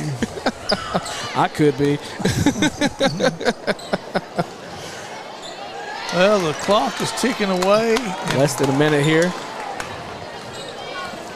Well, everybody, I believe, has got in the game now. Well, and I tell you, one of the other things I think has been a key part of this game has also been the depth on the Muldrow bench here tonight. So too. That's a hard screen there, boy. Carmen able to pick up the comes steal. Up with a steal. That's a second great steal for the night. Falls back, called for the walk. 31 seconds here. Now Macy Fields comes in. We got Macy, Carmen, and Jency. Which, you know, after the first game, and, you know, they've had several back-to-back, you know, games here where they've had a wide point margin. You know, tonight was a nice little test, especially for what they got coming up later on this week. So that's always good to get back into the flow. Getting that routine of a game every 2 or 3 days. Carmen doing a great job of protecting the ball here as the clock winds down to a Lady Bulldog victory, 52-31 over the Lady Black Diamonds. Coach, real quick, what would you say was the key components of this game tonight led to a Lady Bulldog victory? I think that finally when that girl that fouled out, that Green, when she fouled out, I believe that was their last. I think it broke them mentally. Yeah. But they had battled back into the game, really had got back to within 3 points at one point. Absolutely. And then we kind of took care of it and hit 1 3-pointer, and then we shared the ball inside with little pocket passes, and the next thing you know, we're up by 15 or 20. Well, I can tell you right now, White and Grinstead and Anstein able to put together the combination, and of course, you know, with the help from both of the Moore sisters tonight has been really pivotal to the success of the Lady Bulldogs. I thought Kiki was really shooting the ball. And I tell you, another great standout, Claire Tabor tonight, playing with down a defense and also hitting several 3-pointers too. Claire did hit some shots there. It seemed like she was playing with more confidence offensively. Well, it was a nice team effort tonight, and so we're going to pivot. That'll be a set up a conference. County championship, the Rowland girls and the Muldrow girls. Well, much anticipated for sure, and we know it's going to be a packed out house here on Saturday. And also we know that there'll be several people watching from home and on the go. And we do appreciate everything that y'all guys do for us, and all the positive comments and everything that you give us on our YouTube channel. Please hit us up in the chat there and tell us where you are watching this stream from. We'd love to hear from you and love to hear from where you're at.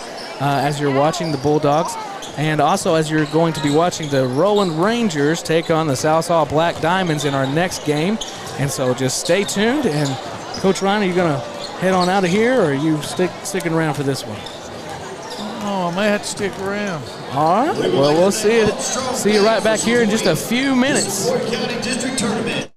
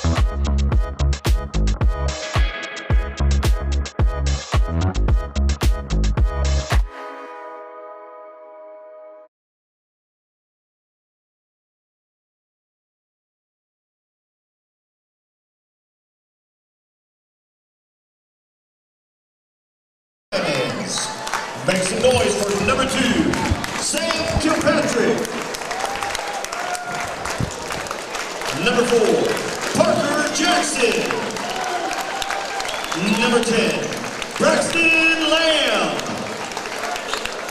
Number 11, Jackson Obregon. And number 12, Robert Cameron. Your Black Diamonds coached by Chad Gerke and assisted by Matt Lamb and Josh Foley. We got some Ranger fans in the house tonight. Put your hands together for your starting lineup of your Rolling Rangers. Give it up for number 2, Kyrie Hall. Number 3, Peyton Wizenant. Number 11, Devon Hall.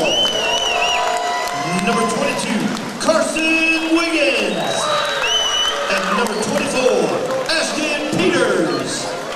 Your Rangers coached by Eddie Lewis and assisted by Nick Mooney and Mike Webb.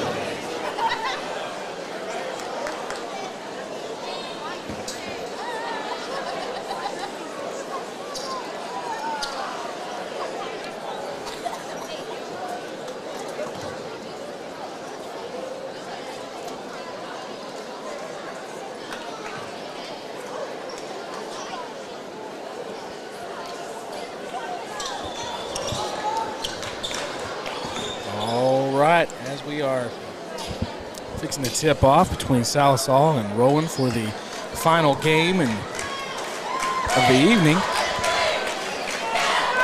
Looking forward to seeing this matchup here.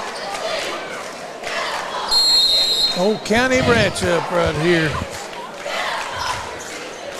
Salisal able to get the tip off there. Number 2, Kilpatrick.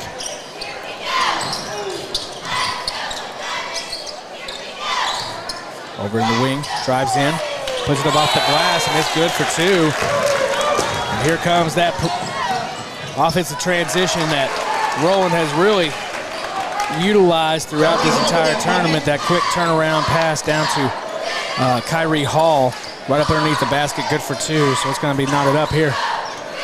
Kilpatrick making a little short drive in there. Broken up by number 11, Devon Hall. Now to Wiggins. Wiggins goes up.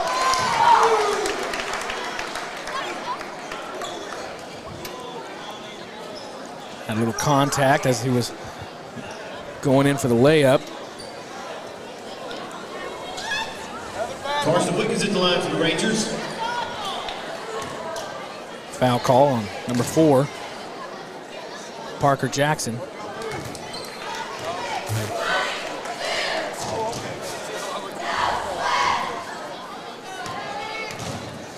Wiggins, good for the first. Knocks down the second.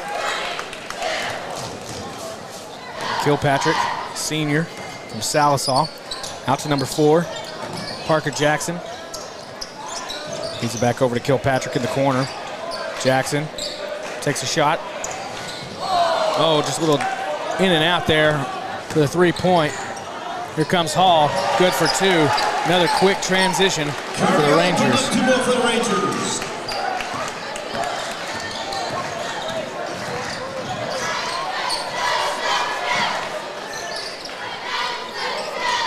Coach, is your middle name Lucky? Nope.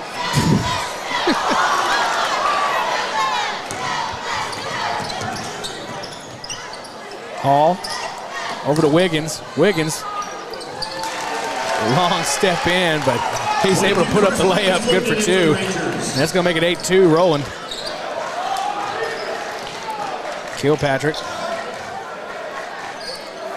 feeds it to Lamb. Braxton over to Jackson. Jackson trying to create some space. Kilpatrick from the distance, off the rim. Back to Hall, 3rd time in a row. Here it comes. And there it is for 2. And he collects the foul. Draws the foul at the line for the Rangers. Foul called on Jackson Obregon.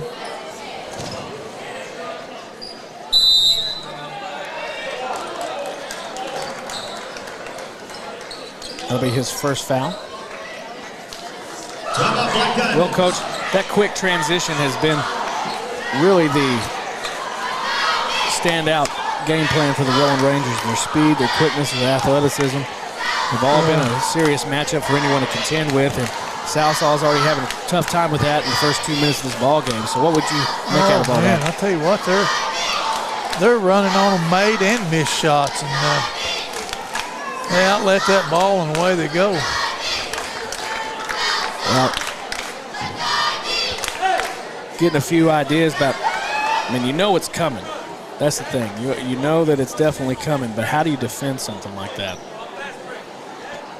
Well, you don't get too many, you don't send too many to the boards, but if you do it off turnovers, there's not much. You quit turning the ball over, you know, that's the thing. But you got to hustle back and build your defense out from the lane. And right now, that's what they're doing. They're not hitting threes or anything, which they could, but they're beating them to the paint. Kyrie Hall. No good on the extra point there for the foul. Parker Jackson working his way over the 12. Broderick Cameron. Braxton over there to Kilpatrick.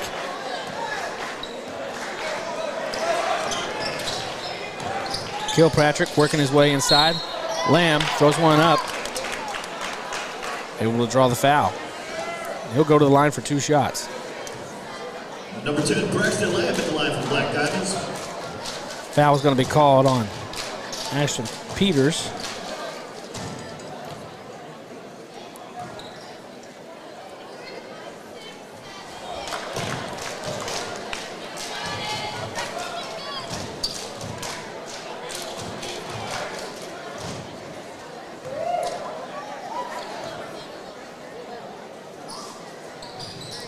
No good on the second.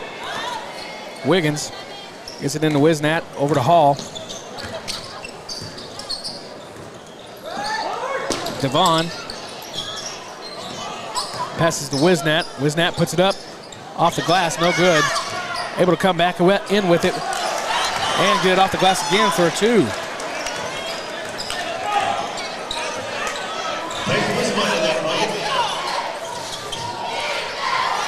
Kilpatrick, missed shot, turned into an opportunity for number 12, Broderick Cameron. Good for 2 points for the Diamonds. Hall driving inside, out. And that's going to be a solid 3 from Peters from the corner. Number 24, Ashton Peters from the Athletic Rangers. You know, that's got to take the wind out of some of those sails. When we're able to make a good drive down there, put 2 points up, you know, right off the rim, and then all of a sudden we get corner shot 3 from Rowan. It's got to hurt a little bit. Foul call. Yeah, that's a foul on old Wisnat. That'll be his first foul.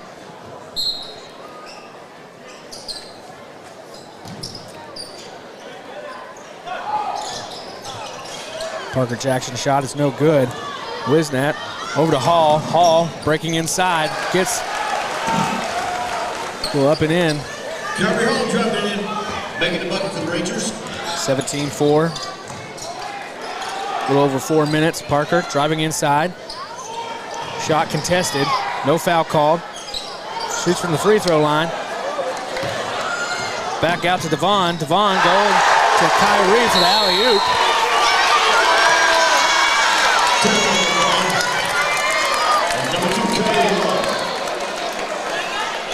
And Coach, what is that call? Technical foul for hanging on the rim.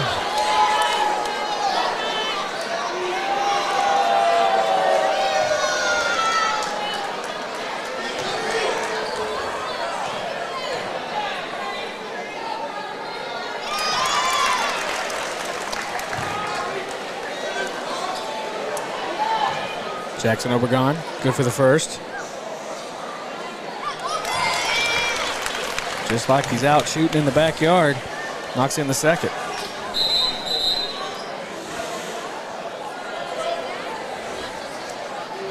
I wonder if when he's out shooting in his backyard, does he feel like he's down 13?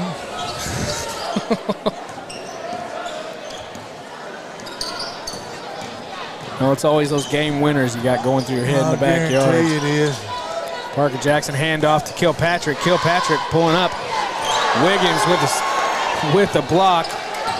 Back out to Devon. He goes in for the layup for 2. Von Hall driving down the court, put that up for the Rangers. I got news for you. They're making a lot of layups. But there's some way that they're going to have to. Salsall has got to get back. Three-point shot is good for Cam Deal, the sophomore from Salsall. Cam Deal with that three-pointer from his Black Diamonds. Ashton Peters.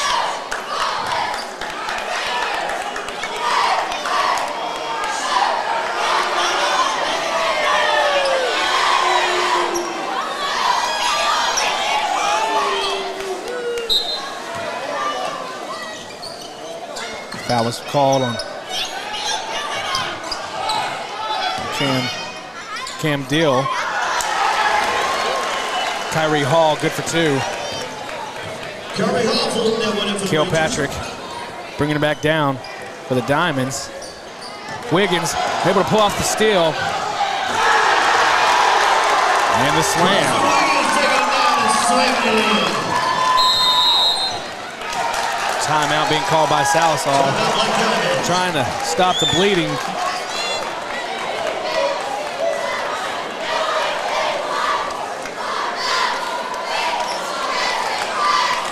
Coach is going to take a full timeout here. So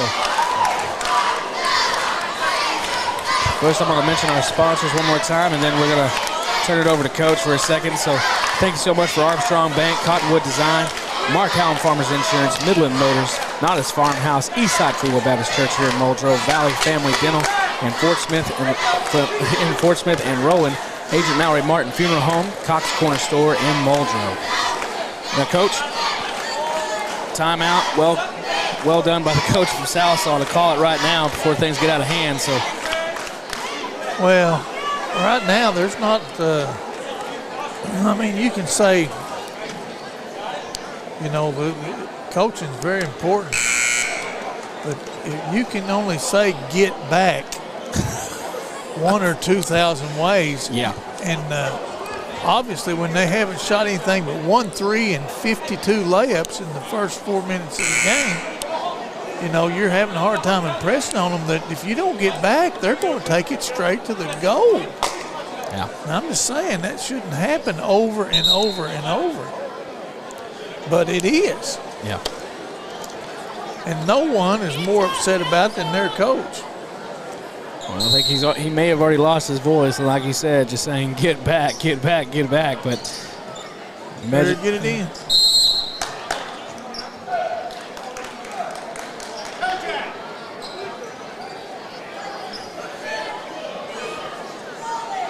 Now we've got a little power struggle deal on here. What do you mean by that, Coach?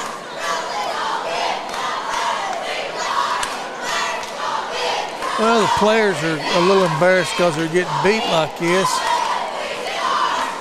And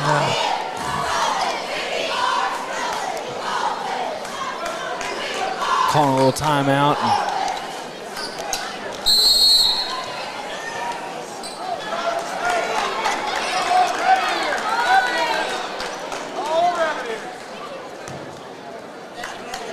Technical foul being called.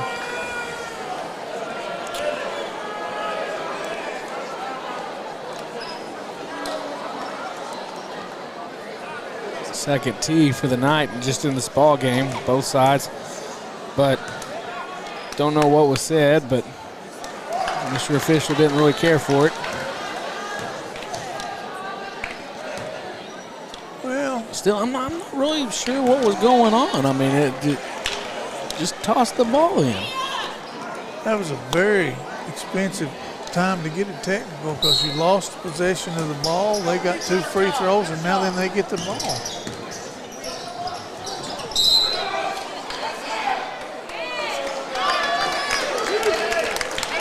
Push called.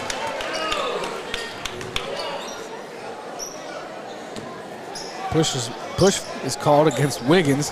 That'll be his first foul for the night. Kilpatrick bringing it back for the Black Diamonds.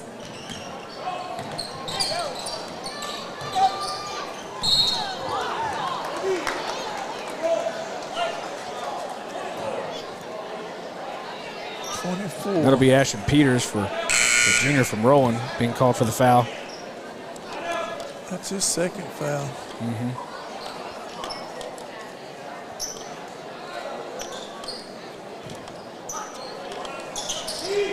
Press break, Jackson in the corner. And you know, here's the thing, he missed shot there. Parker Jackson, he's usually solid, coach, from the three-point line. He just has not quite gotten the rhythm like he usually does. And I was telling you that before the game. I thought he would have a good night from the paint, but behind the line. But of course, this is also rolling. Kyrie Hall, good for 2 points, 28-9, rolling on top. Jackson drives in just off the backside of the rim. That was a great shot there, Bo, 21. Cam Deal. There's Hall again for another layup on the fast transition. Wisnat.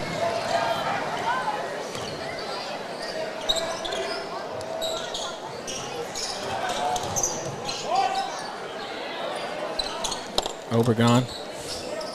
Over Deal. Deal. Good for three. Deal knocking down three for the Diamonds.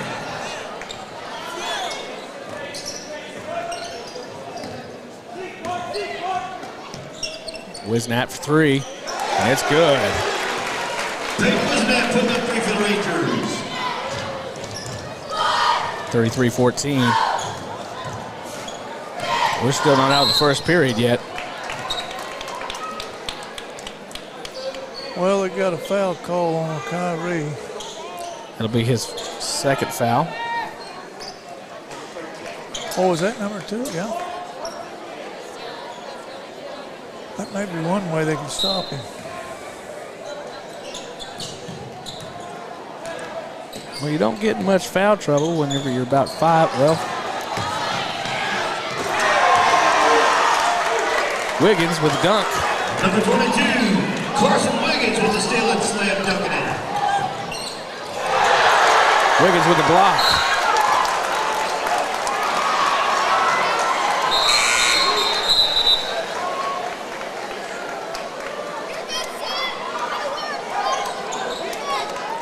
That wasn't an impressive block off the backboard for Wiggins.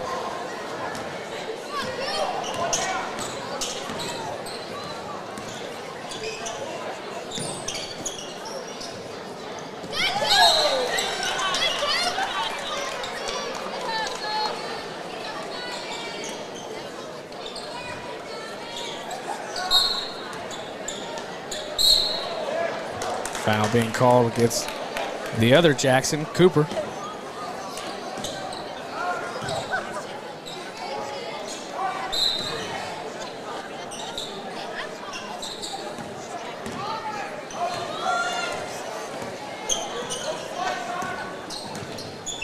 Got 2 sets of brothers on the court.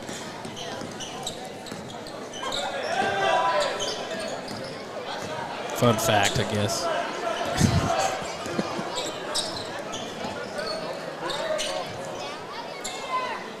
Devon over to Kyrie.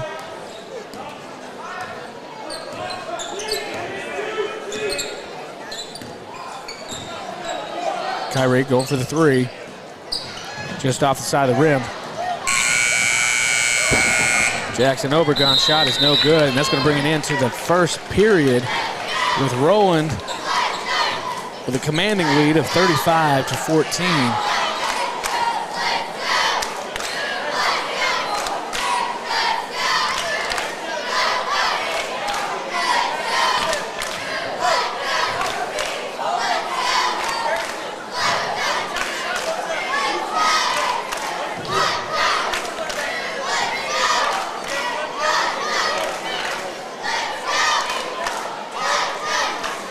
Well, this game's about to get away from Fort Sallisaw, I'm afraid.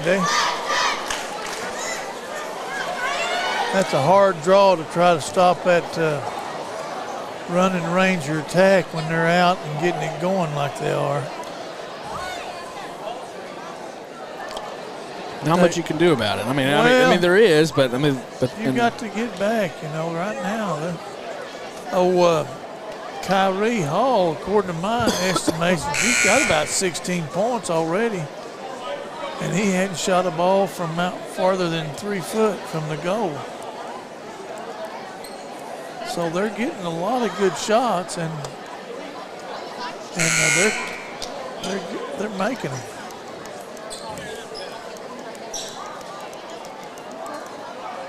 Sallisaw, they're disappointed in the way they've started. There's some of them having a hard time of staying engaged.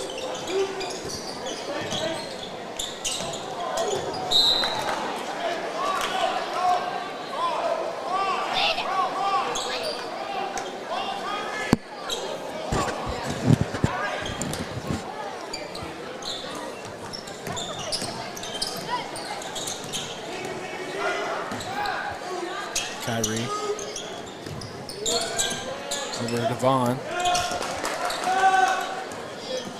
Vaughn making a move to the outside. Sallisaw is really, had possession of the ball twice on this end of the floor and have yet to be able to make it across the half line with it.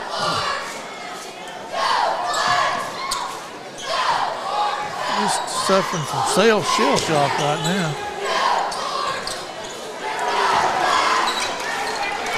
I still got him.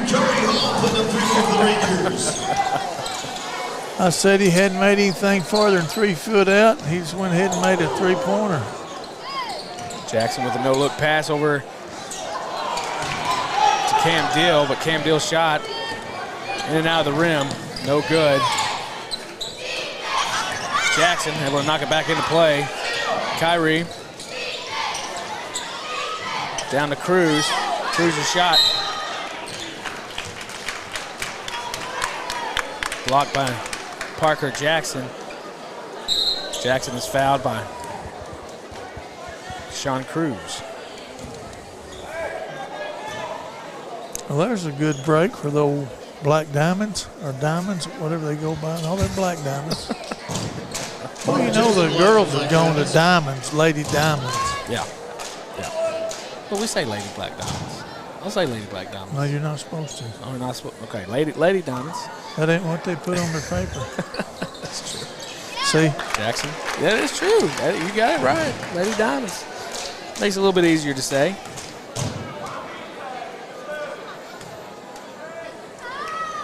Jackson's second foul shot. No good. Wiggins with the rebound. Driving hard. Inside. Nothing there. Rebound by Cooper Cox. Sallisaw. Cox. It's probably not fair, but it is that when you're about 6'4" and 220 and you're all muscled up, it's hard to get a foul called against somebody 5'5". When they get up next to you, they're like, surely you don't need a foul.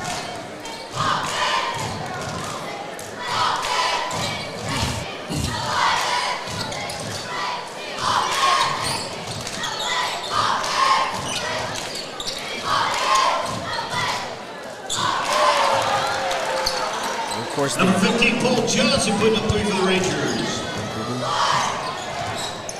There it is. Jackson shot falls short. Once again, nice pick off by Cooper. Cooper back over to his brother, Jack Parker.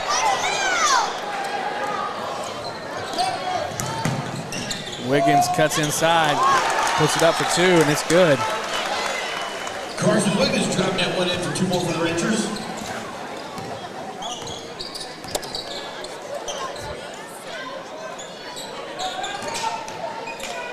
Cox over to Dill. Dill puts up a 3. No good, off the front of the rim.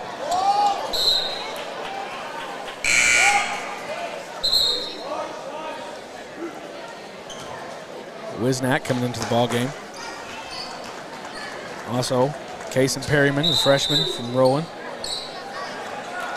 And Cooper Carter, the sophomore from Sallisaw, number 23.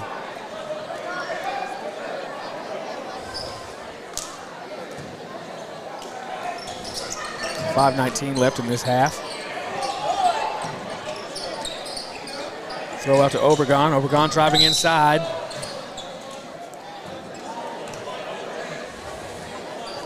Foul called on number 15, Johnson. Jackson Overgone at the line for the Diamonds.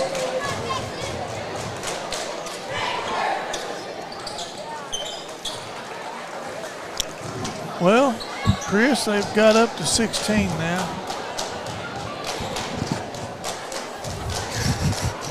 Yeah.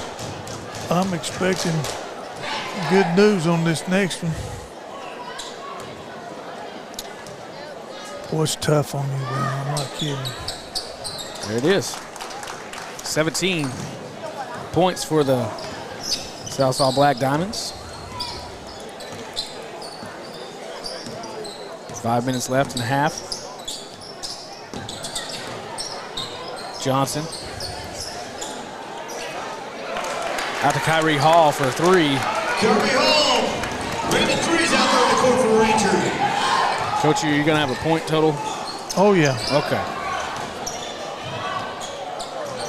Nice play right there by number 11. And right now, it looks like the point total for Kyrie is going to exceed the point total for Sallisaw.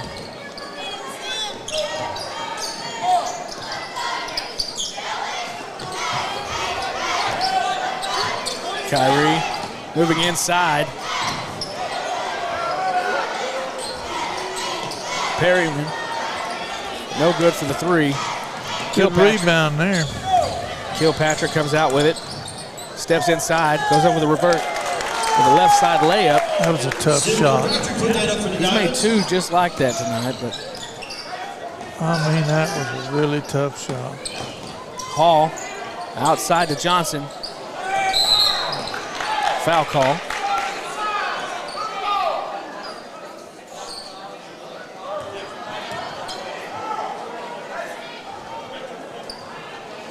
Foul call on number 5.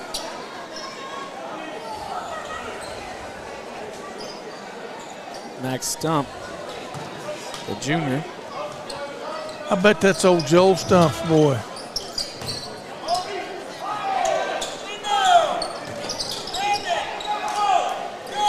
There he is, Stump. Bringing it across court. Goes in for the layup. Good off the board and good for two. Nice little play. That's a good shot right there. Yeah, I bet that's old Joel's boy. Looks like Joel's dad. He favors him more than he does Joel. Well, he's going to be a tall. What grade's he in? Junior? Sophomore. He's a junior. Yeah. Wiggins. No good for the three-point.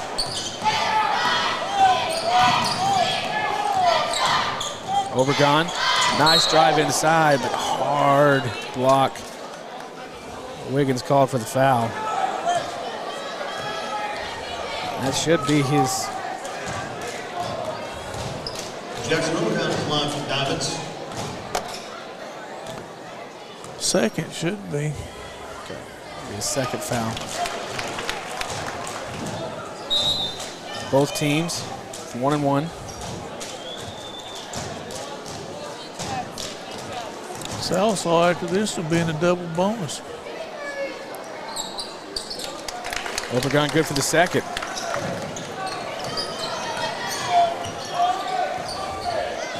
Kyrie.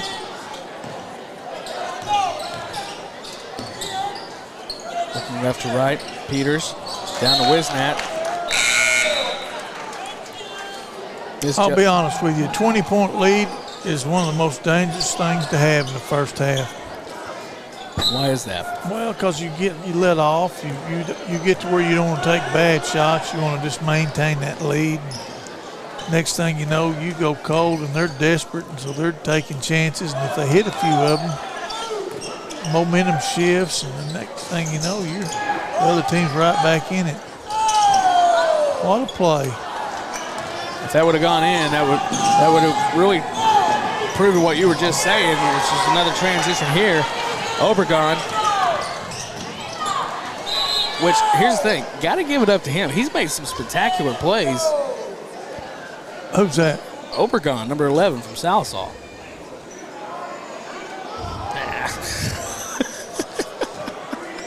Yeah. Well, I mean, that drive inside, the way he just did that was Look here. impressive. Broken up by Hall. Hall hard off the glass, no good, but That's Devon able to come back in and clean it up for 2.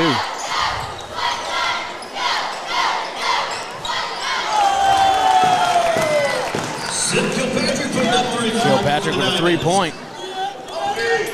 Oh, Kilpatrick hit him a 3. That's a good sign. Vaughn passing over to Wiggins. Over to Peters, down to Wisnat. Hard foul.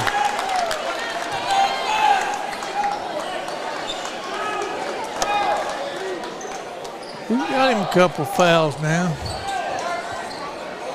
Wisnat called for the charge.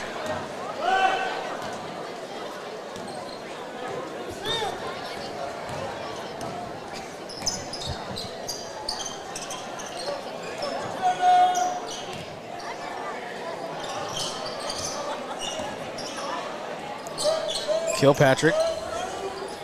Obregon from deep hits the 3.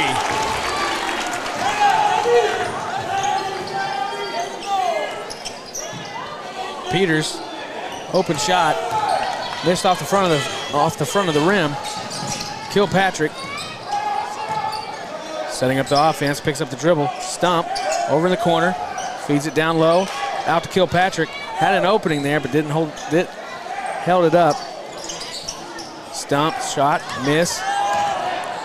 Hall goes to Kyrie on the backside. Who else? You think they've done that where it's just, I don't know. I think they can do it blindfolded, to be honest with you.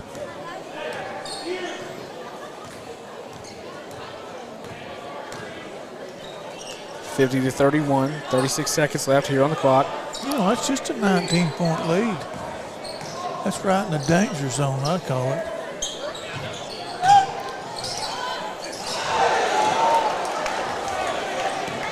Back out to Kyrie.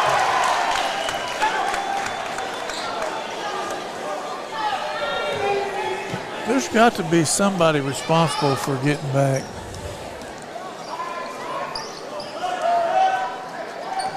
But they're not getting the memo. Kilpatrick pulls up right off the front of the rim. No good. Well, that's going to bring it into the first half. 52-31. Coach, like you said, Kyrie Hall. Have you done the math yet? Yeah, he had I think he's got about 26 this half. 26 points this half. How many of those? He's got about half the team's point total.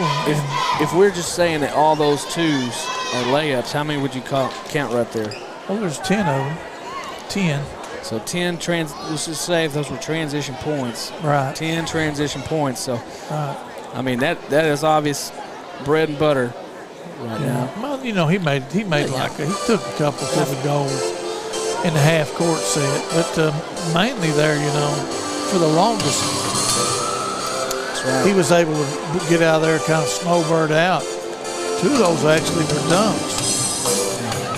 Well, we're going to take a break right here. We'll be back in about 9 minutes as we resume for the second half of this game between the Rowan Rangers and the Southall Black Diamonds.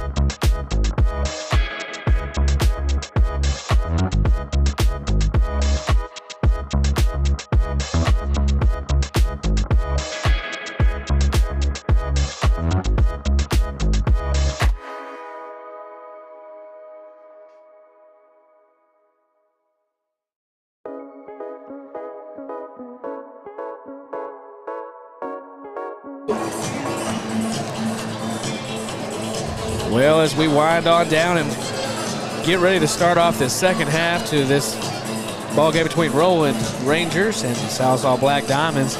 Right now, the Roland Rangers have a commanding lead, but you know, as Coach Ryan was just talking about, he goes, this is kind of the danger zone where you don't really want to, for a coach, you got to be kind of leery of it. Players might get a little headstrong, think they got too big of a lead, and they want to pull back, take things a little comfort, and then you got desperation mode on the other side. So who knows what's going to happen here, but we'll see. Well, it would be something to see. Nobody believe it because everybody that came to the game's already gone just about. But I'll tell you what, I've seen crazy stuff happen. Kilpatrick with 3 points right off the bat for Sallisaw. Kilpatrick is a good shooter. He's got a little disenchanted that first half, seemed like, but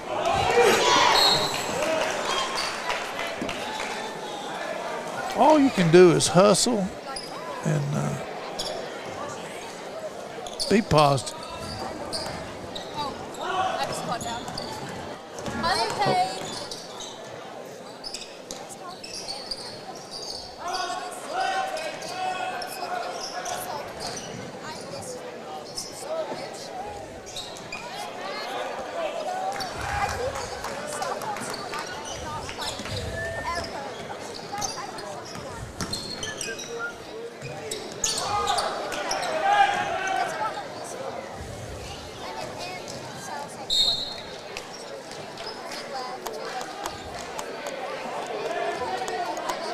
Number 24, Ashton Peters on the shot foul line for the Rangers.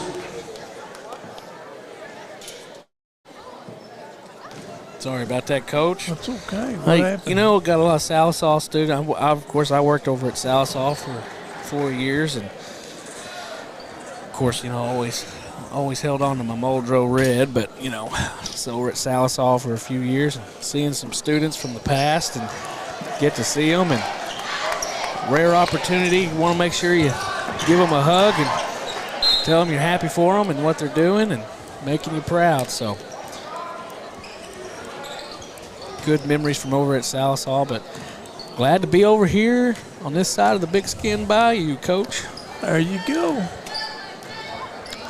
Yeah, that makes some good memories. Inside to Wisnat. Wisnat puts it up. As the whistle blows, count the bucket. Foul on number 10. That'll be Braxton Lamb. You know, it's kind of interesting. You know, of course, there was a lot of substitutions being made and everything, but the points were kind of changing around a little bit. But, you know, I think Sallisaw is just trying to figure out the right combination right now to kind of. Or if it exists. If it exists, you know, they're trying to find it. Overgone.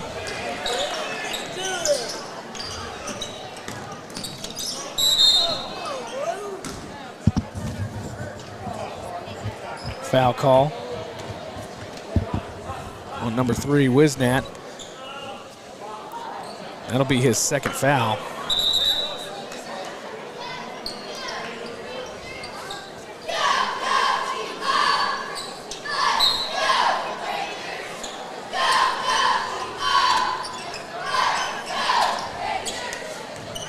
Wiggins.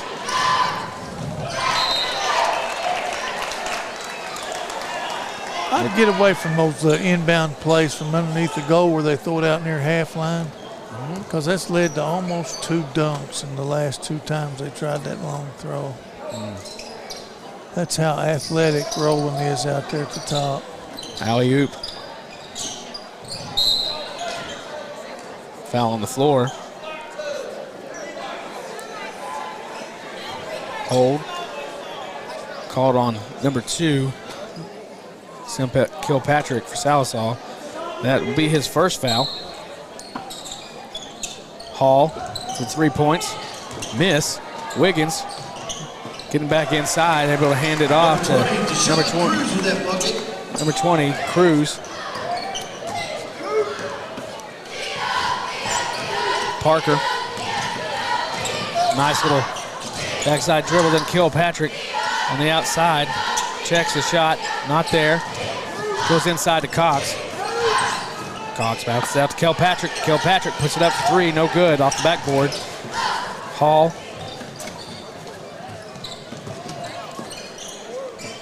Devon passes it over to Wiggins. Wiggins to Kyrie.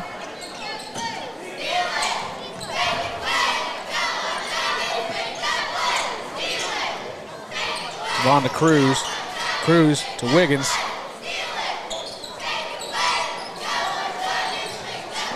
And Peters good for two on the jumper. Ashton Peters putting up 2 more for the Rangers.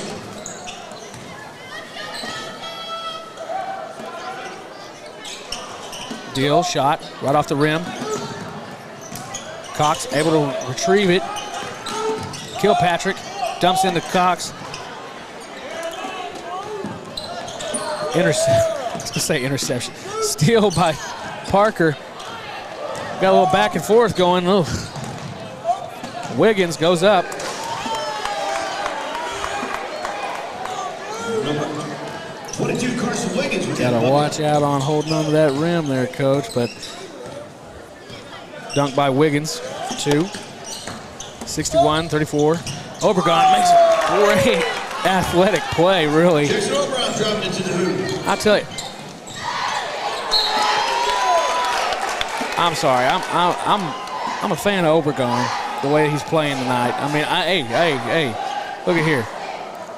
Down in the points, playing with that intensity, with that kind of heart, you got to root for the kid. You know what I'm saying, Coach? Oh, you betcha. No matter what jersey they wear, you got to root for the kid on that one. I mean, that was just great. He's done a great job. He sure made a tough shot Rebound, there. put back up for Rangers. Driving in hard to the paint on that one, getting called for the charge. Lower the shoulder. Like I said, that intensity can sometimes backfire a little bit, but you know what? That's only his, well, that's his 3rd foul. Yeah. I tell you, he's Devon dumps into Cruz. he's looking for opportunities right now. Ball came off of Cruz there and didn't able to get a hand on it, rolling out of bounds. Black Diamonds.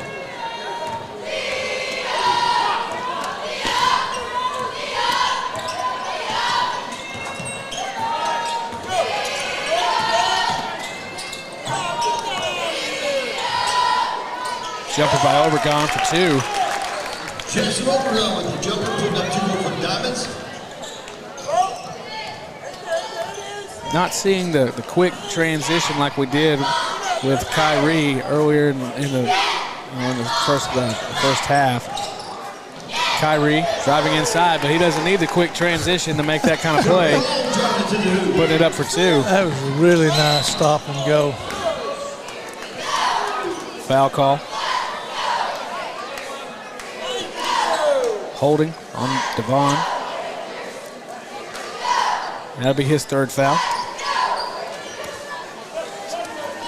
Seeing a substitution. Max Stump coming back in the game. Placing Parker Jackson.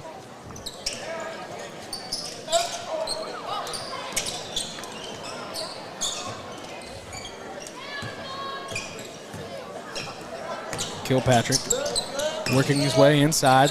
Pulls up with a jumper just off the back of the rim. Wiggins looking down court.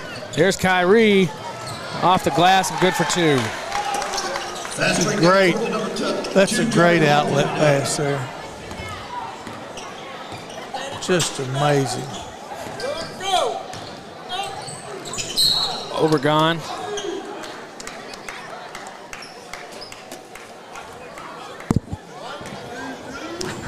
Well, that was a nice block, but they called a foul on Number 11, Jackson Obregon back in the line for Wiggins. the Diamonds. on Wiggins, huh?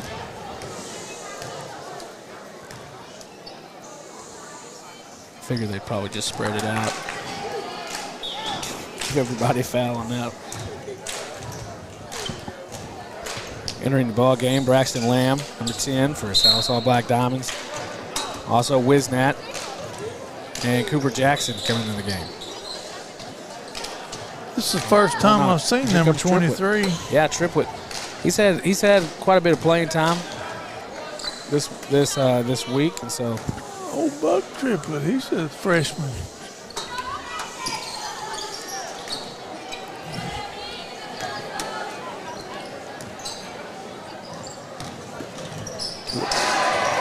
Wiggins in for the slam. 22 Carson Wiggins for the Rangers taking it in with the slam dunk. It's hard to believe that. I mean, you got Devon Hall, you got Triplett. Obregon in for 2. I don't know what Obregon's point total is, but I think it's probably more than half of Salsaw's total points here. Triplett from distance, nothing there. Obregon for 3, and he hits the 3. Jefferson Obregon putting up 3 for Diamonds. We're sitting pretty close to his family, I think.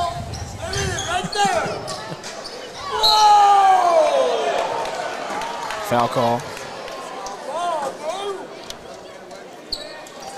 I mean, I think we are because somebody's really a fan. Number 2, Calvin Hall, drawing the shot foul line for the Rangers.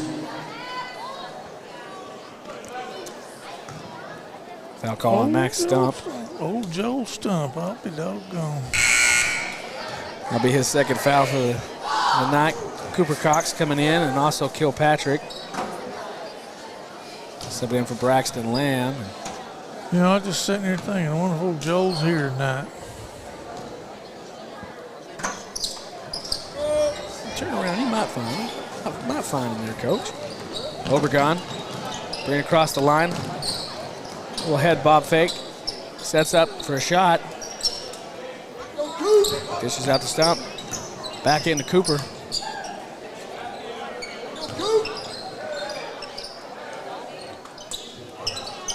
Cooper Jackson. Going to Cox. Cox in the corner. Steps over to the wing. Kilpatrick for 3. Was that Kilpatrick? That was Kilpatrick.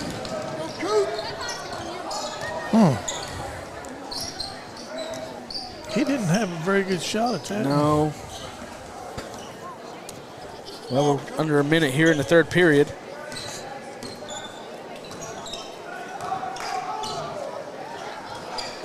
Wiggins.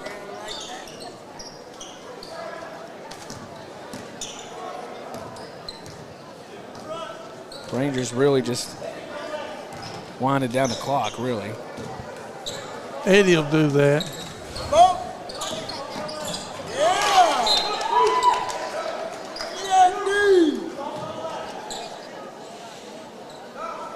He pointed at the clock, didn't he? Like, look at the score. Somebody's making a big deal out of him, slapping it away from him. He still got the pride. He didn't want that guy slapped away from him, even if it was 50 points ahead. Kyrie dropping inside. Cooper Jackson. Kilpatrick not able to stop Kyrie making that drive in for 2. Obregon comes inside, hard off the back glass. Down to Kyrie, switching hands. Off the glass and now in for the bucket for 2 to finish out the third period. Did he play football? I doubt it. Probably could have used him. That athleticism is. Well, here we are. So 74-43, Rolling Rangers on top. So, Coach. I'll tell you, that was an impressive quarter again by Roland. They had a substantial lead when the quarter started, and they expanded it to where it's now 31. And that's with playing 3 fouls, 3 too. freshmen. And they just, right now, they're kind of having their way of the night now. Just one night, and Salsaw maybe if they could do it all over again might make a lot more of a game out of it. But tonight is just Roland's night. Yeah. they're making shots and they're taking it. When they pass it, it works out for them. Well, and When they shoot it, it works out for them. you know, when we were talking about, you know, with the Hall brothers, is that, you know, they were able to. They're doing some of this stuff almost like they could do it blindfolded, and a lot of this is just stuff they're doing every single day, and just Seem to be good ball players. yeah. Well, we want to.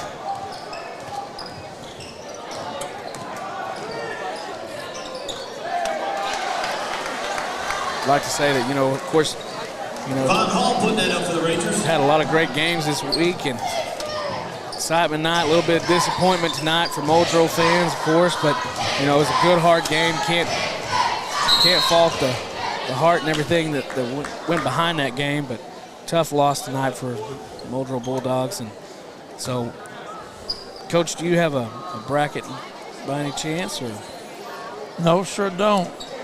I know that Central boys got beat today by Gore boys, and Gans boys lost to Stigler boys. So that means that For the Diamonds. tomorrow night it'll be Stigler and Gore in the boys' game, it'll be 8 o'clock. and the girls' game will be Central and Vian. And I think that's the only games tomorrow night. Yeah, we just have 2 games tomorrow night, and then we get ready for a long day on Saturday. And I think what we're going to be doing on that one, we may do 2 different streams on that one, where because we have a little bit of a break in between. So Yeah. so we'll be doing those 2 because we have an early part and then we have a later part. So I think we're going to be doing 2 separate streams for the third place game and for both boys and girls, third place games, and then we'll be moving to the championship game on a separate stream. So all those things, stay tuned, but definitely come back tomorrow night as we will see, as Coach said, Central Tigers and the Lady Tigers, the Lady Tigers and the Lady Wolverines will be here at 6:30. Then, of course, we have Stigler boys and Gore at 8 o'clock tomorrow night. Man.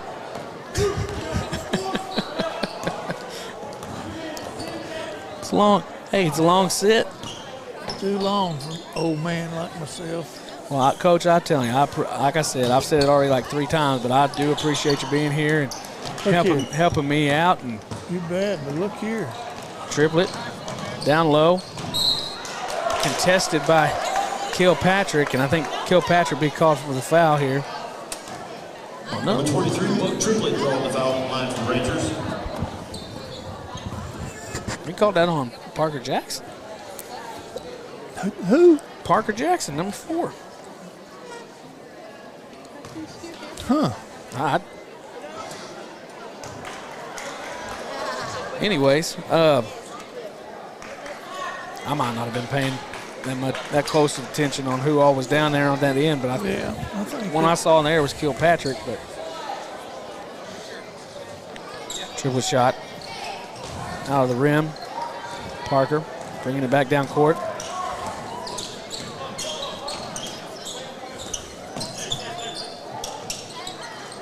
Kilpatrick shot, no good. Wiggins.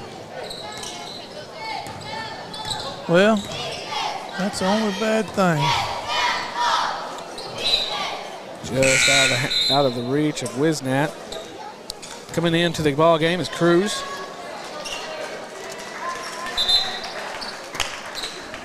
Well, so now we got a little bit of time here, Coach. I want to talk about our sponsors real fast, and then You bet. And then I'm going to talk a little bit about the future on this bracket that we got to look forward to. So, first off, Armstrong Bank, wonderful, wonderful job this week, continuing to support the community, support us, and support our area schools and communities, programs, and all across Sequoyah County, and especially right here in Muldrow. And we want to say thank you so much for doing those things for us and wonderful hospitality that they have shown to all of us here. And I want to say a special thank you to Cottonwood Design, Mark Hallam and Farmers Insurance, Midland Motors, Nodda's Farmhouse, Eastside Free Will Baptist Church in Muldrow, Valley Family Dental in Fort Smith and Rowan, Agent Mallory Martin Funeral Home, and Cox Corner Store here in Muldrow. Show them the skill. Taking it down the court and putting it up for Rangers.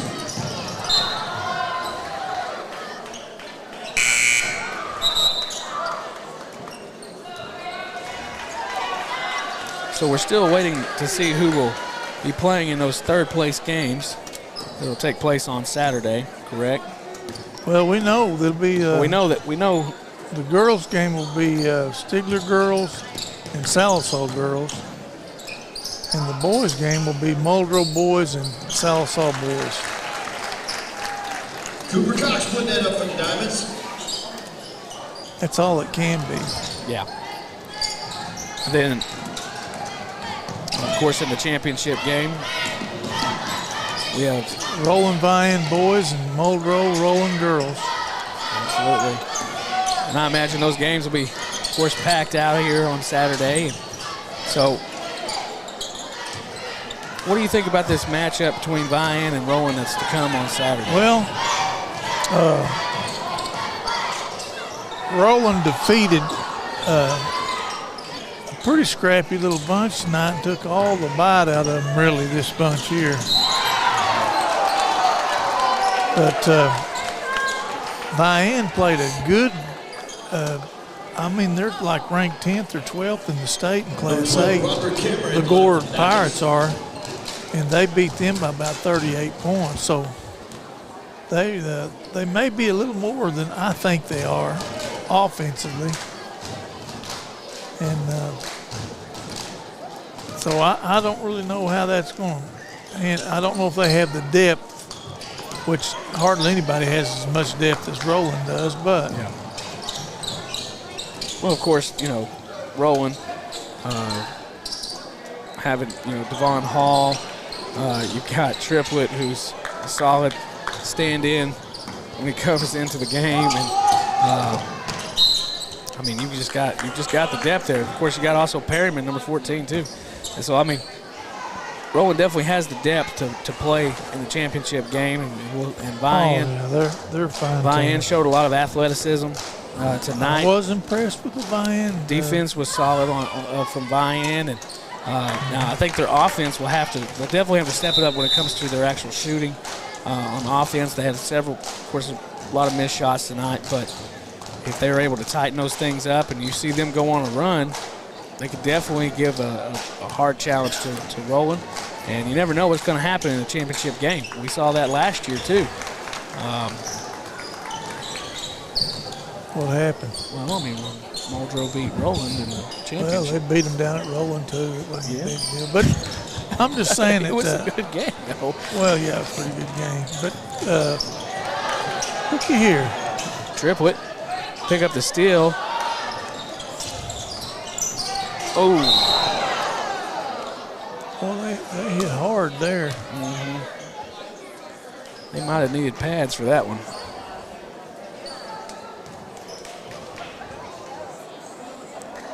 Well, now with this. Kind of a helter-skelter moment there.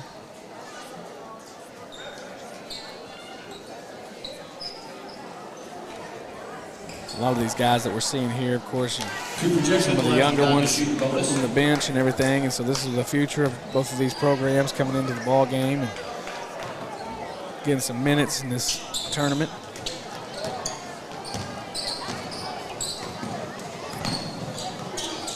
One thing I can figure out is there must have been a sale over at Academy or something on pink tennis shoes. Yeah, I know. I see a bunch of them. Both sides. Yeah.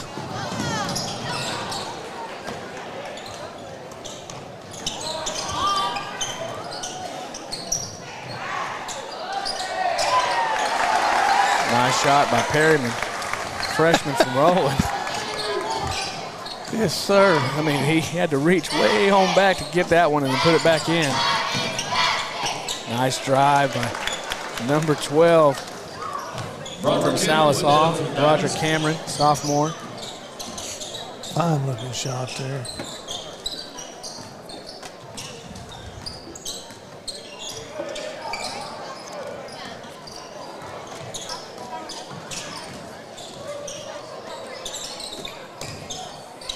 Triplet. Goes into Cruz.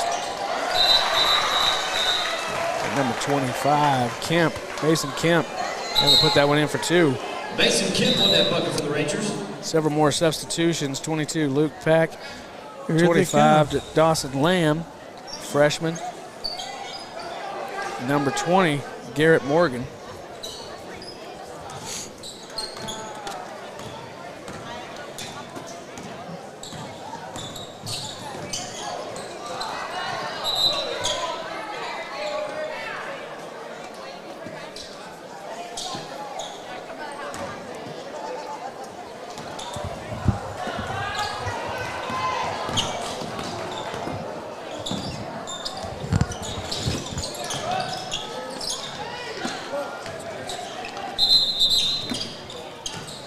That was a nice shot. There was no way you could block that shot. But there was only one problem with it. What was that? There was no way you could make it either.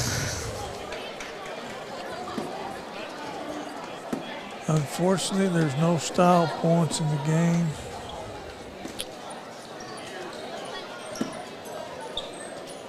And I'll tell you something else, Chris. This game tomorrow night, or I should say Saturday afternoon, between the Muldrow boys and the Salisaw boys, don't judge Salisaw by the day. Well, I mean, we were talking. Don't judge them by the day. I've seen them play. I know. They started off a little bit. They got shellacked there early with giving up too many fast break buckets, and everybody got on to each other because, you know, there's something bad wrong when that continues to happen. So they won't be what you may have saw today. They come back with a resolve against their old rival, old Muldrow, and they'll give them a good showing. Well, and we actually saw some of that early on in that last part of the first half and the first part of the second half, where you really saw Salisaw coming back with kind of a different kind of mentality or something. You know, they old coach does a good job with them. They play hard on defense, and usually they'll get a good shot on offense, but things just went bad on them today. They couldn't stop Kyrie from getting to the goal. He just, every time he turned around, he was shooting a layup. Now, you talking about disheartening. Yeah. You have to work for your shots, and you're giving up point blank bunnies. That'll hurt you. Well, as we're under 30 seconds here, so for all of our viewers out there, we'd love to see you back here tomorrow night, starting at 6:30 p.m. when Central takes on Vian in the girls bracket, and also Stigler taking on the boys from Gore at 8 o'clock tomorrow night. You can catch us right here on the Muldrow Communications YouTube page. As always, go ahead and hit that bell so that way you can receive notifications every time that we start up a stream. That way you don't miss out on any of the action this week. So we go into Saturday for the third place games and also the championship games happening all four right there on Saturday. All right, well, we got 17 seconds left. I figure hopefully we'll kind of take it out to the end here. But, Coach, I want to say special thank you for all that you do and helping us out and volunteering for your time here. And I want to say thank you to our second half of tonight. We have a different production crew, so we want to say thank you to Paige, Lily. And at the buzzer, Mason Kemp. Michaela, and of course my wife, Erin, who we couldn't do it without her. She's the producer, she's the ringleader on all this, and so thank them so much for all that they do. And Coach, we look forward to seeing you later on this week. All righty, see you Saturday. All right, we'll see y'all later. Thank you to all of our sponsors, Armstrong Bank, of course, Cottonwood Design Co., Mark Callum Farmers Insurance, Midland Motors, Nodda's Farmhouse, Eastside Free Will Baptist Church in Muldrow, Valley Family Dental in Fort Smith and Rowan, Agent Mallory Martin and Cox Corner Store in Muldrow. And this is us signing off, and we hope to see you tomorrow night at 6:30.